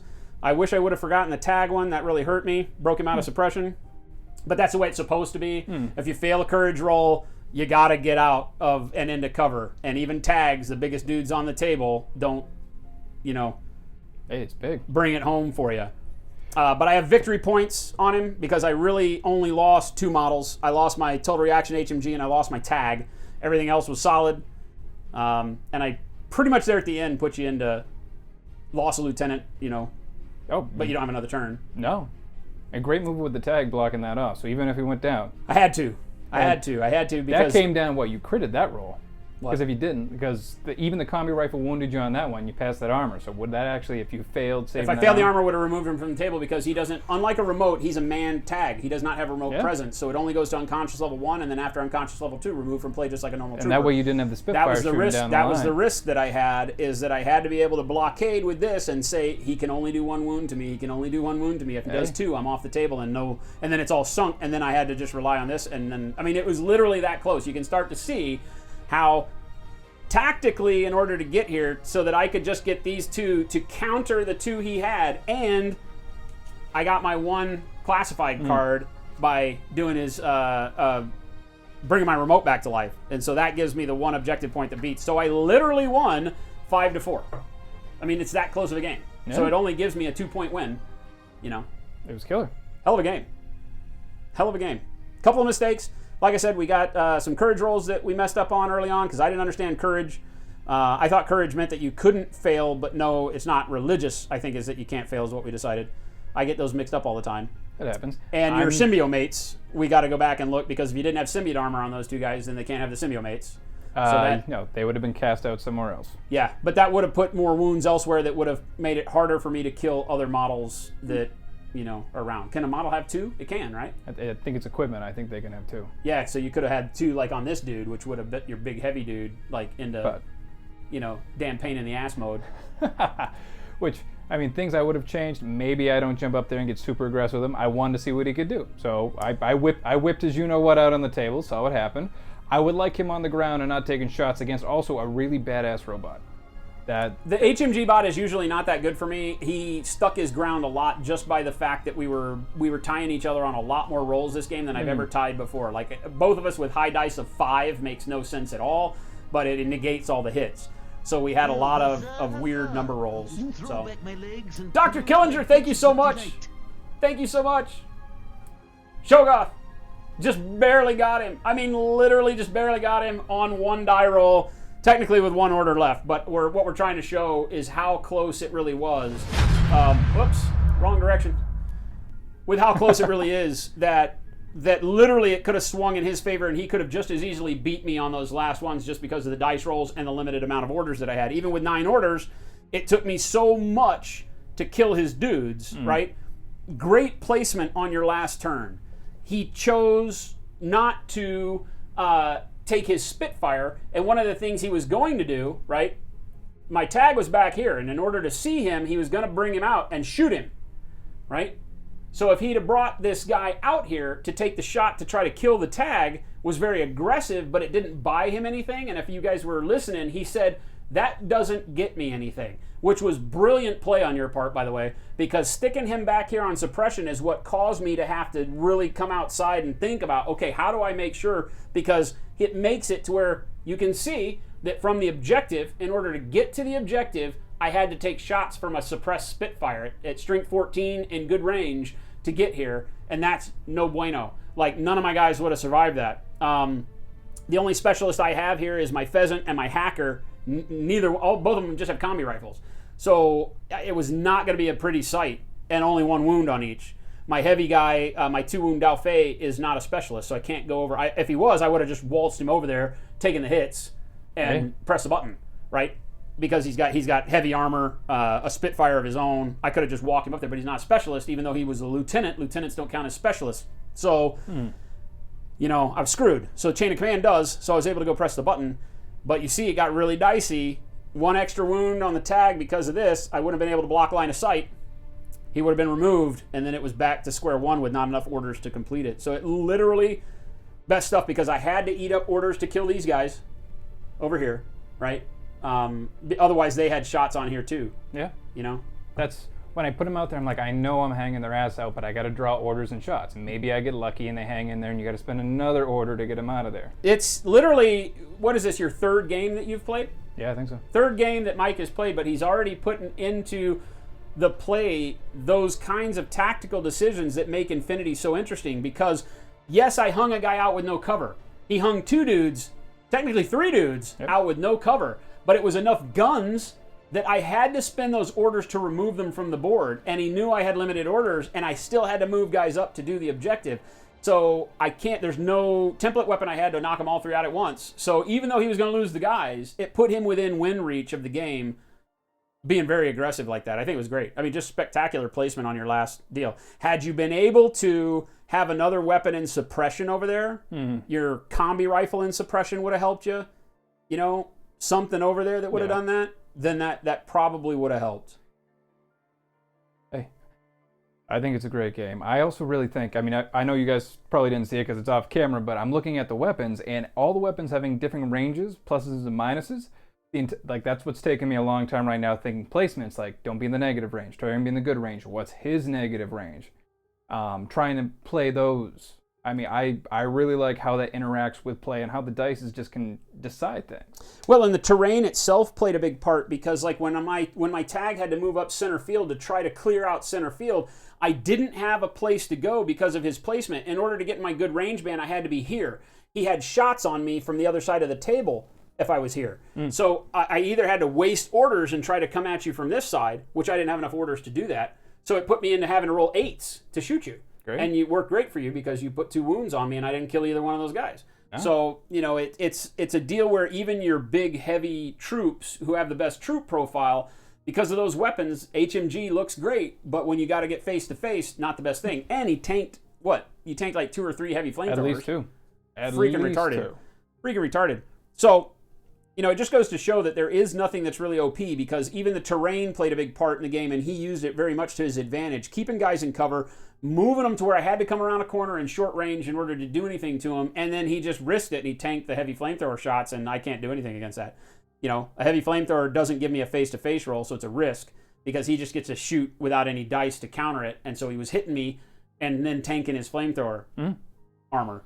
So I can't, there's nothing in the world that will negate that. I just had to soak it up. And, a great game. Great game. 5-4. I like the list build. Super close. They got to see what a tag looks like and how it plays, and I played all foot troops. But you still saw that with the right dice in the right position, you can still go back and forth. Yeah. And like I said, I didn't really put this list together. It was pretty much put together for me from the starter box. I think I subbed in a doctor and dropped a sniper. That was pretty much it. Everything else is what you see. So it just depends on how you use it in this game. Lots of killing. Lots of good stuff going on. Yeah. You also got to see the strength of fire teams. His fire teams are something to be reckoned with, because even though Tohaa can only have triads, fire teams of 3, that extra burst goes a long way. His Spitfire firing 5 shots back into my 4 is brutal. The dice didn't go well for you on any of those, but it could have. 12-point models. Well, and it makes me play more aggressively, because I have to take the risk to knock your fire teams down to 2, so that you don't get that burst advantage anymore, because the burst advantage, if I let you get into your range bands, starts really negating me on ARO turn. So I was having to be active to knock him down to lose his bonuses in my turn, so that on his turn, he wasn't as dangerous to me. I could go into suppression and only be 3 dice versus 4, as opposed to 3 versus 5, starts making it really, really hard to come back. So we got to see a lot. We got to see suppression fire. We got to see his surprise shot antics coming out of Hollow Projector and Camo over here. That didn't go well for you, but it was still good stuff to learn. I didn't get to use my surprise shot because I wound up coming out of camo with my Dao Fei when I put him into suppression. So, I revealed in kind of the not plus way to do it, but I needed it. I needed him to hold this corner and make it scary for him to come around. So, good stuff. Great game. A lot of fun. Got to play with the new terrain. Really dig the new terrain. Nice stuff. Smoke grenades and regular grenades take care of his teams. Higzilla definitely can. I don't have any grenades in this. I'm just playing vanilla Jing. I didn't bring smoke. I could have brought smoke with a Celestial Guard. I have limited amounts of smoke in the list. I've got like Eclipse grenades. I've got smoke with Shaolin warrior monks and things like that. But I wanted to bring a list that against him was short orders. I'm just running a limited insertion. It was only one order group, 10 orders. Playing Tohaa for the first time. It's Mike's first time playing his Tohaa, so wanted to be able to learn that and not have to soak a ton of orders up across the field. Not playing an ITS mission. We just laid out a really quick, down and dirty, flip the button mission. But I think that worked really well. I think the terrain worked really well. There's definitely things that can counter anything that you saw on the table. He countered my tag pretty well just by weight of fire, although at the end of the day, the tag did erase a lot of dudes. So it played the best part being a piece of terrain. Like legit, its best role of the game was playing a piece of blocking terrain so that I could get to the objective and flip the button. So taking that Spitfire out of the line of sight game. But everything can be countered, and that's what makes Infinity such a great game. It doesn't matter if you come up against somebody you had 3 link teams? Yes. You had 3 triads in his Tohaa. I never once really felt afraid of the triads because I got the drop on the one from the side, knocked it out of its threesome. That one became way more bothersome than I felt like it needed to be because your rolls with your Superman. This guy legit needs to get painted. This guy is the hero of the freaking game. Unpainted, paint him first, or next time he gets hit with a hammer. He's not allowed in my house until he's fully painted. That guy was insane. He put 1 or both wounds on the tag. 1. I think the nano was by the lieutenant that went down. Yeah, the nanopulsar from your lieutenant. That must have been your lieutenant too, yes. Right? Yeah. Yep, that was. And really from the beginning, I definitely misplayed it with getting him up here and taking shots because I didn't get that other unit across because this bot didn't go down. So I left him ass out in the wind. Order soak. It was nice. Yeah. It's not, one of the things is that total reaction bots are so cheap. Most armies have them at like 25 points. And at 25 points of total reaction, especially the HMG bot, is something that most people will look across the field and go, I have to kill that. Okay. Right? If I can't move around it, I have to kill it. And I put it here to where I negated like nearly half of the table, you being able to move to objectives. You had this one because I had no line of fire to it. But in order to get people over from where you had put them out, because initially I thought about sticking him up here on the parapet, but it wasn't going to work. So he did soak up a lot more orders than 25 points worth, I feel. No, he was killer, especially in the first half of that game. Great for you. Yeah. And then you brought him back. Mm-hmm. That was. Whew. But then he did the right thing and you kept shooting him. Hey. Shoot him when it's down. If you put a HMG total reaction bot unconscious, shoot it again. Shoot it until it's off the table. Like legit shoot them until they're off the table. Big thing when you have like models like that, because I always go engineer heavy. I rarely ever take a doctor, but I always take an engineer. I generally always take Eureka Oda, right? She's amazing. She's got a Panzerfaust. She's 24 points. She's got better ballistics. She's got ballistic skill 12 with a Panzerfaust, which is basically a rocket launcher. It's only a 2-use, missile launcher. I didn't get a chance to use it. But she has her bots, and I basically just deploy, like I did, one sitting right next to it. So I spin an order and I repair whatever you blew up, and generally would repair the tag with it too. I run lots of remotes. I generally run an extra 1 or 2 more than what you see here, and an engineer with a bunch of PAL bots so that I can heal up everything. And it's frustrating, people that play against me are like, not very many people care about their models like you do. Like, I bring things back constantly. I'm constantly running mimetism, little freaking, 3-point models out into the open with mimetism so that I can get them into base to base with my tag and heal it back so that it shoots again, or take a wound off of it before I decide to dodge around a corner under heavy fire. So I feel like those kind of tactics can work if you build your list around it. I don't require a lot from my little dudes. The Dao Fei is a point sink in this. He's like 47 points for the lieutenant, but he comes with a cheap Spitfire SWC-wise. That's why I put him in the list. It's the cheapest Spitfire I can put in here that actually has some toughness behind it. A Raiden would have worked, but a Raiden only gives you 1 wound. and really shitty ballistic skill. This gives you ballistic skill 13, heavy armor of armor 4, good BTS, 2 wounds, and camo infiltration. But he's your lieutenant. So, again, like you did the same thing, aggressive lieutenant, chain of command. I brought aggressive lieutenant, chain of command, so that works really well.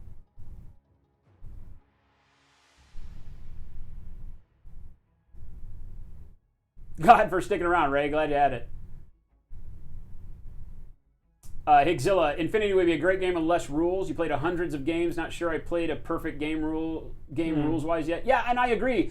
But I think that's kind of what makes it so intriguing to me is that at the end we can all look back and say, you know what? We played that wrong. That would have changed the whole game. When we found out that he had symbiomates on models that can't take symbiomates, it changed the game right then. But it's hard to rewind the game state, so you just make a mental note and you try to remember it next time. I don't feel like you'll ever remember all the rules. I know I won't. I don't have the time to commit them all to memory, but it's what gives me the most pleasure playing the game is that there's always something new that crops up. Hell, I'm playing a new army for the first time, playing against Tohaa, learning things about them. We learned that triads can be any model with that keyword goes together. That's awesome. I didn't know that. Hey. So it's a lot of fun. But I don't think it would be better with less rules. I think it's right in the sweet spot where it needs to be. I never find myself thinking that I'm overwhelmed with it and that it makes it less fun. For me, at least, it makes it the reason why I mean, it's not the reason why I like to play it, but it's not detrimental, I don't think. No, I think you can make it as complicated or simple as you want. I mean, we ran a game and I was trying not to use as complicated things as possible. I played as simple as I really could, and a list still worked. It really did. I mean, and if you want to throw out the smoke grenades and you really want to start stacking things, you can still do that. So if you want complex, you can have complex. If you want simple, it's easy enough. Yeah, I never feel like it's a bad thing.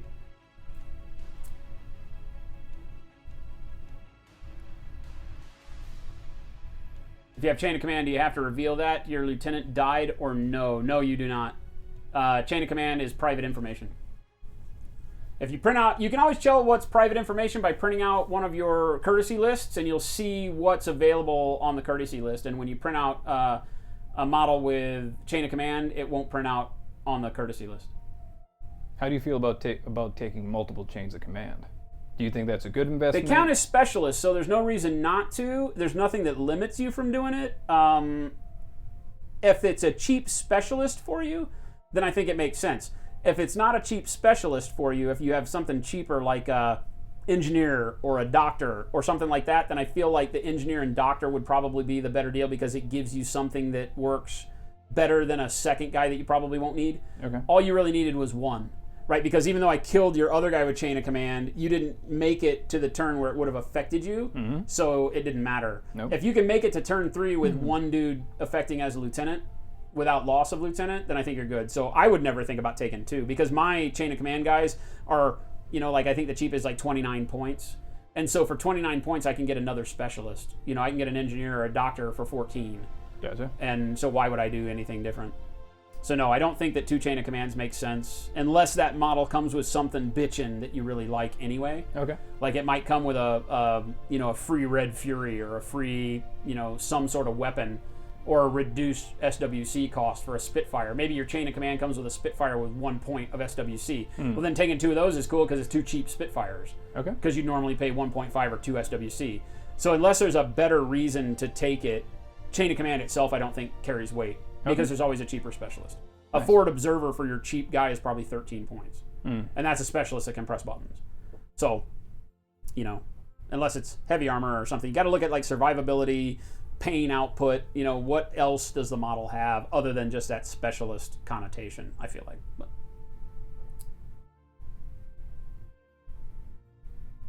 Grins, you finally finished putting together your Red Veil minis? Nice, man. Fantastic. You're going to love it. You're going to love it. Higzilla says, yes, but you have finite orders. Those little guys take them up from other things. Well, you have finite orders, but, you're not really trying to use the little guys to eat up orders. On my table, we had 2 orders over here that they're just literally cheerleaders. Those guys never got used for anything. The HMG bot that was over here that got removed literally didn't eat up but 1 order. 2 orders, technically, because he ate up the order to repair him, and then he ate up the order to kill your dude, right? And then that was it. So, that for the whole game. until the last turn. Oh, the hacker, never spent an order on the hacker. I should have, but I didn't have the ability to use the order to give marksmanship to my Rushi like I would like, or marksmanship to my HMG like I would have liked. The only reason I bring a hacker in this list is so that I can put marksmanship level 2 on my remotes. But I was never in a position where either of my remotes could have spent multiple orders to move around the table to get a lot of work out of them. It was always the tag. The tag needed to move because the tag needed a heavy flamethrower, your TO camo guy, right?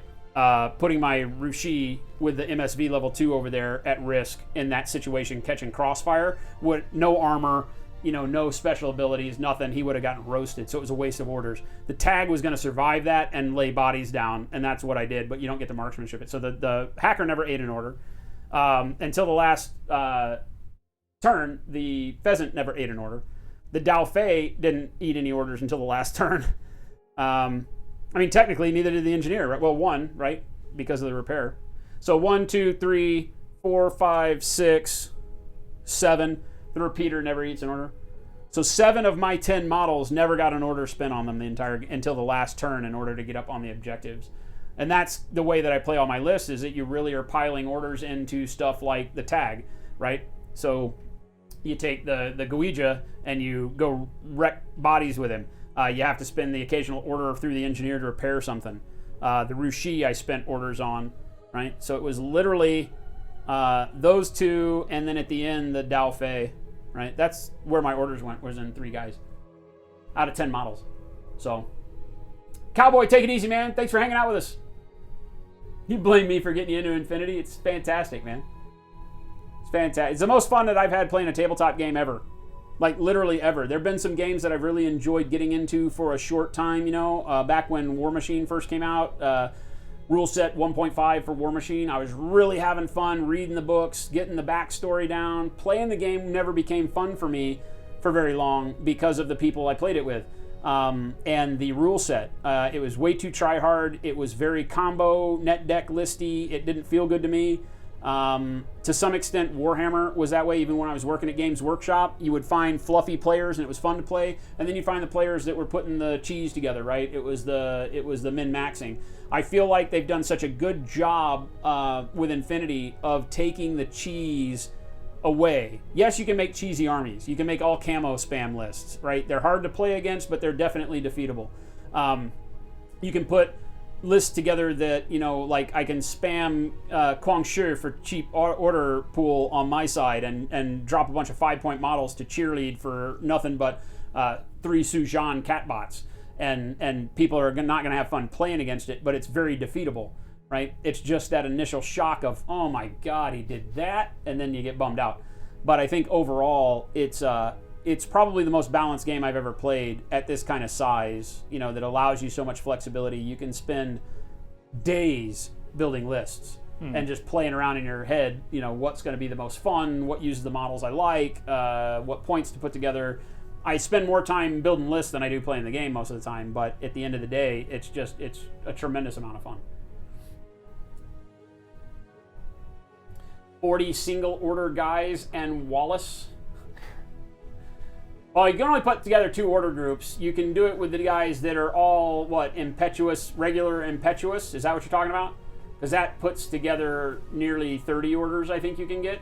I don't know about a 40. Is there a 40 order list? I don't think that exists. Right?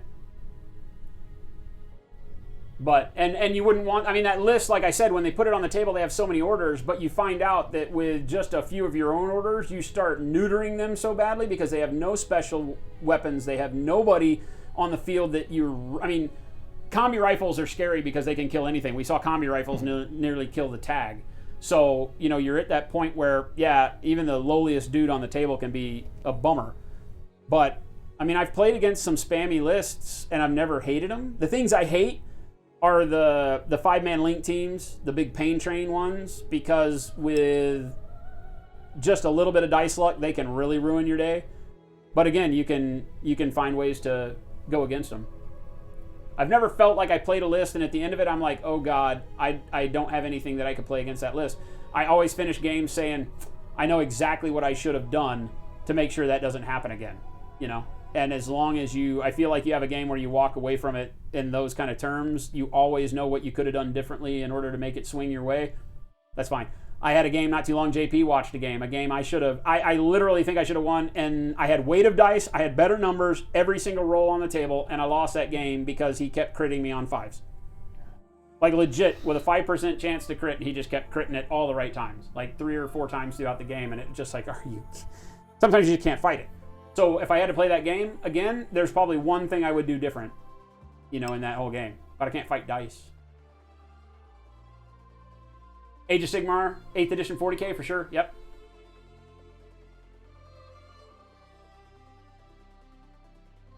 Yeah. Yeah, and if it's important to walk away saying you got all the rules right, then that's fine. That's never one of my goals. I want to get close and I want to learn, right? But I never feel bad if we get some of the rules wrong.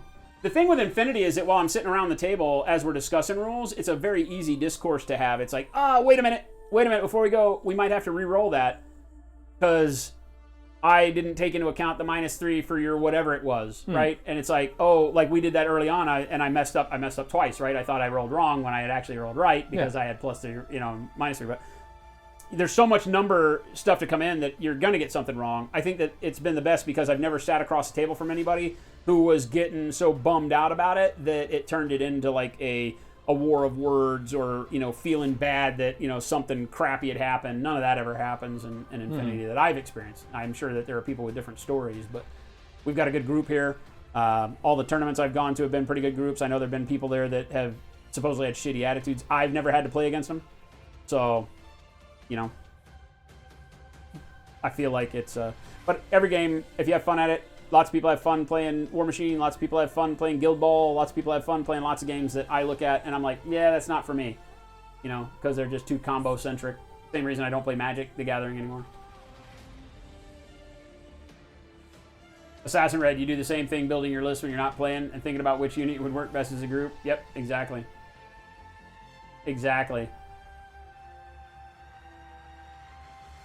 I literally just get to the point where I went and I started playing the sectorial. I started playing the Japanese sectorial for Yuching. I had a lot of fun playing the sectorial. The Link Team stuff was not really good for me because the Japanese sectorial, I guess I could run like Domaru Link, but I don't feel like it plays the way I want to. It's built mainly for like an up close in your face, 5-man close combat Link, and I don't know. I don't feel like it's survivable like a Wu Ming Link team.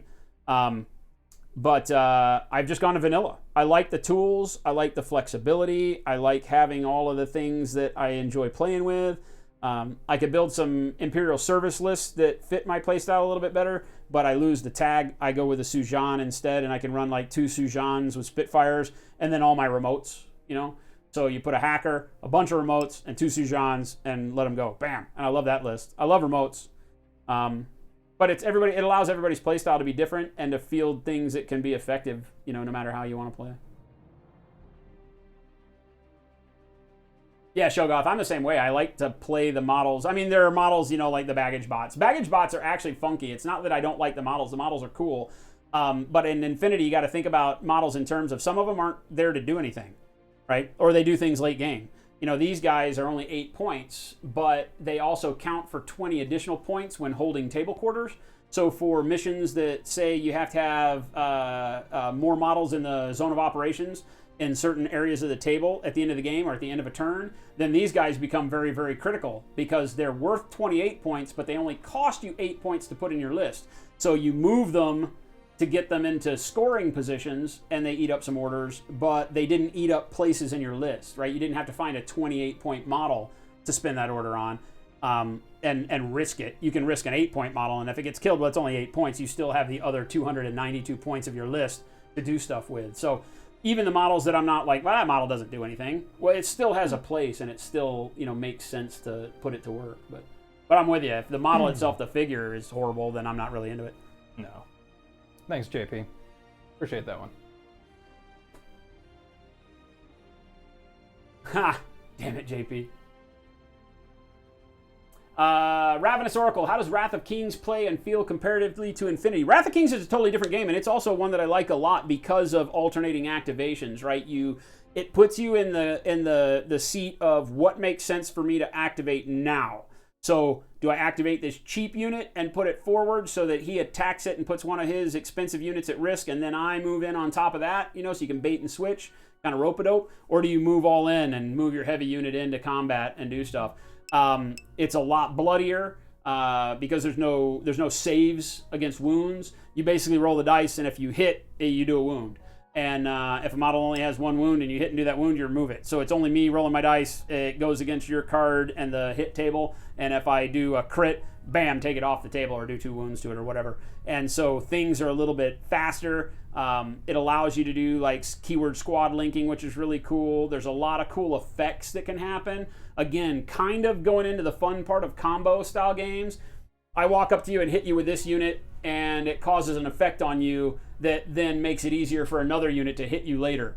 And or if I move this unit into base to base and hit you, it allows me to pull one of my units from up to 3 inches away into base contact with you out of activation, which allows them a free swing. So there's all sorts of cool combo stuff that can happen in it, but it doesn't feel net decky. It doesn't feel like there's anything that you put on the table and the other team goes, ugh. Everything that's really powerful also comes with a like a downside. Their base is 80 millimeters and you can fit 10 dudes around it, which makes you like die instantly, right? Because when you attack, you get 10 dice added to your attack in close combat, right? So it gets pretty brutal. Lots of fun, just totally different games. Those alternating activation games I feel like that's the way, in my opinion, games like 40K ought to be played, because it gives you the feel of a swirling melee of combat. Not my side goes, and then your side goes. The only thing that allows Infinity to feel good is the ARO part of my side goes. Yeah, I'm spinning my orders and moving all my dudes, but because you can set your guys up into fire position so they're aiming down an alleyway that if I poke out, you get to shoot me, makes all the difference in the world. It means that I have to pay attention and I have to play the whole game no matter whose turn it is. Whereas in games like 40K and Age of Sigmar and all that, it's like, okay, I watch you do your thing. And unless they bring back the narrative fun part of it, that's what keeps me away from those games. Because I'm not interested in watching you move big blocks of dudes and watch my guys either fall apart because I got a little too close to you and I'm in charge range now, and things like that cost you. They're still fun.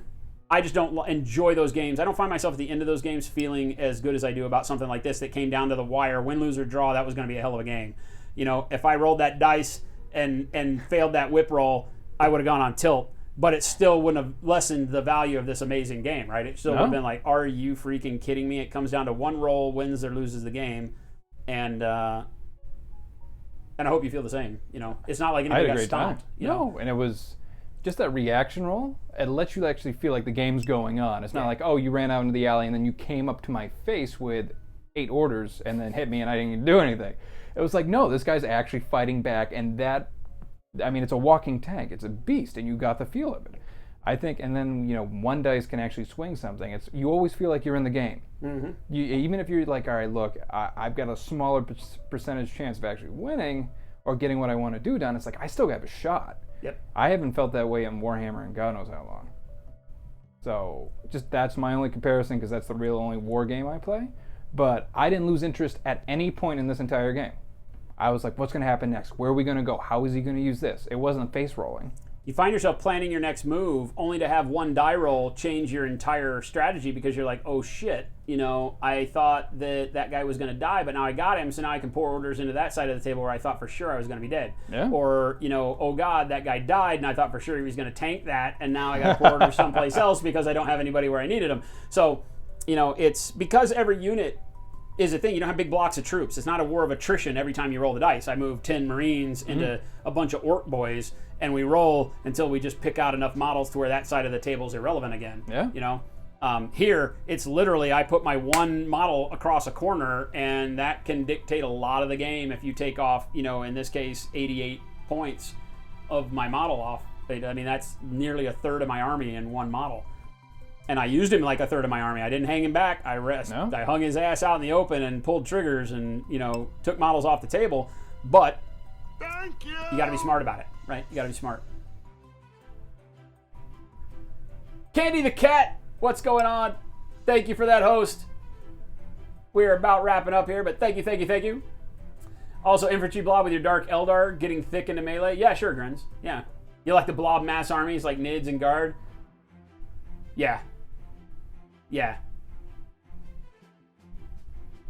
Yeah, if you don't have good terrain, or if your terrain is set up poorly with like lots of wide open fire lanes, then it makes it difficult. You know, what we do here would show you that even like fire lanes like this are all jumbled up from terrain. You've got all sorts of terrain, little blocking walls, cover. There's no straight shot here without you being stupid and hanging your ass out in the wind that makes it easy, even though that's probably 36 inches of total distance. So there's not a game-winning strategy here. And that's the way I try to build them, is that, you know, like here we had good fire lanes, but I made sure that he had cover at his end, cover at this end, just bust it up, keeping things at angles, enough, you know, scatter terrain in here with boxes and cars and crates and crap like that everywhere, that there's only like, you know, even this lane here where we did a lot of fighting had, you know, lots of cover that you can't shoot over as a normal troop, so you had to put your ass out in the wind in order to, you know, do the same, and he had the same cover on the other side. So even though I like tables that when you first look at them, they look like, oh, this might be a lot more open than I want, but then when you start playing on it, you're like, oh shit. Oh, you know? yeah. Like, I can't shoot at anything I want to shoot at. I need to move and take a risk, right? Because I like risk reward. I don't like sniper perches where, you know, I put a total reaction bot up here and I can see the whole table. You know, I don't like that, because, you know, that's not like this guy right here can't see anything worth seeing. I can't see under that bridge. I can't see into that part of it. I can see way over there. No, you get distance. That's it. You know, so I had one lane. If I put him up here, which is why you saw at the beginning of the game, I was like, that might be a great place, but I decided to put him down here, and I feel like this was way more effective at the end of the day. Yeah, instantly. Yeah, because I forced you to spend a shit ton of orders to dig him out. Yeah. You know, and even though you had good cover coming at me, that was where we rolled all those dice. It was frustrating because I need a 9. I need a 9. We both rolled 9s. I need a 11. I need a 12. We both rolled 5s. You know, it just was like, oh my God, would somebody die, please? So I dig it. I think it's also kind of neat how we're counter deploying each other. You've got to make a unit do something it's not made to do. I had close combat guys that were just hanging out over there, and they ended up playing a big role in the end, but you have to find a different way to really use them, even though if it's not their design purpose. Yeah. Yeah, there's just so many options. I mean, like you said, you can roll, your smallest guy can do the biggest work for you. Your most scary guy can be a guy you just place in a corner and let him soak orders up. Yeah. There's a model for my Jing that I use that way. It's called a Hack Tau. It's got TO camo, heavy infantry, 2 wounds with armor 5, BTS 6. It's like a miniature tag, but it has TO camo and an HMG. He's got the nano flamethrower, right? He has a nanopulsar as well. Yeah, so you play him against Tom. Yeah, nanopulsar. Yeah, we were using him there, and he did really well, right? Yeah. Because like I was able to kill lots of models, and he invested a lot of resources to try to get that guy off the table. But he didn't win me I can't say he didn't win me the game because he's such a threat on the table. I didn't spend many orders on my Hack Tau. Yep.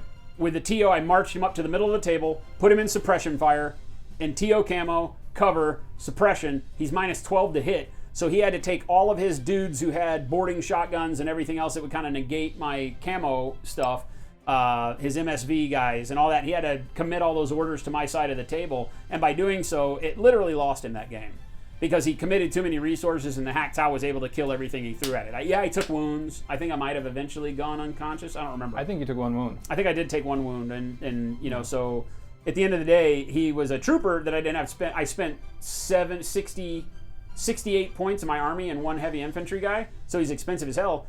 And he probably caused Tom to lose an equivalent amount, if not more, probably about 100 points of his army that he lost just by moving him over there. The Hack Tau didn't necessarily kill all those, but they died because they were going over there to kill the Hack Tau. Yeah. So, you know, you can use models in all sorts of ways. It's like, you know, a model like a tag isn't going to do that because, you know, I mean, I guess it could if you had like a Sphinx or something.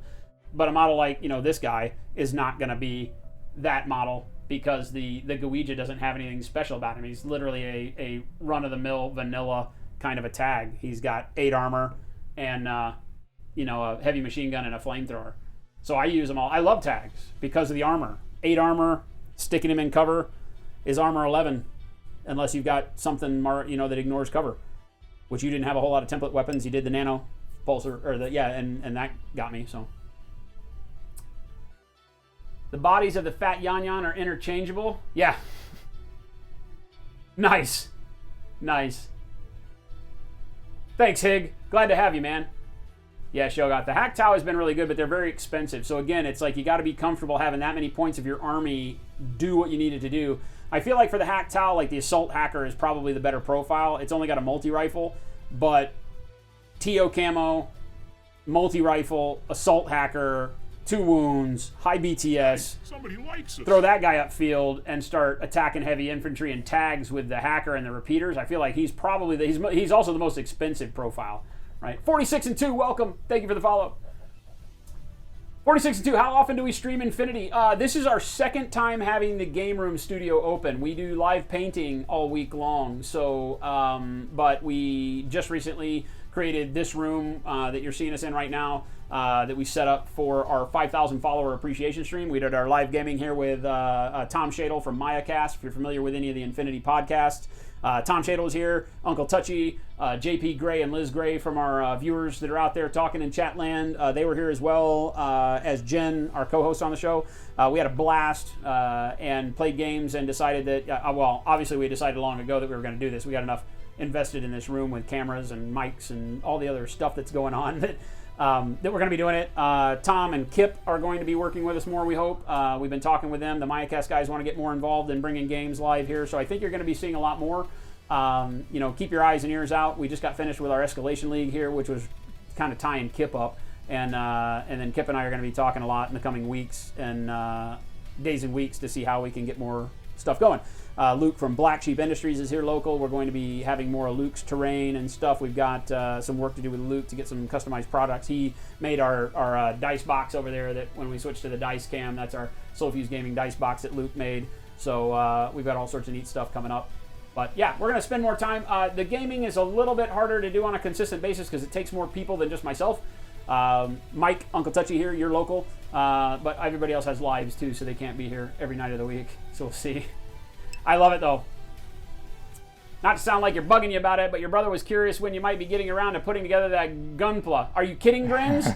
Do you realize when I told you how long out it was going to be? Did he have any idea how long that really meant? Yeah, so about that. I have no idea, man. It's going to be a while. It's going to be a while. I can't even give you a start date right now because we're so far out on commission starts and stuff, but I will keep bugging me and I'll keep telling you the same thing until we get a date.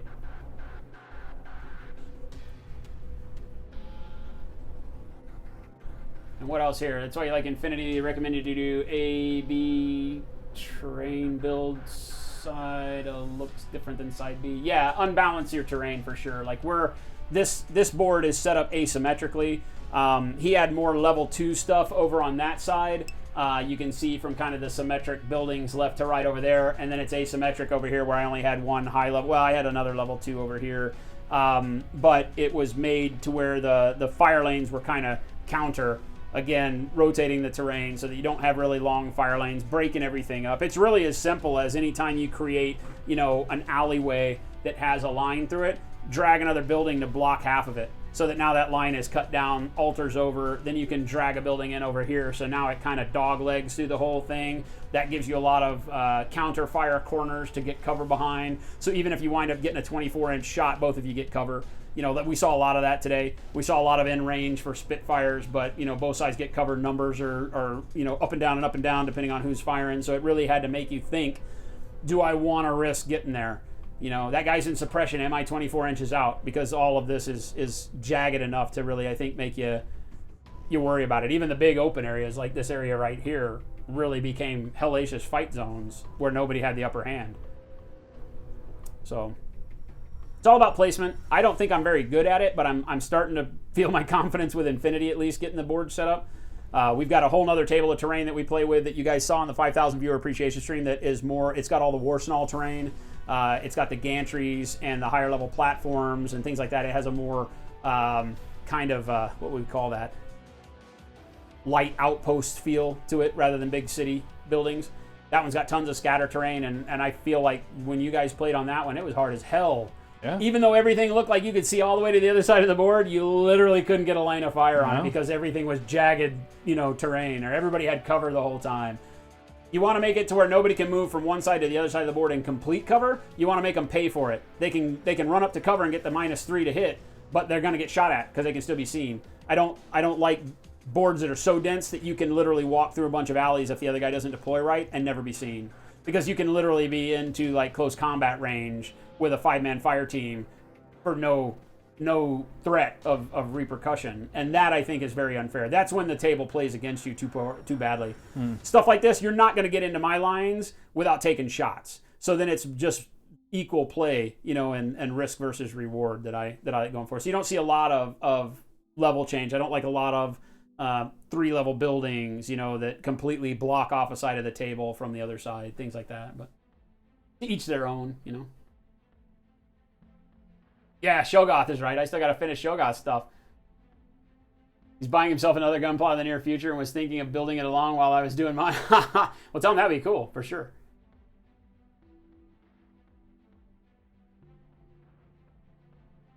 Takeshi Neko Oyama, Snake Man? Yeah, you said you were building that model the other day. So much good stuff, though. All of the factions are good. Like, I hadn't played against Tohaa. I really like the way the Tohaa played. I can see the benefit to the lightly armed and armored troops, and how the symbiote armor plays into that. The symbiomates, I can see how at first glance I look at the army and I'm like, it doesn't have anything heavy enough to really intrigue me. But then you look at it again and you're like, but everything's survivable. So even your combi rifle guys can take 2 shots sometimes. Your other guys can get up the field and take 3 if they have a symbiote. And all of a sudden, a 3-wound dude? Well, okay, even at BS 12, if you can keep that 3-wound dude in good plus range the entire time, that's pretty brutal for the cheap points, because you could have more of those same guys, right? So, yeah. Yeah, the Triad snakes seem to be pretty crazy. I'm just liking how they'll all move at once. I've got to figure out how to do it so I maximize my shots and my placement. But you take 3 guys, even though they might be a little more expensive, the average cost, I think, on each one of these models was right around 24 points, 23 points. Yeah. The cheapest one on the field, I think, was 12. And it ended up being one of the most badass ones. Yeah.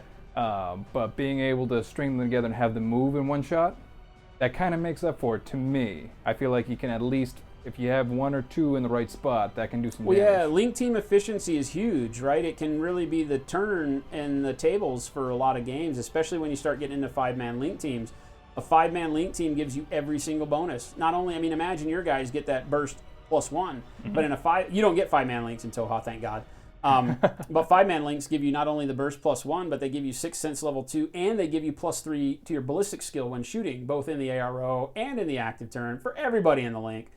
So you can imagine that 5-man link team generating AROs, and you've got guys with heavy shotguns, you've got guys with missile launchers, you've got guys with HMGs. If you put a unit that has line of sight to like 1, 2, or 3 of those guys in ARO, and you're taking 6 shots, and those 6 shots are coming from heavy rocket launcher, HMG, boarding shotgun like the Wu Ming guys. Forget it, man. You can erase things on the opponent's turn so handily in a 5-man link. They're deadly. They don't even need cover when you think about it. Put those 5 guys, they can walk down the street. Do you really want to peek out and take a look at that? Some of them, there are guys like my Rodok link team has mimetism. So you can run a 5-man link team in combined army that has mimetism. So they have cover when they're in the open, right? Unless you have visors. Yeah. Right? So if you're not playing against a visor heavy army, run them right out in the open, and go for it. They also only move 4 too. So there's limitations to all of those so that none of them are super OP. Right? They may have super jump, and mimetism, so they got some things on their side. They got good weapon loadouts, but they move slow. Fair enough. You gotta be careful. That's what I used to. And they're only 1 wound apiece, right? If they were like 2 wound heavy infantry, then you're screwed. But there's some nice balancing factors that the actual game designers have built in.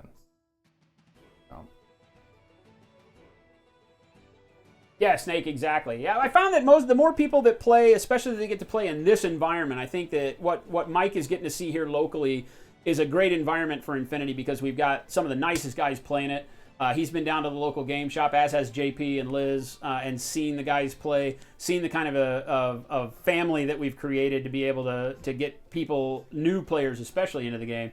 It's very inviting, very welcoming. You've got very, very intelligent guys that know more than they've forgotten more than I'll ever know about the game.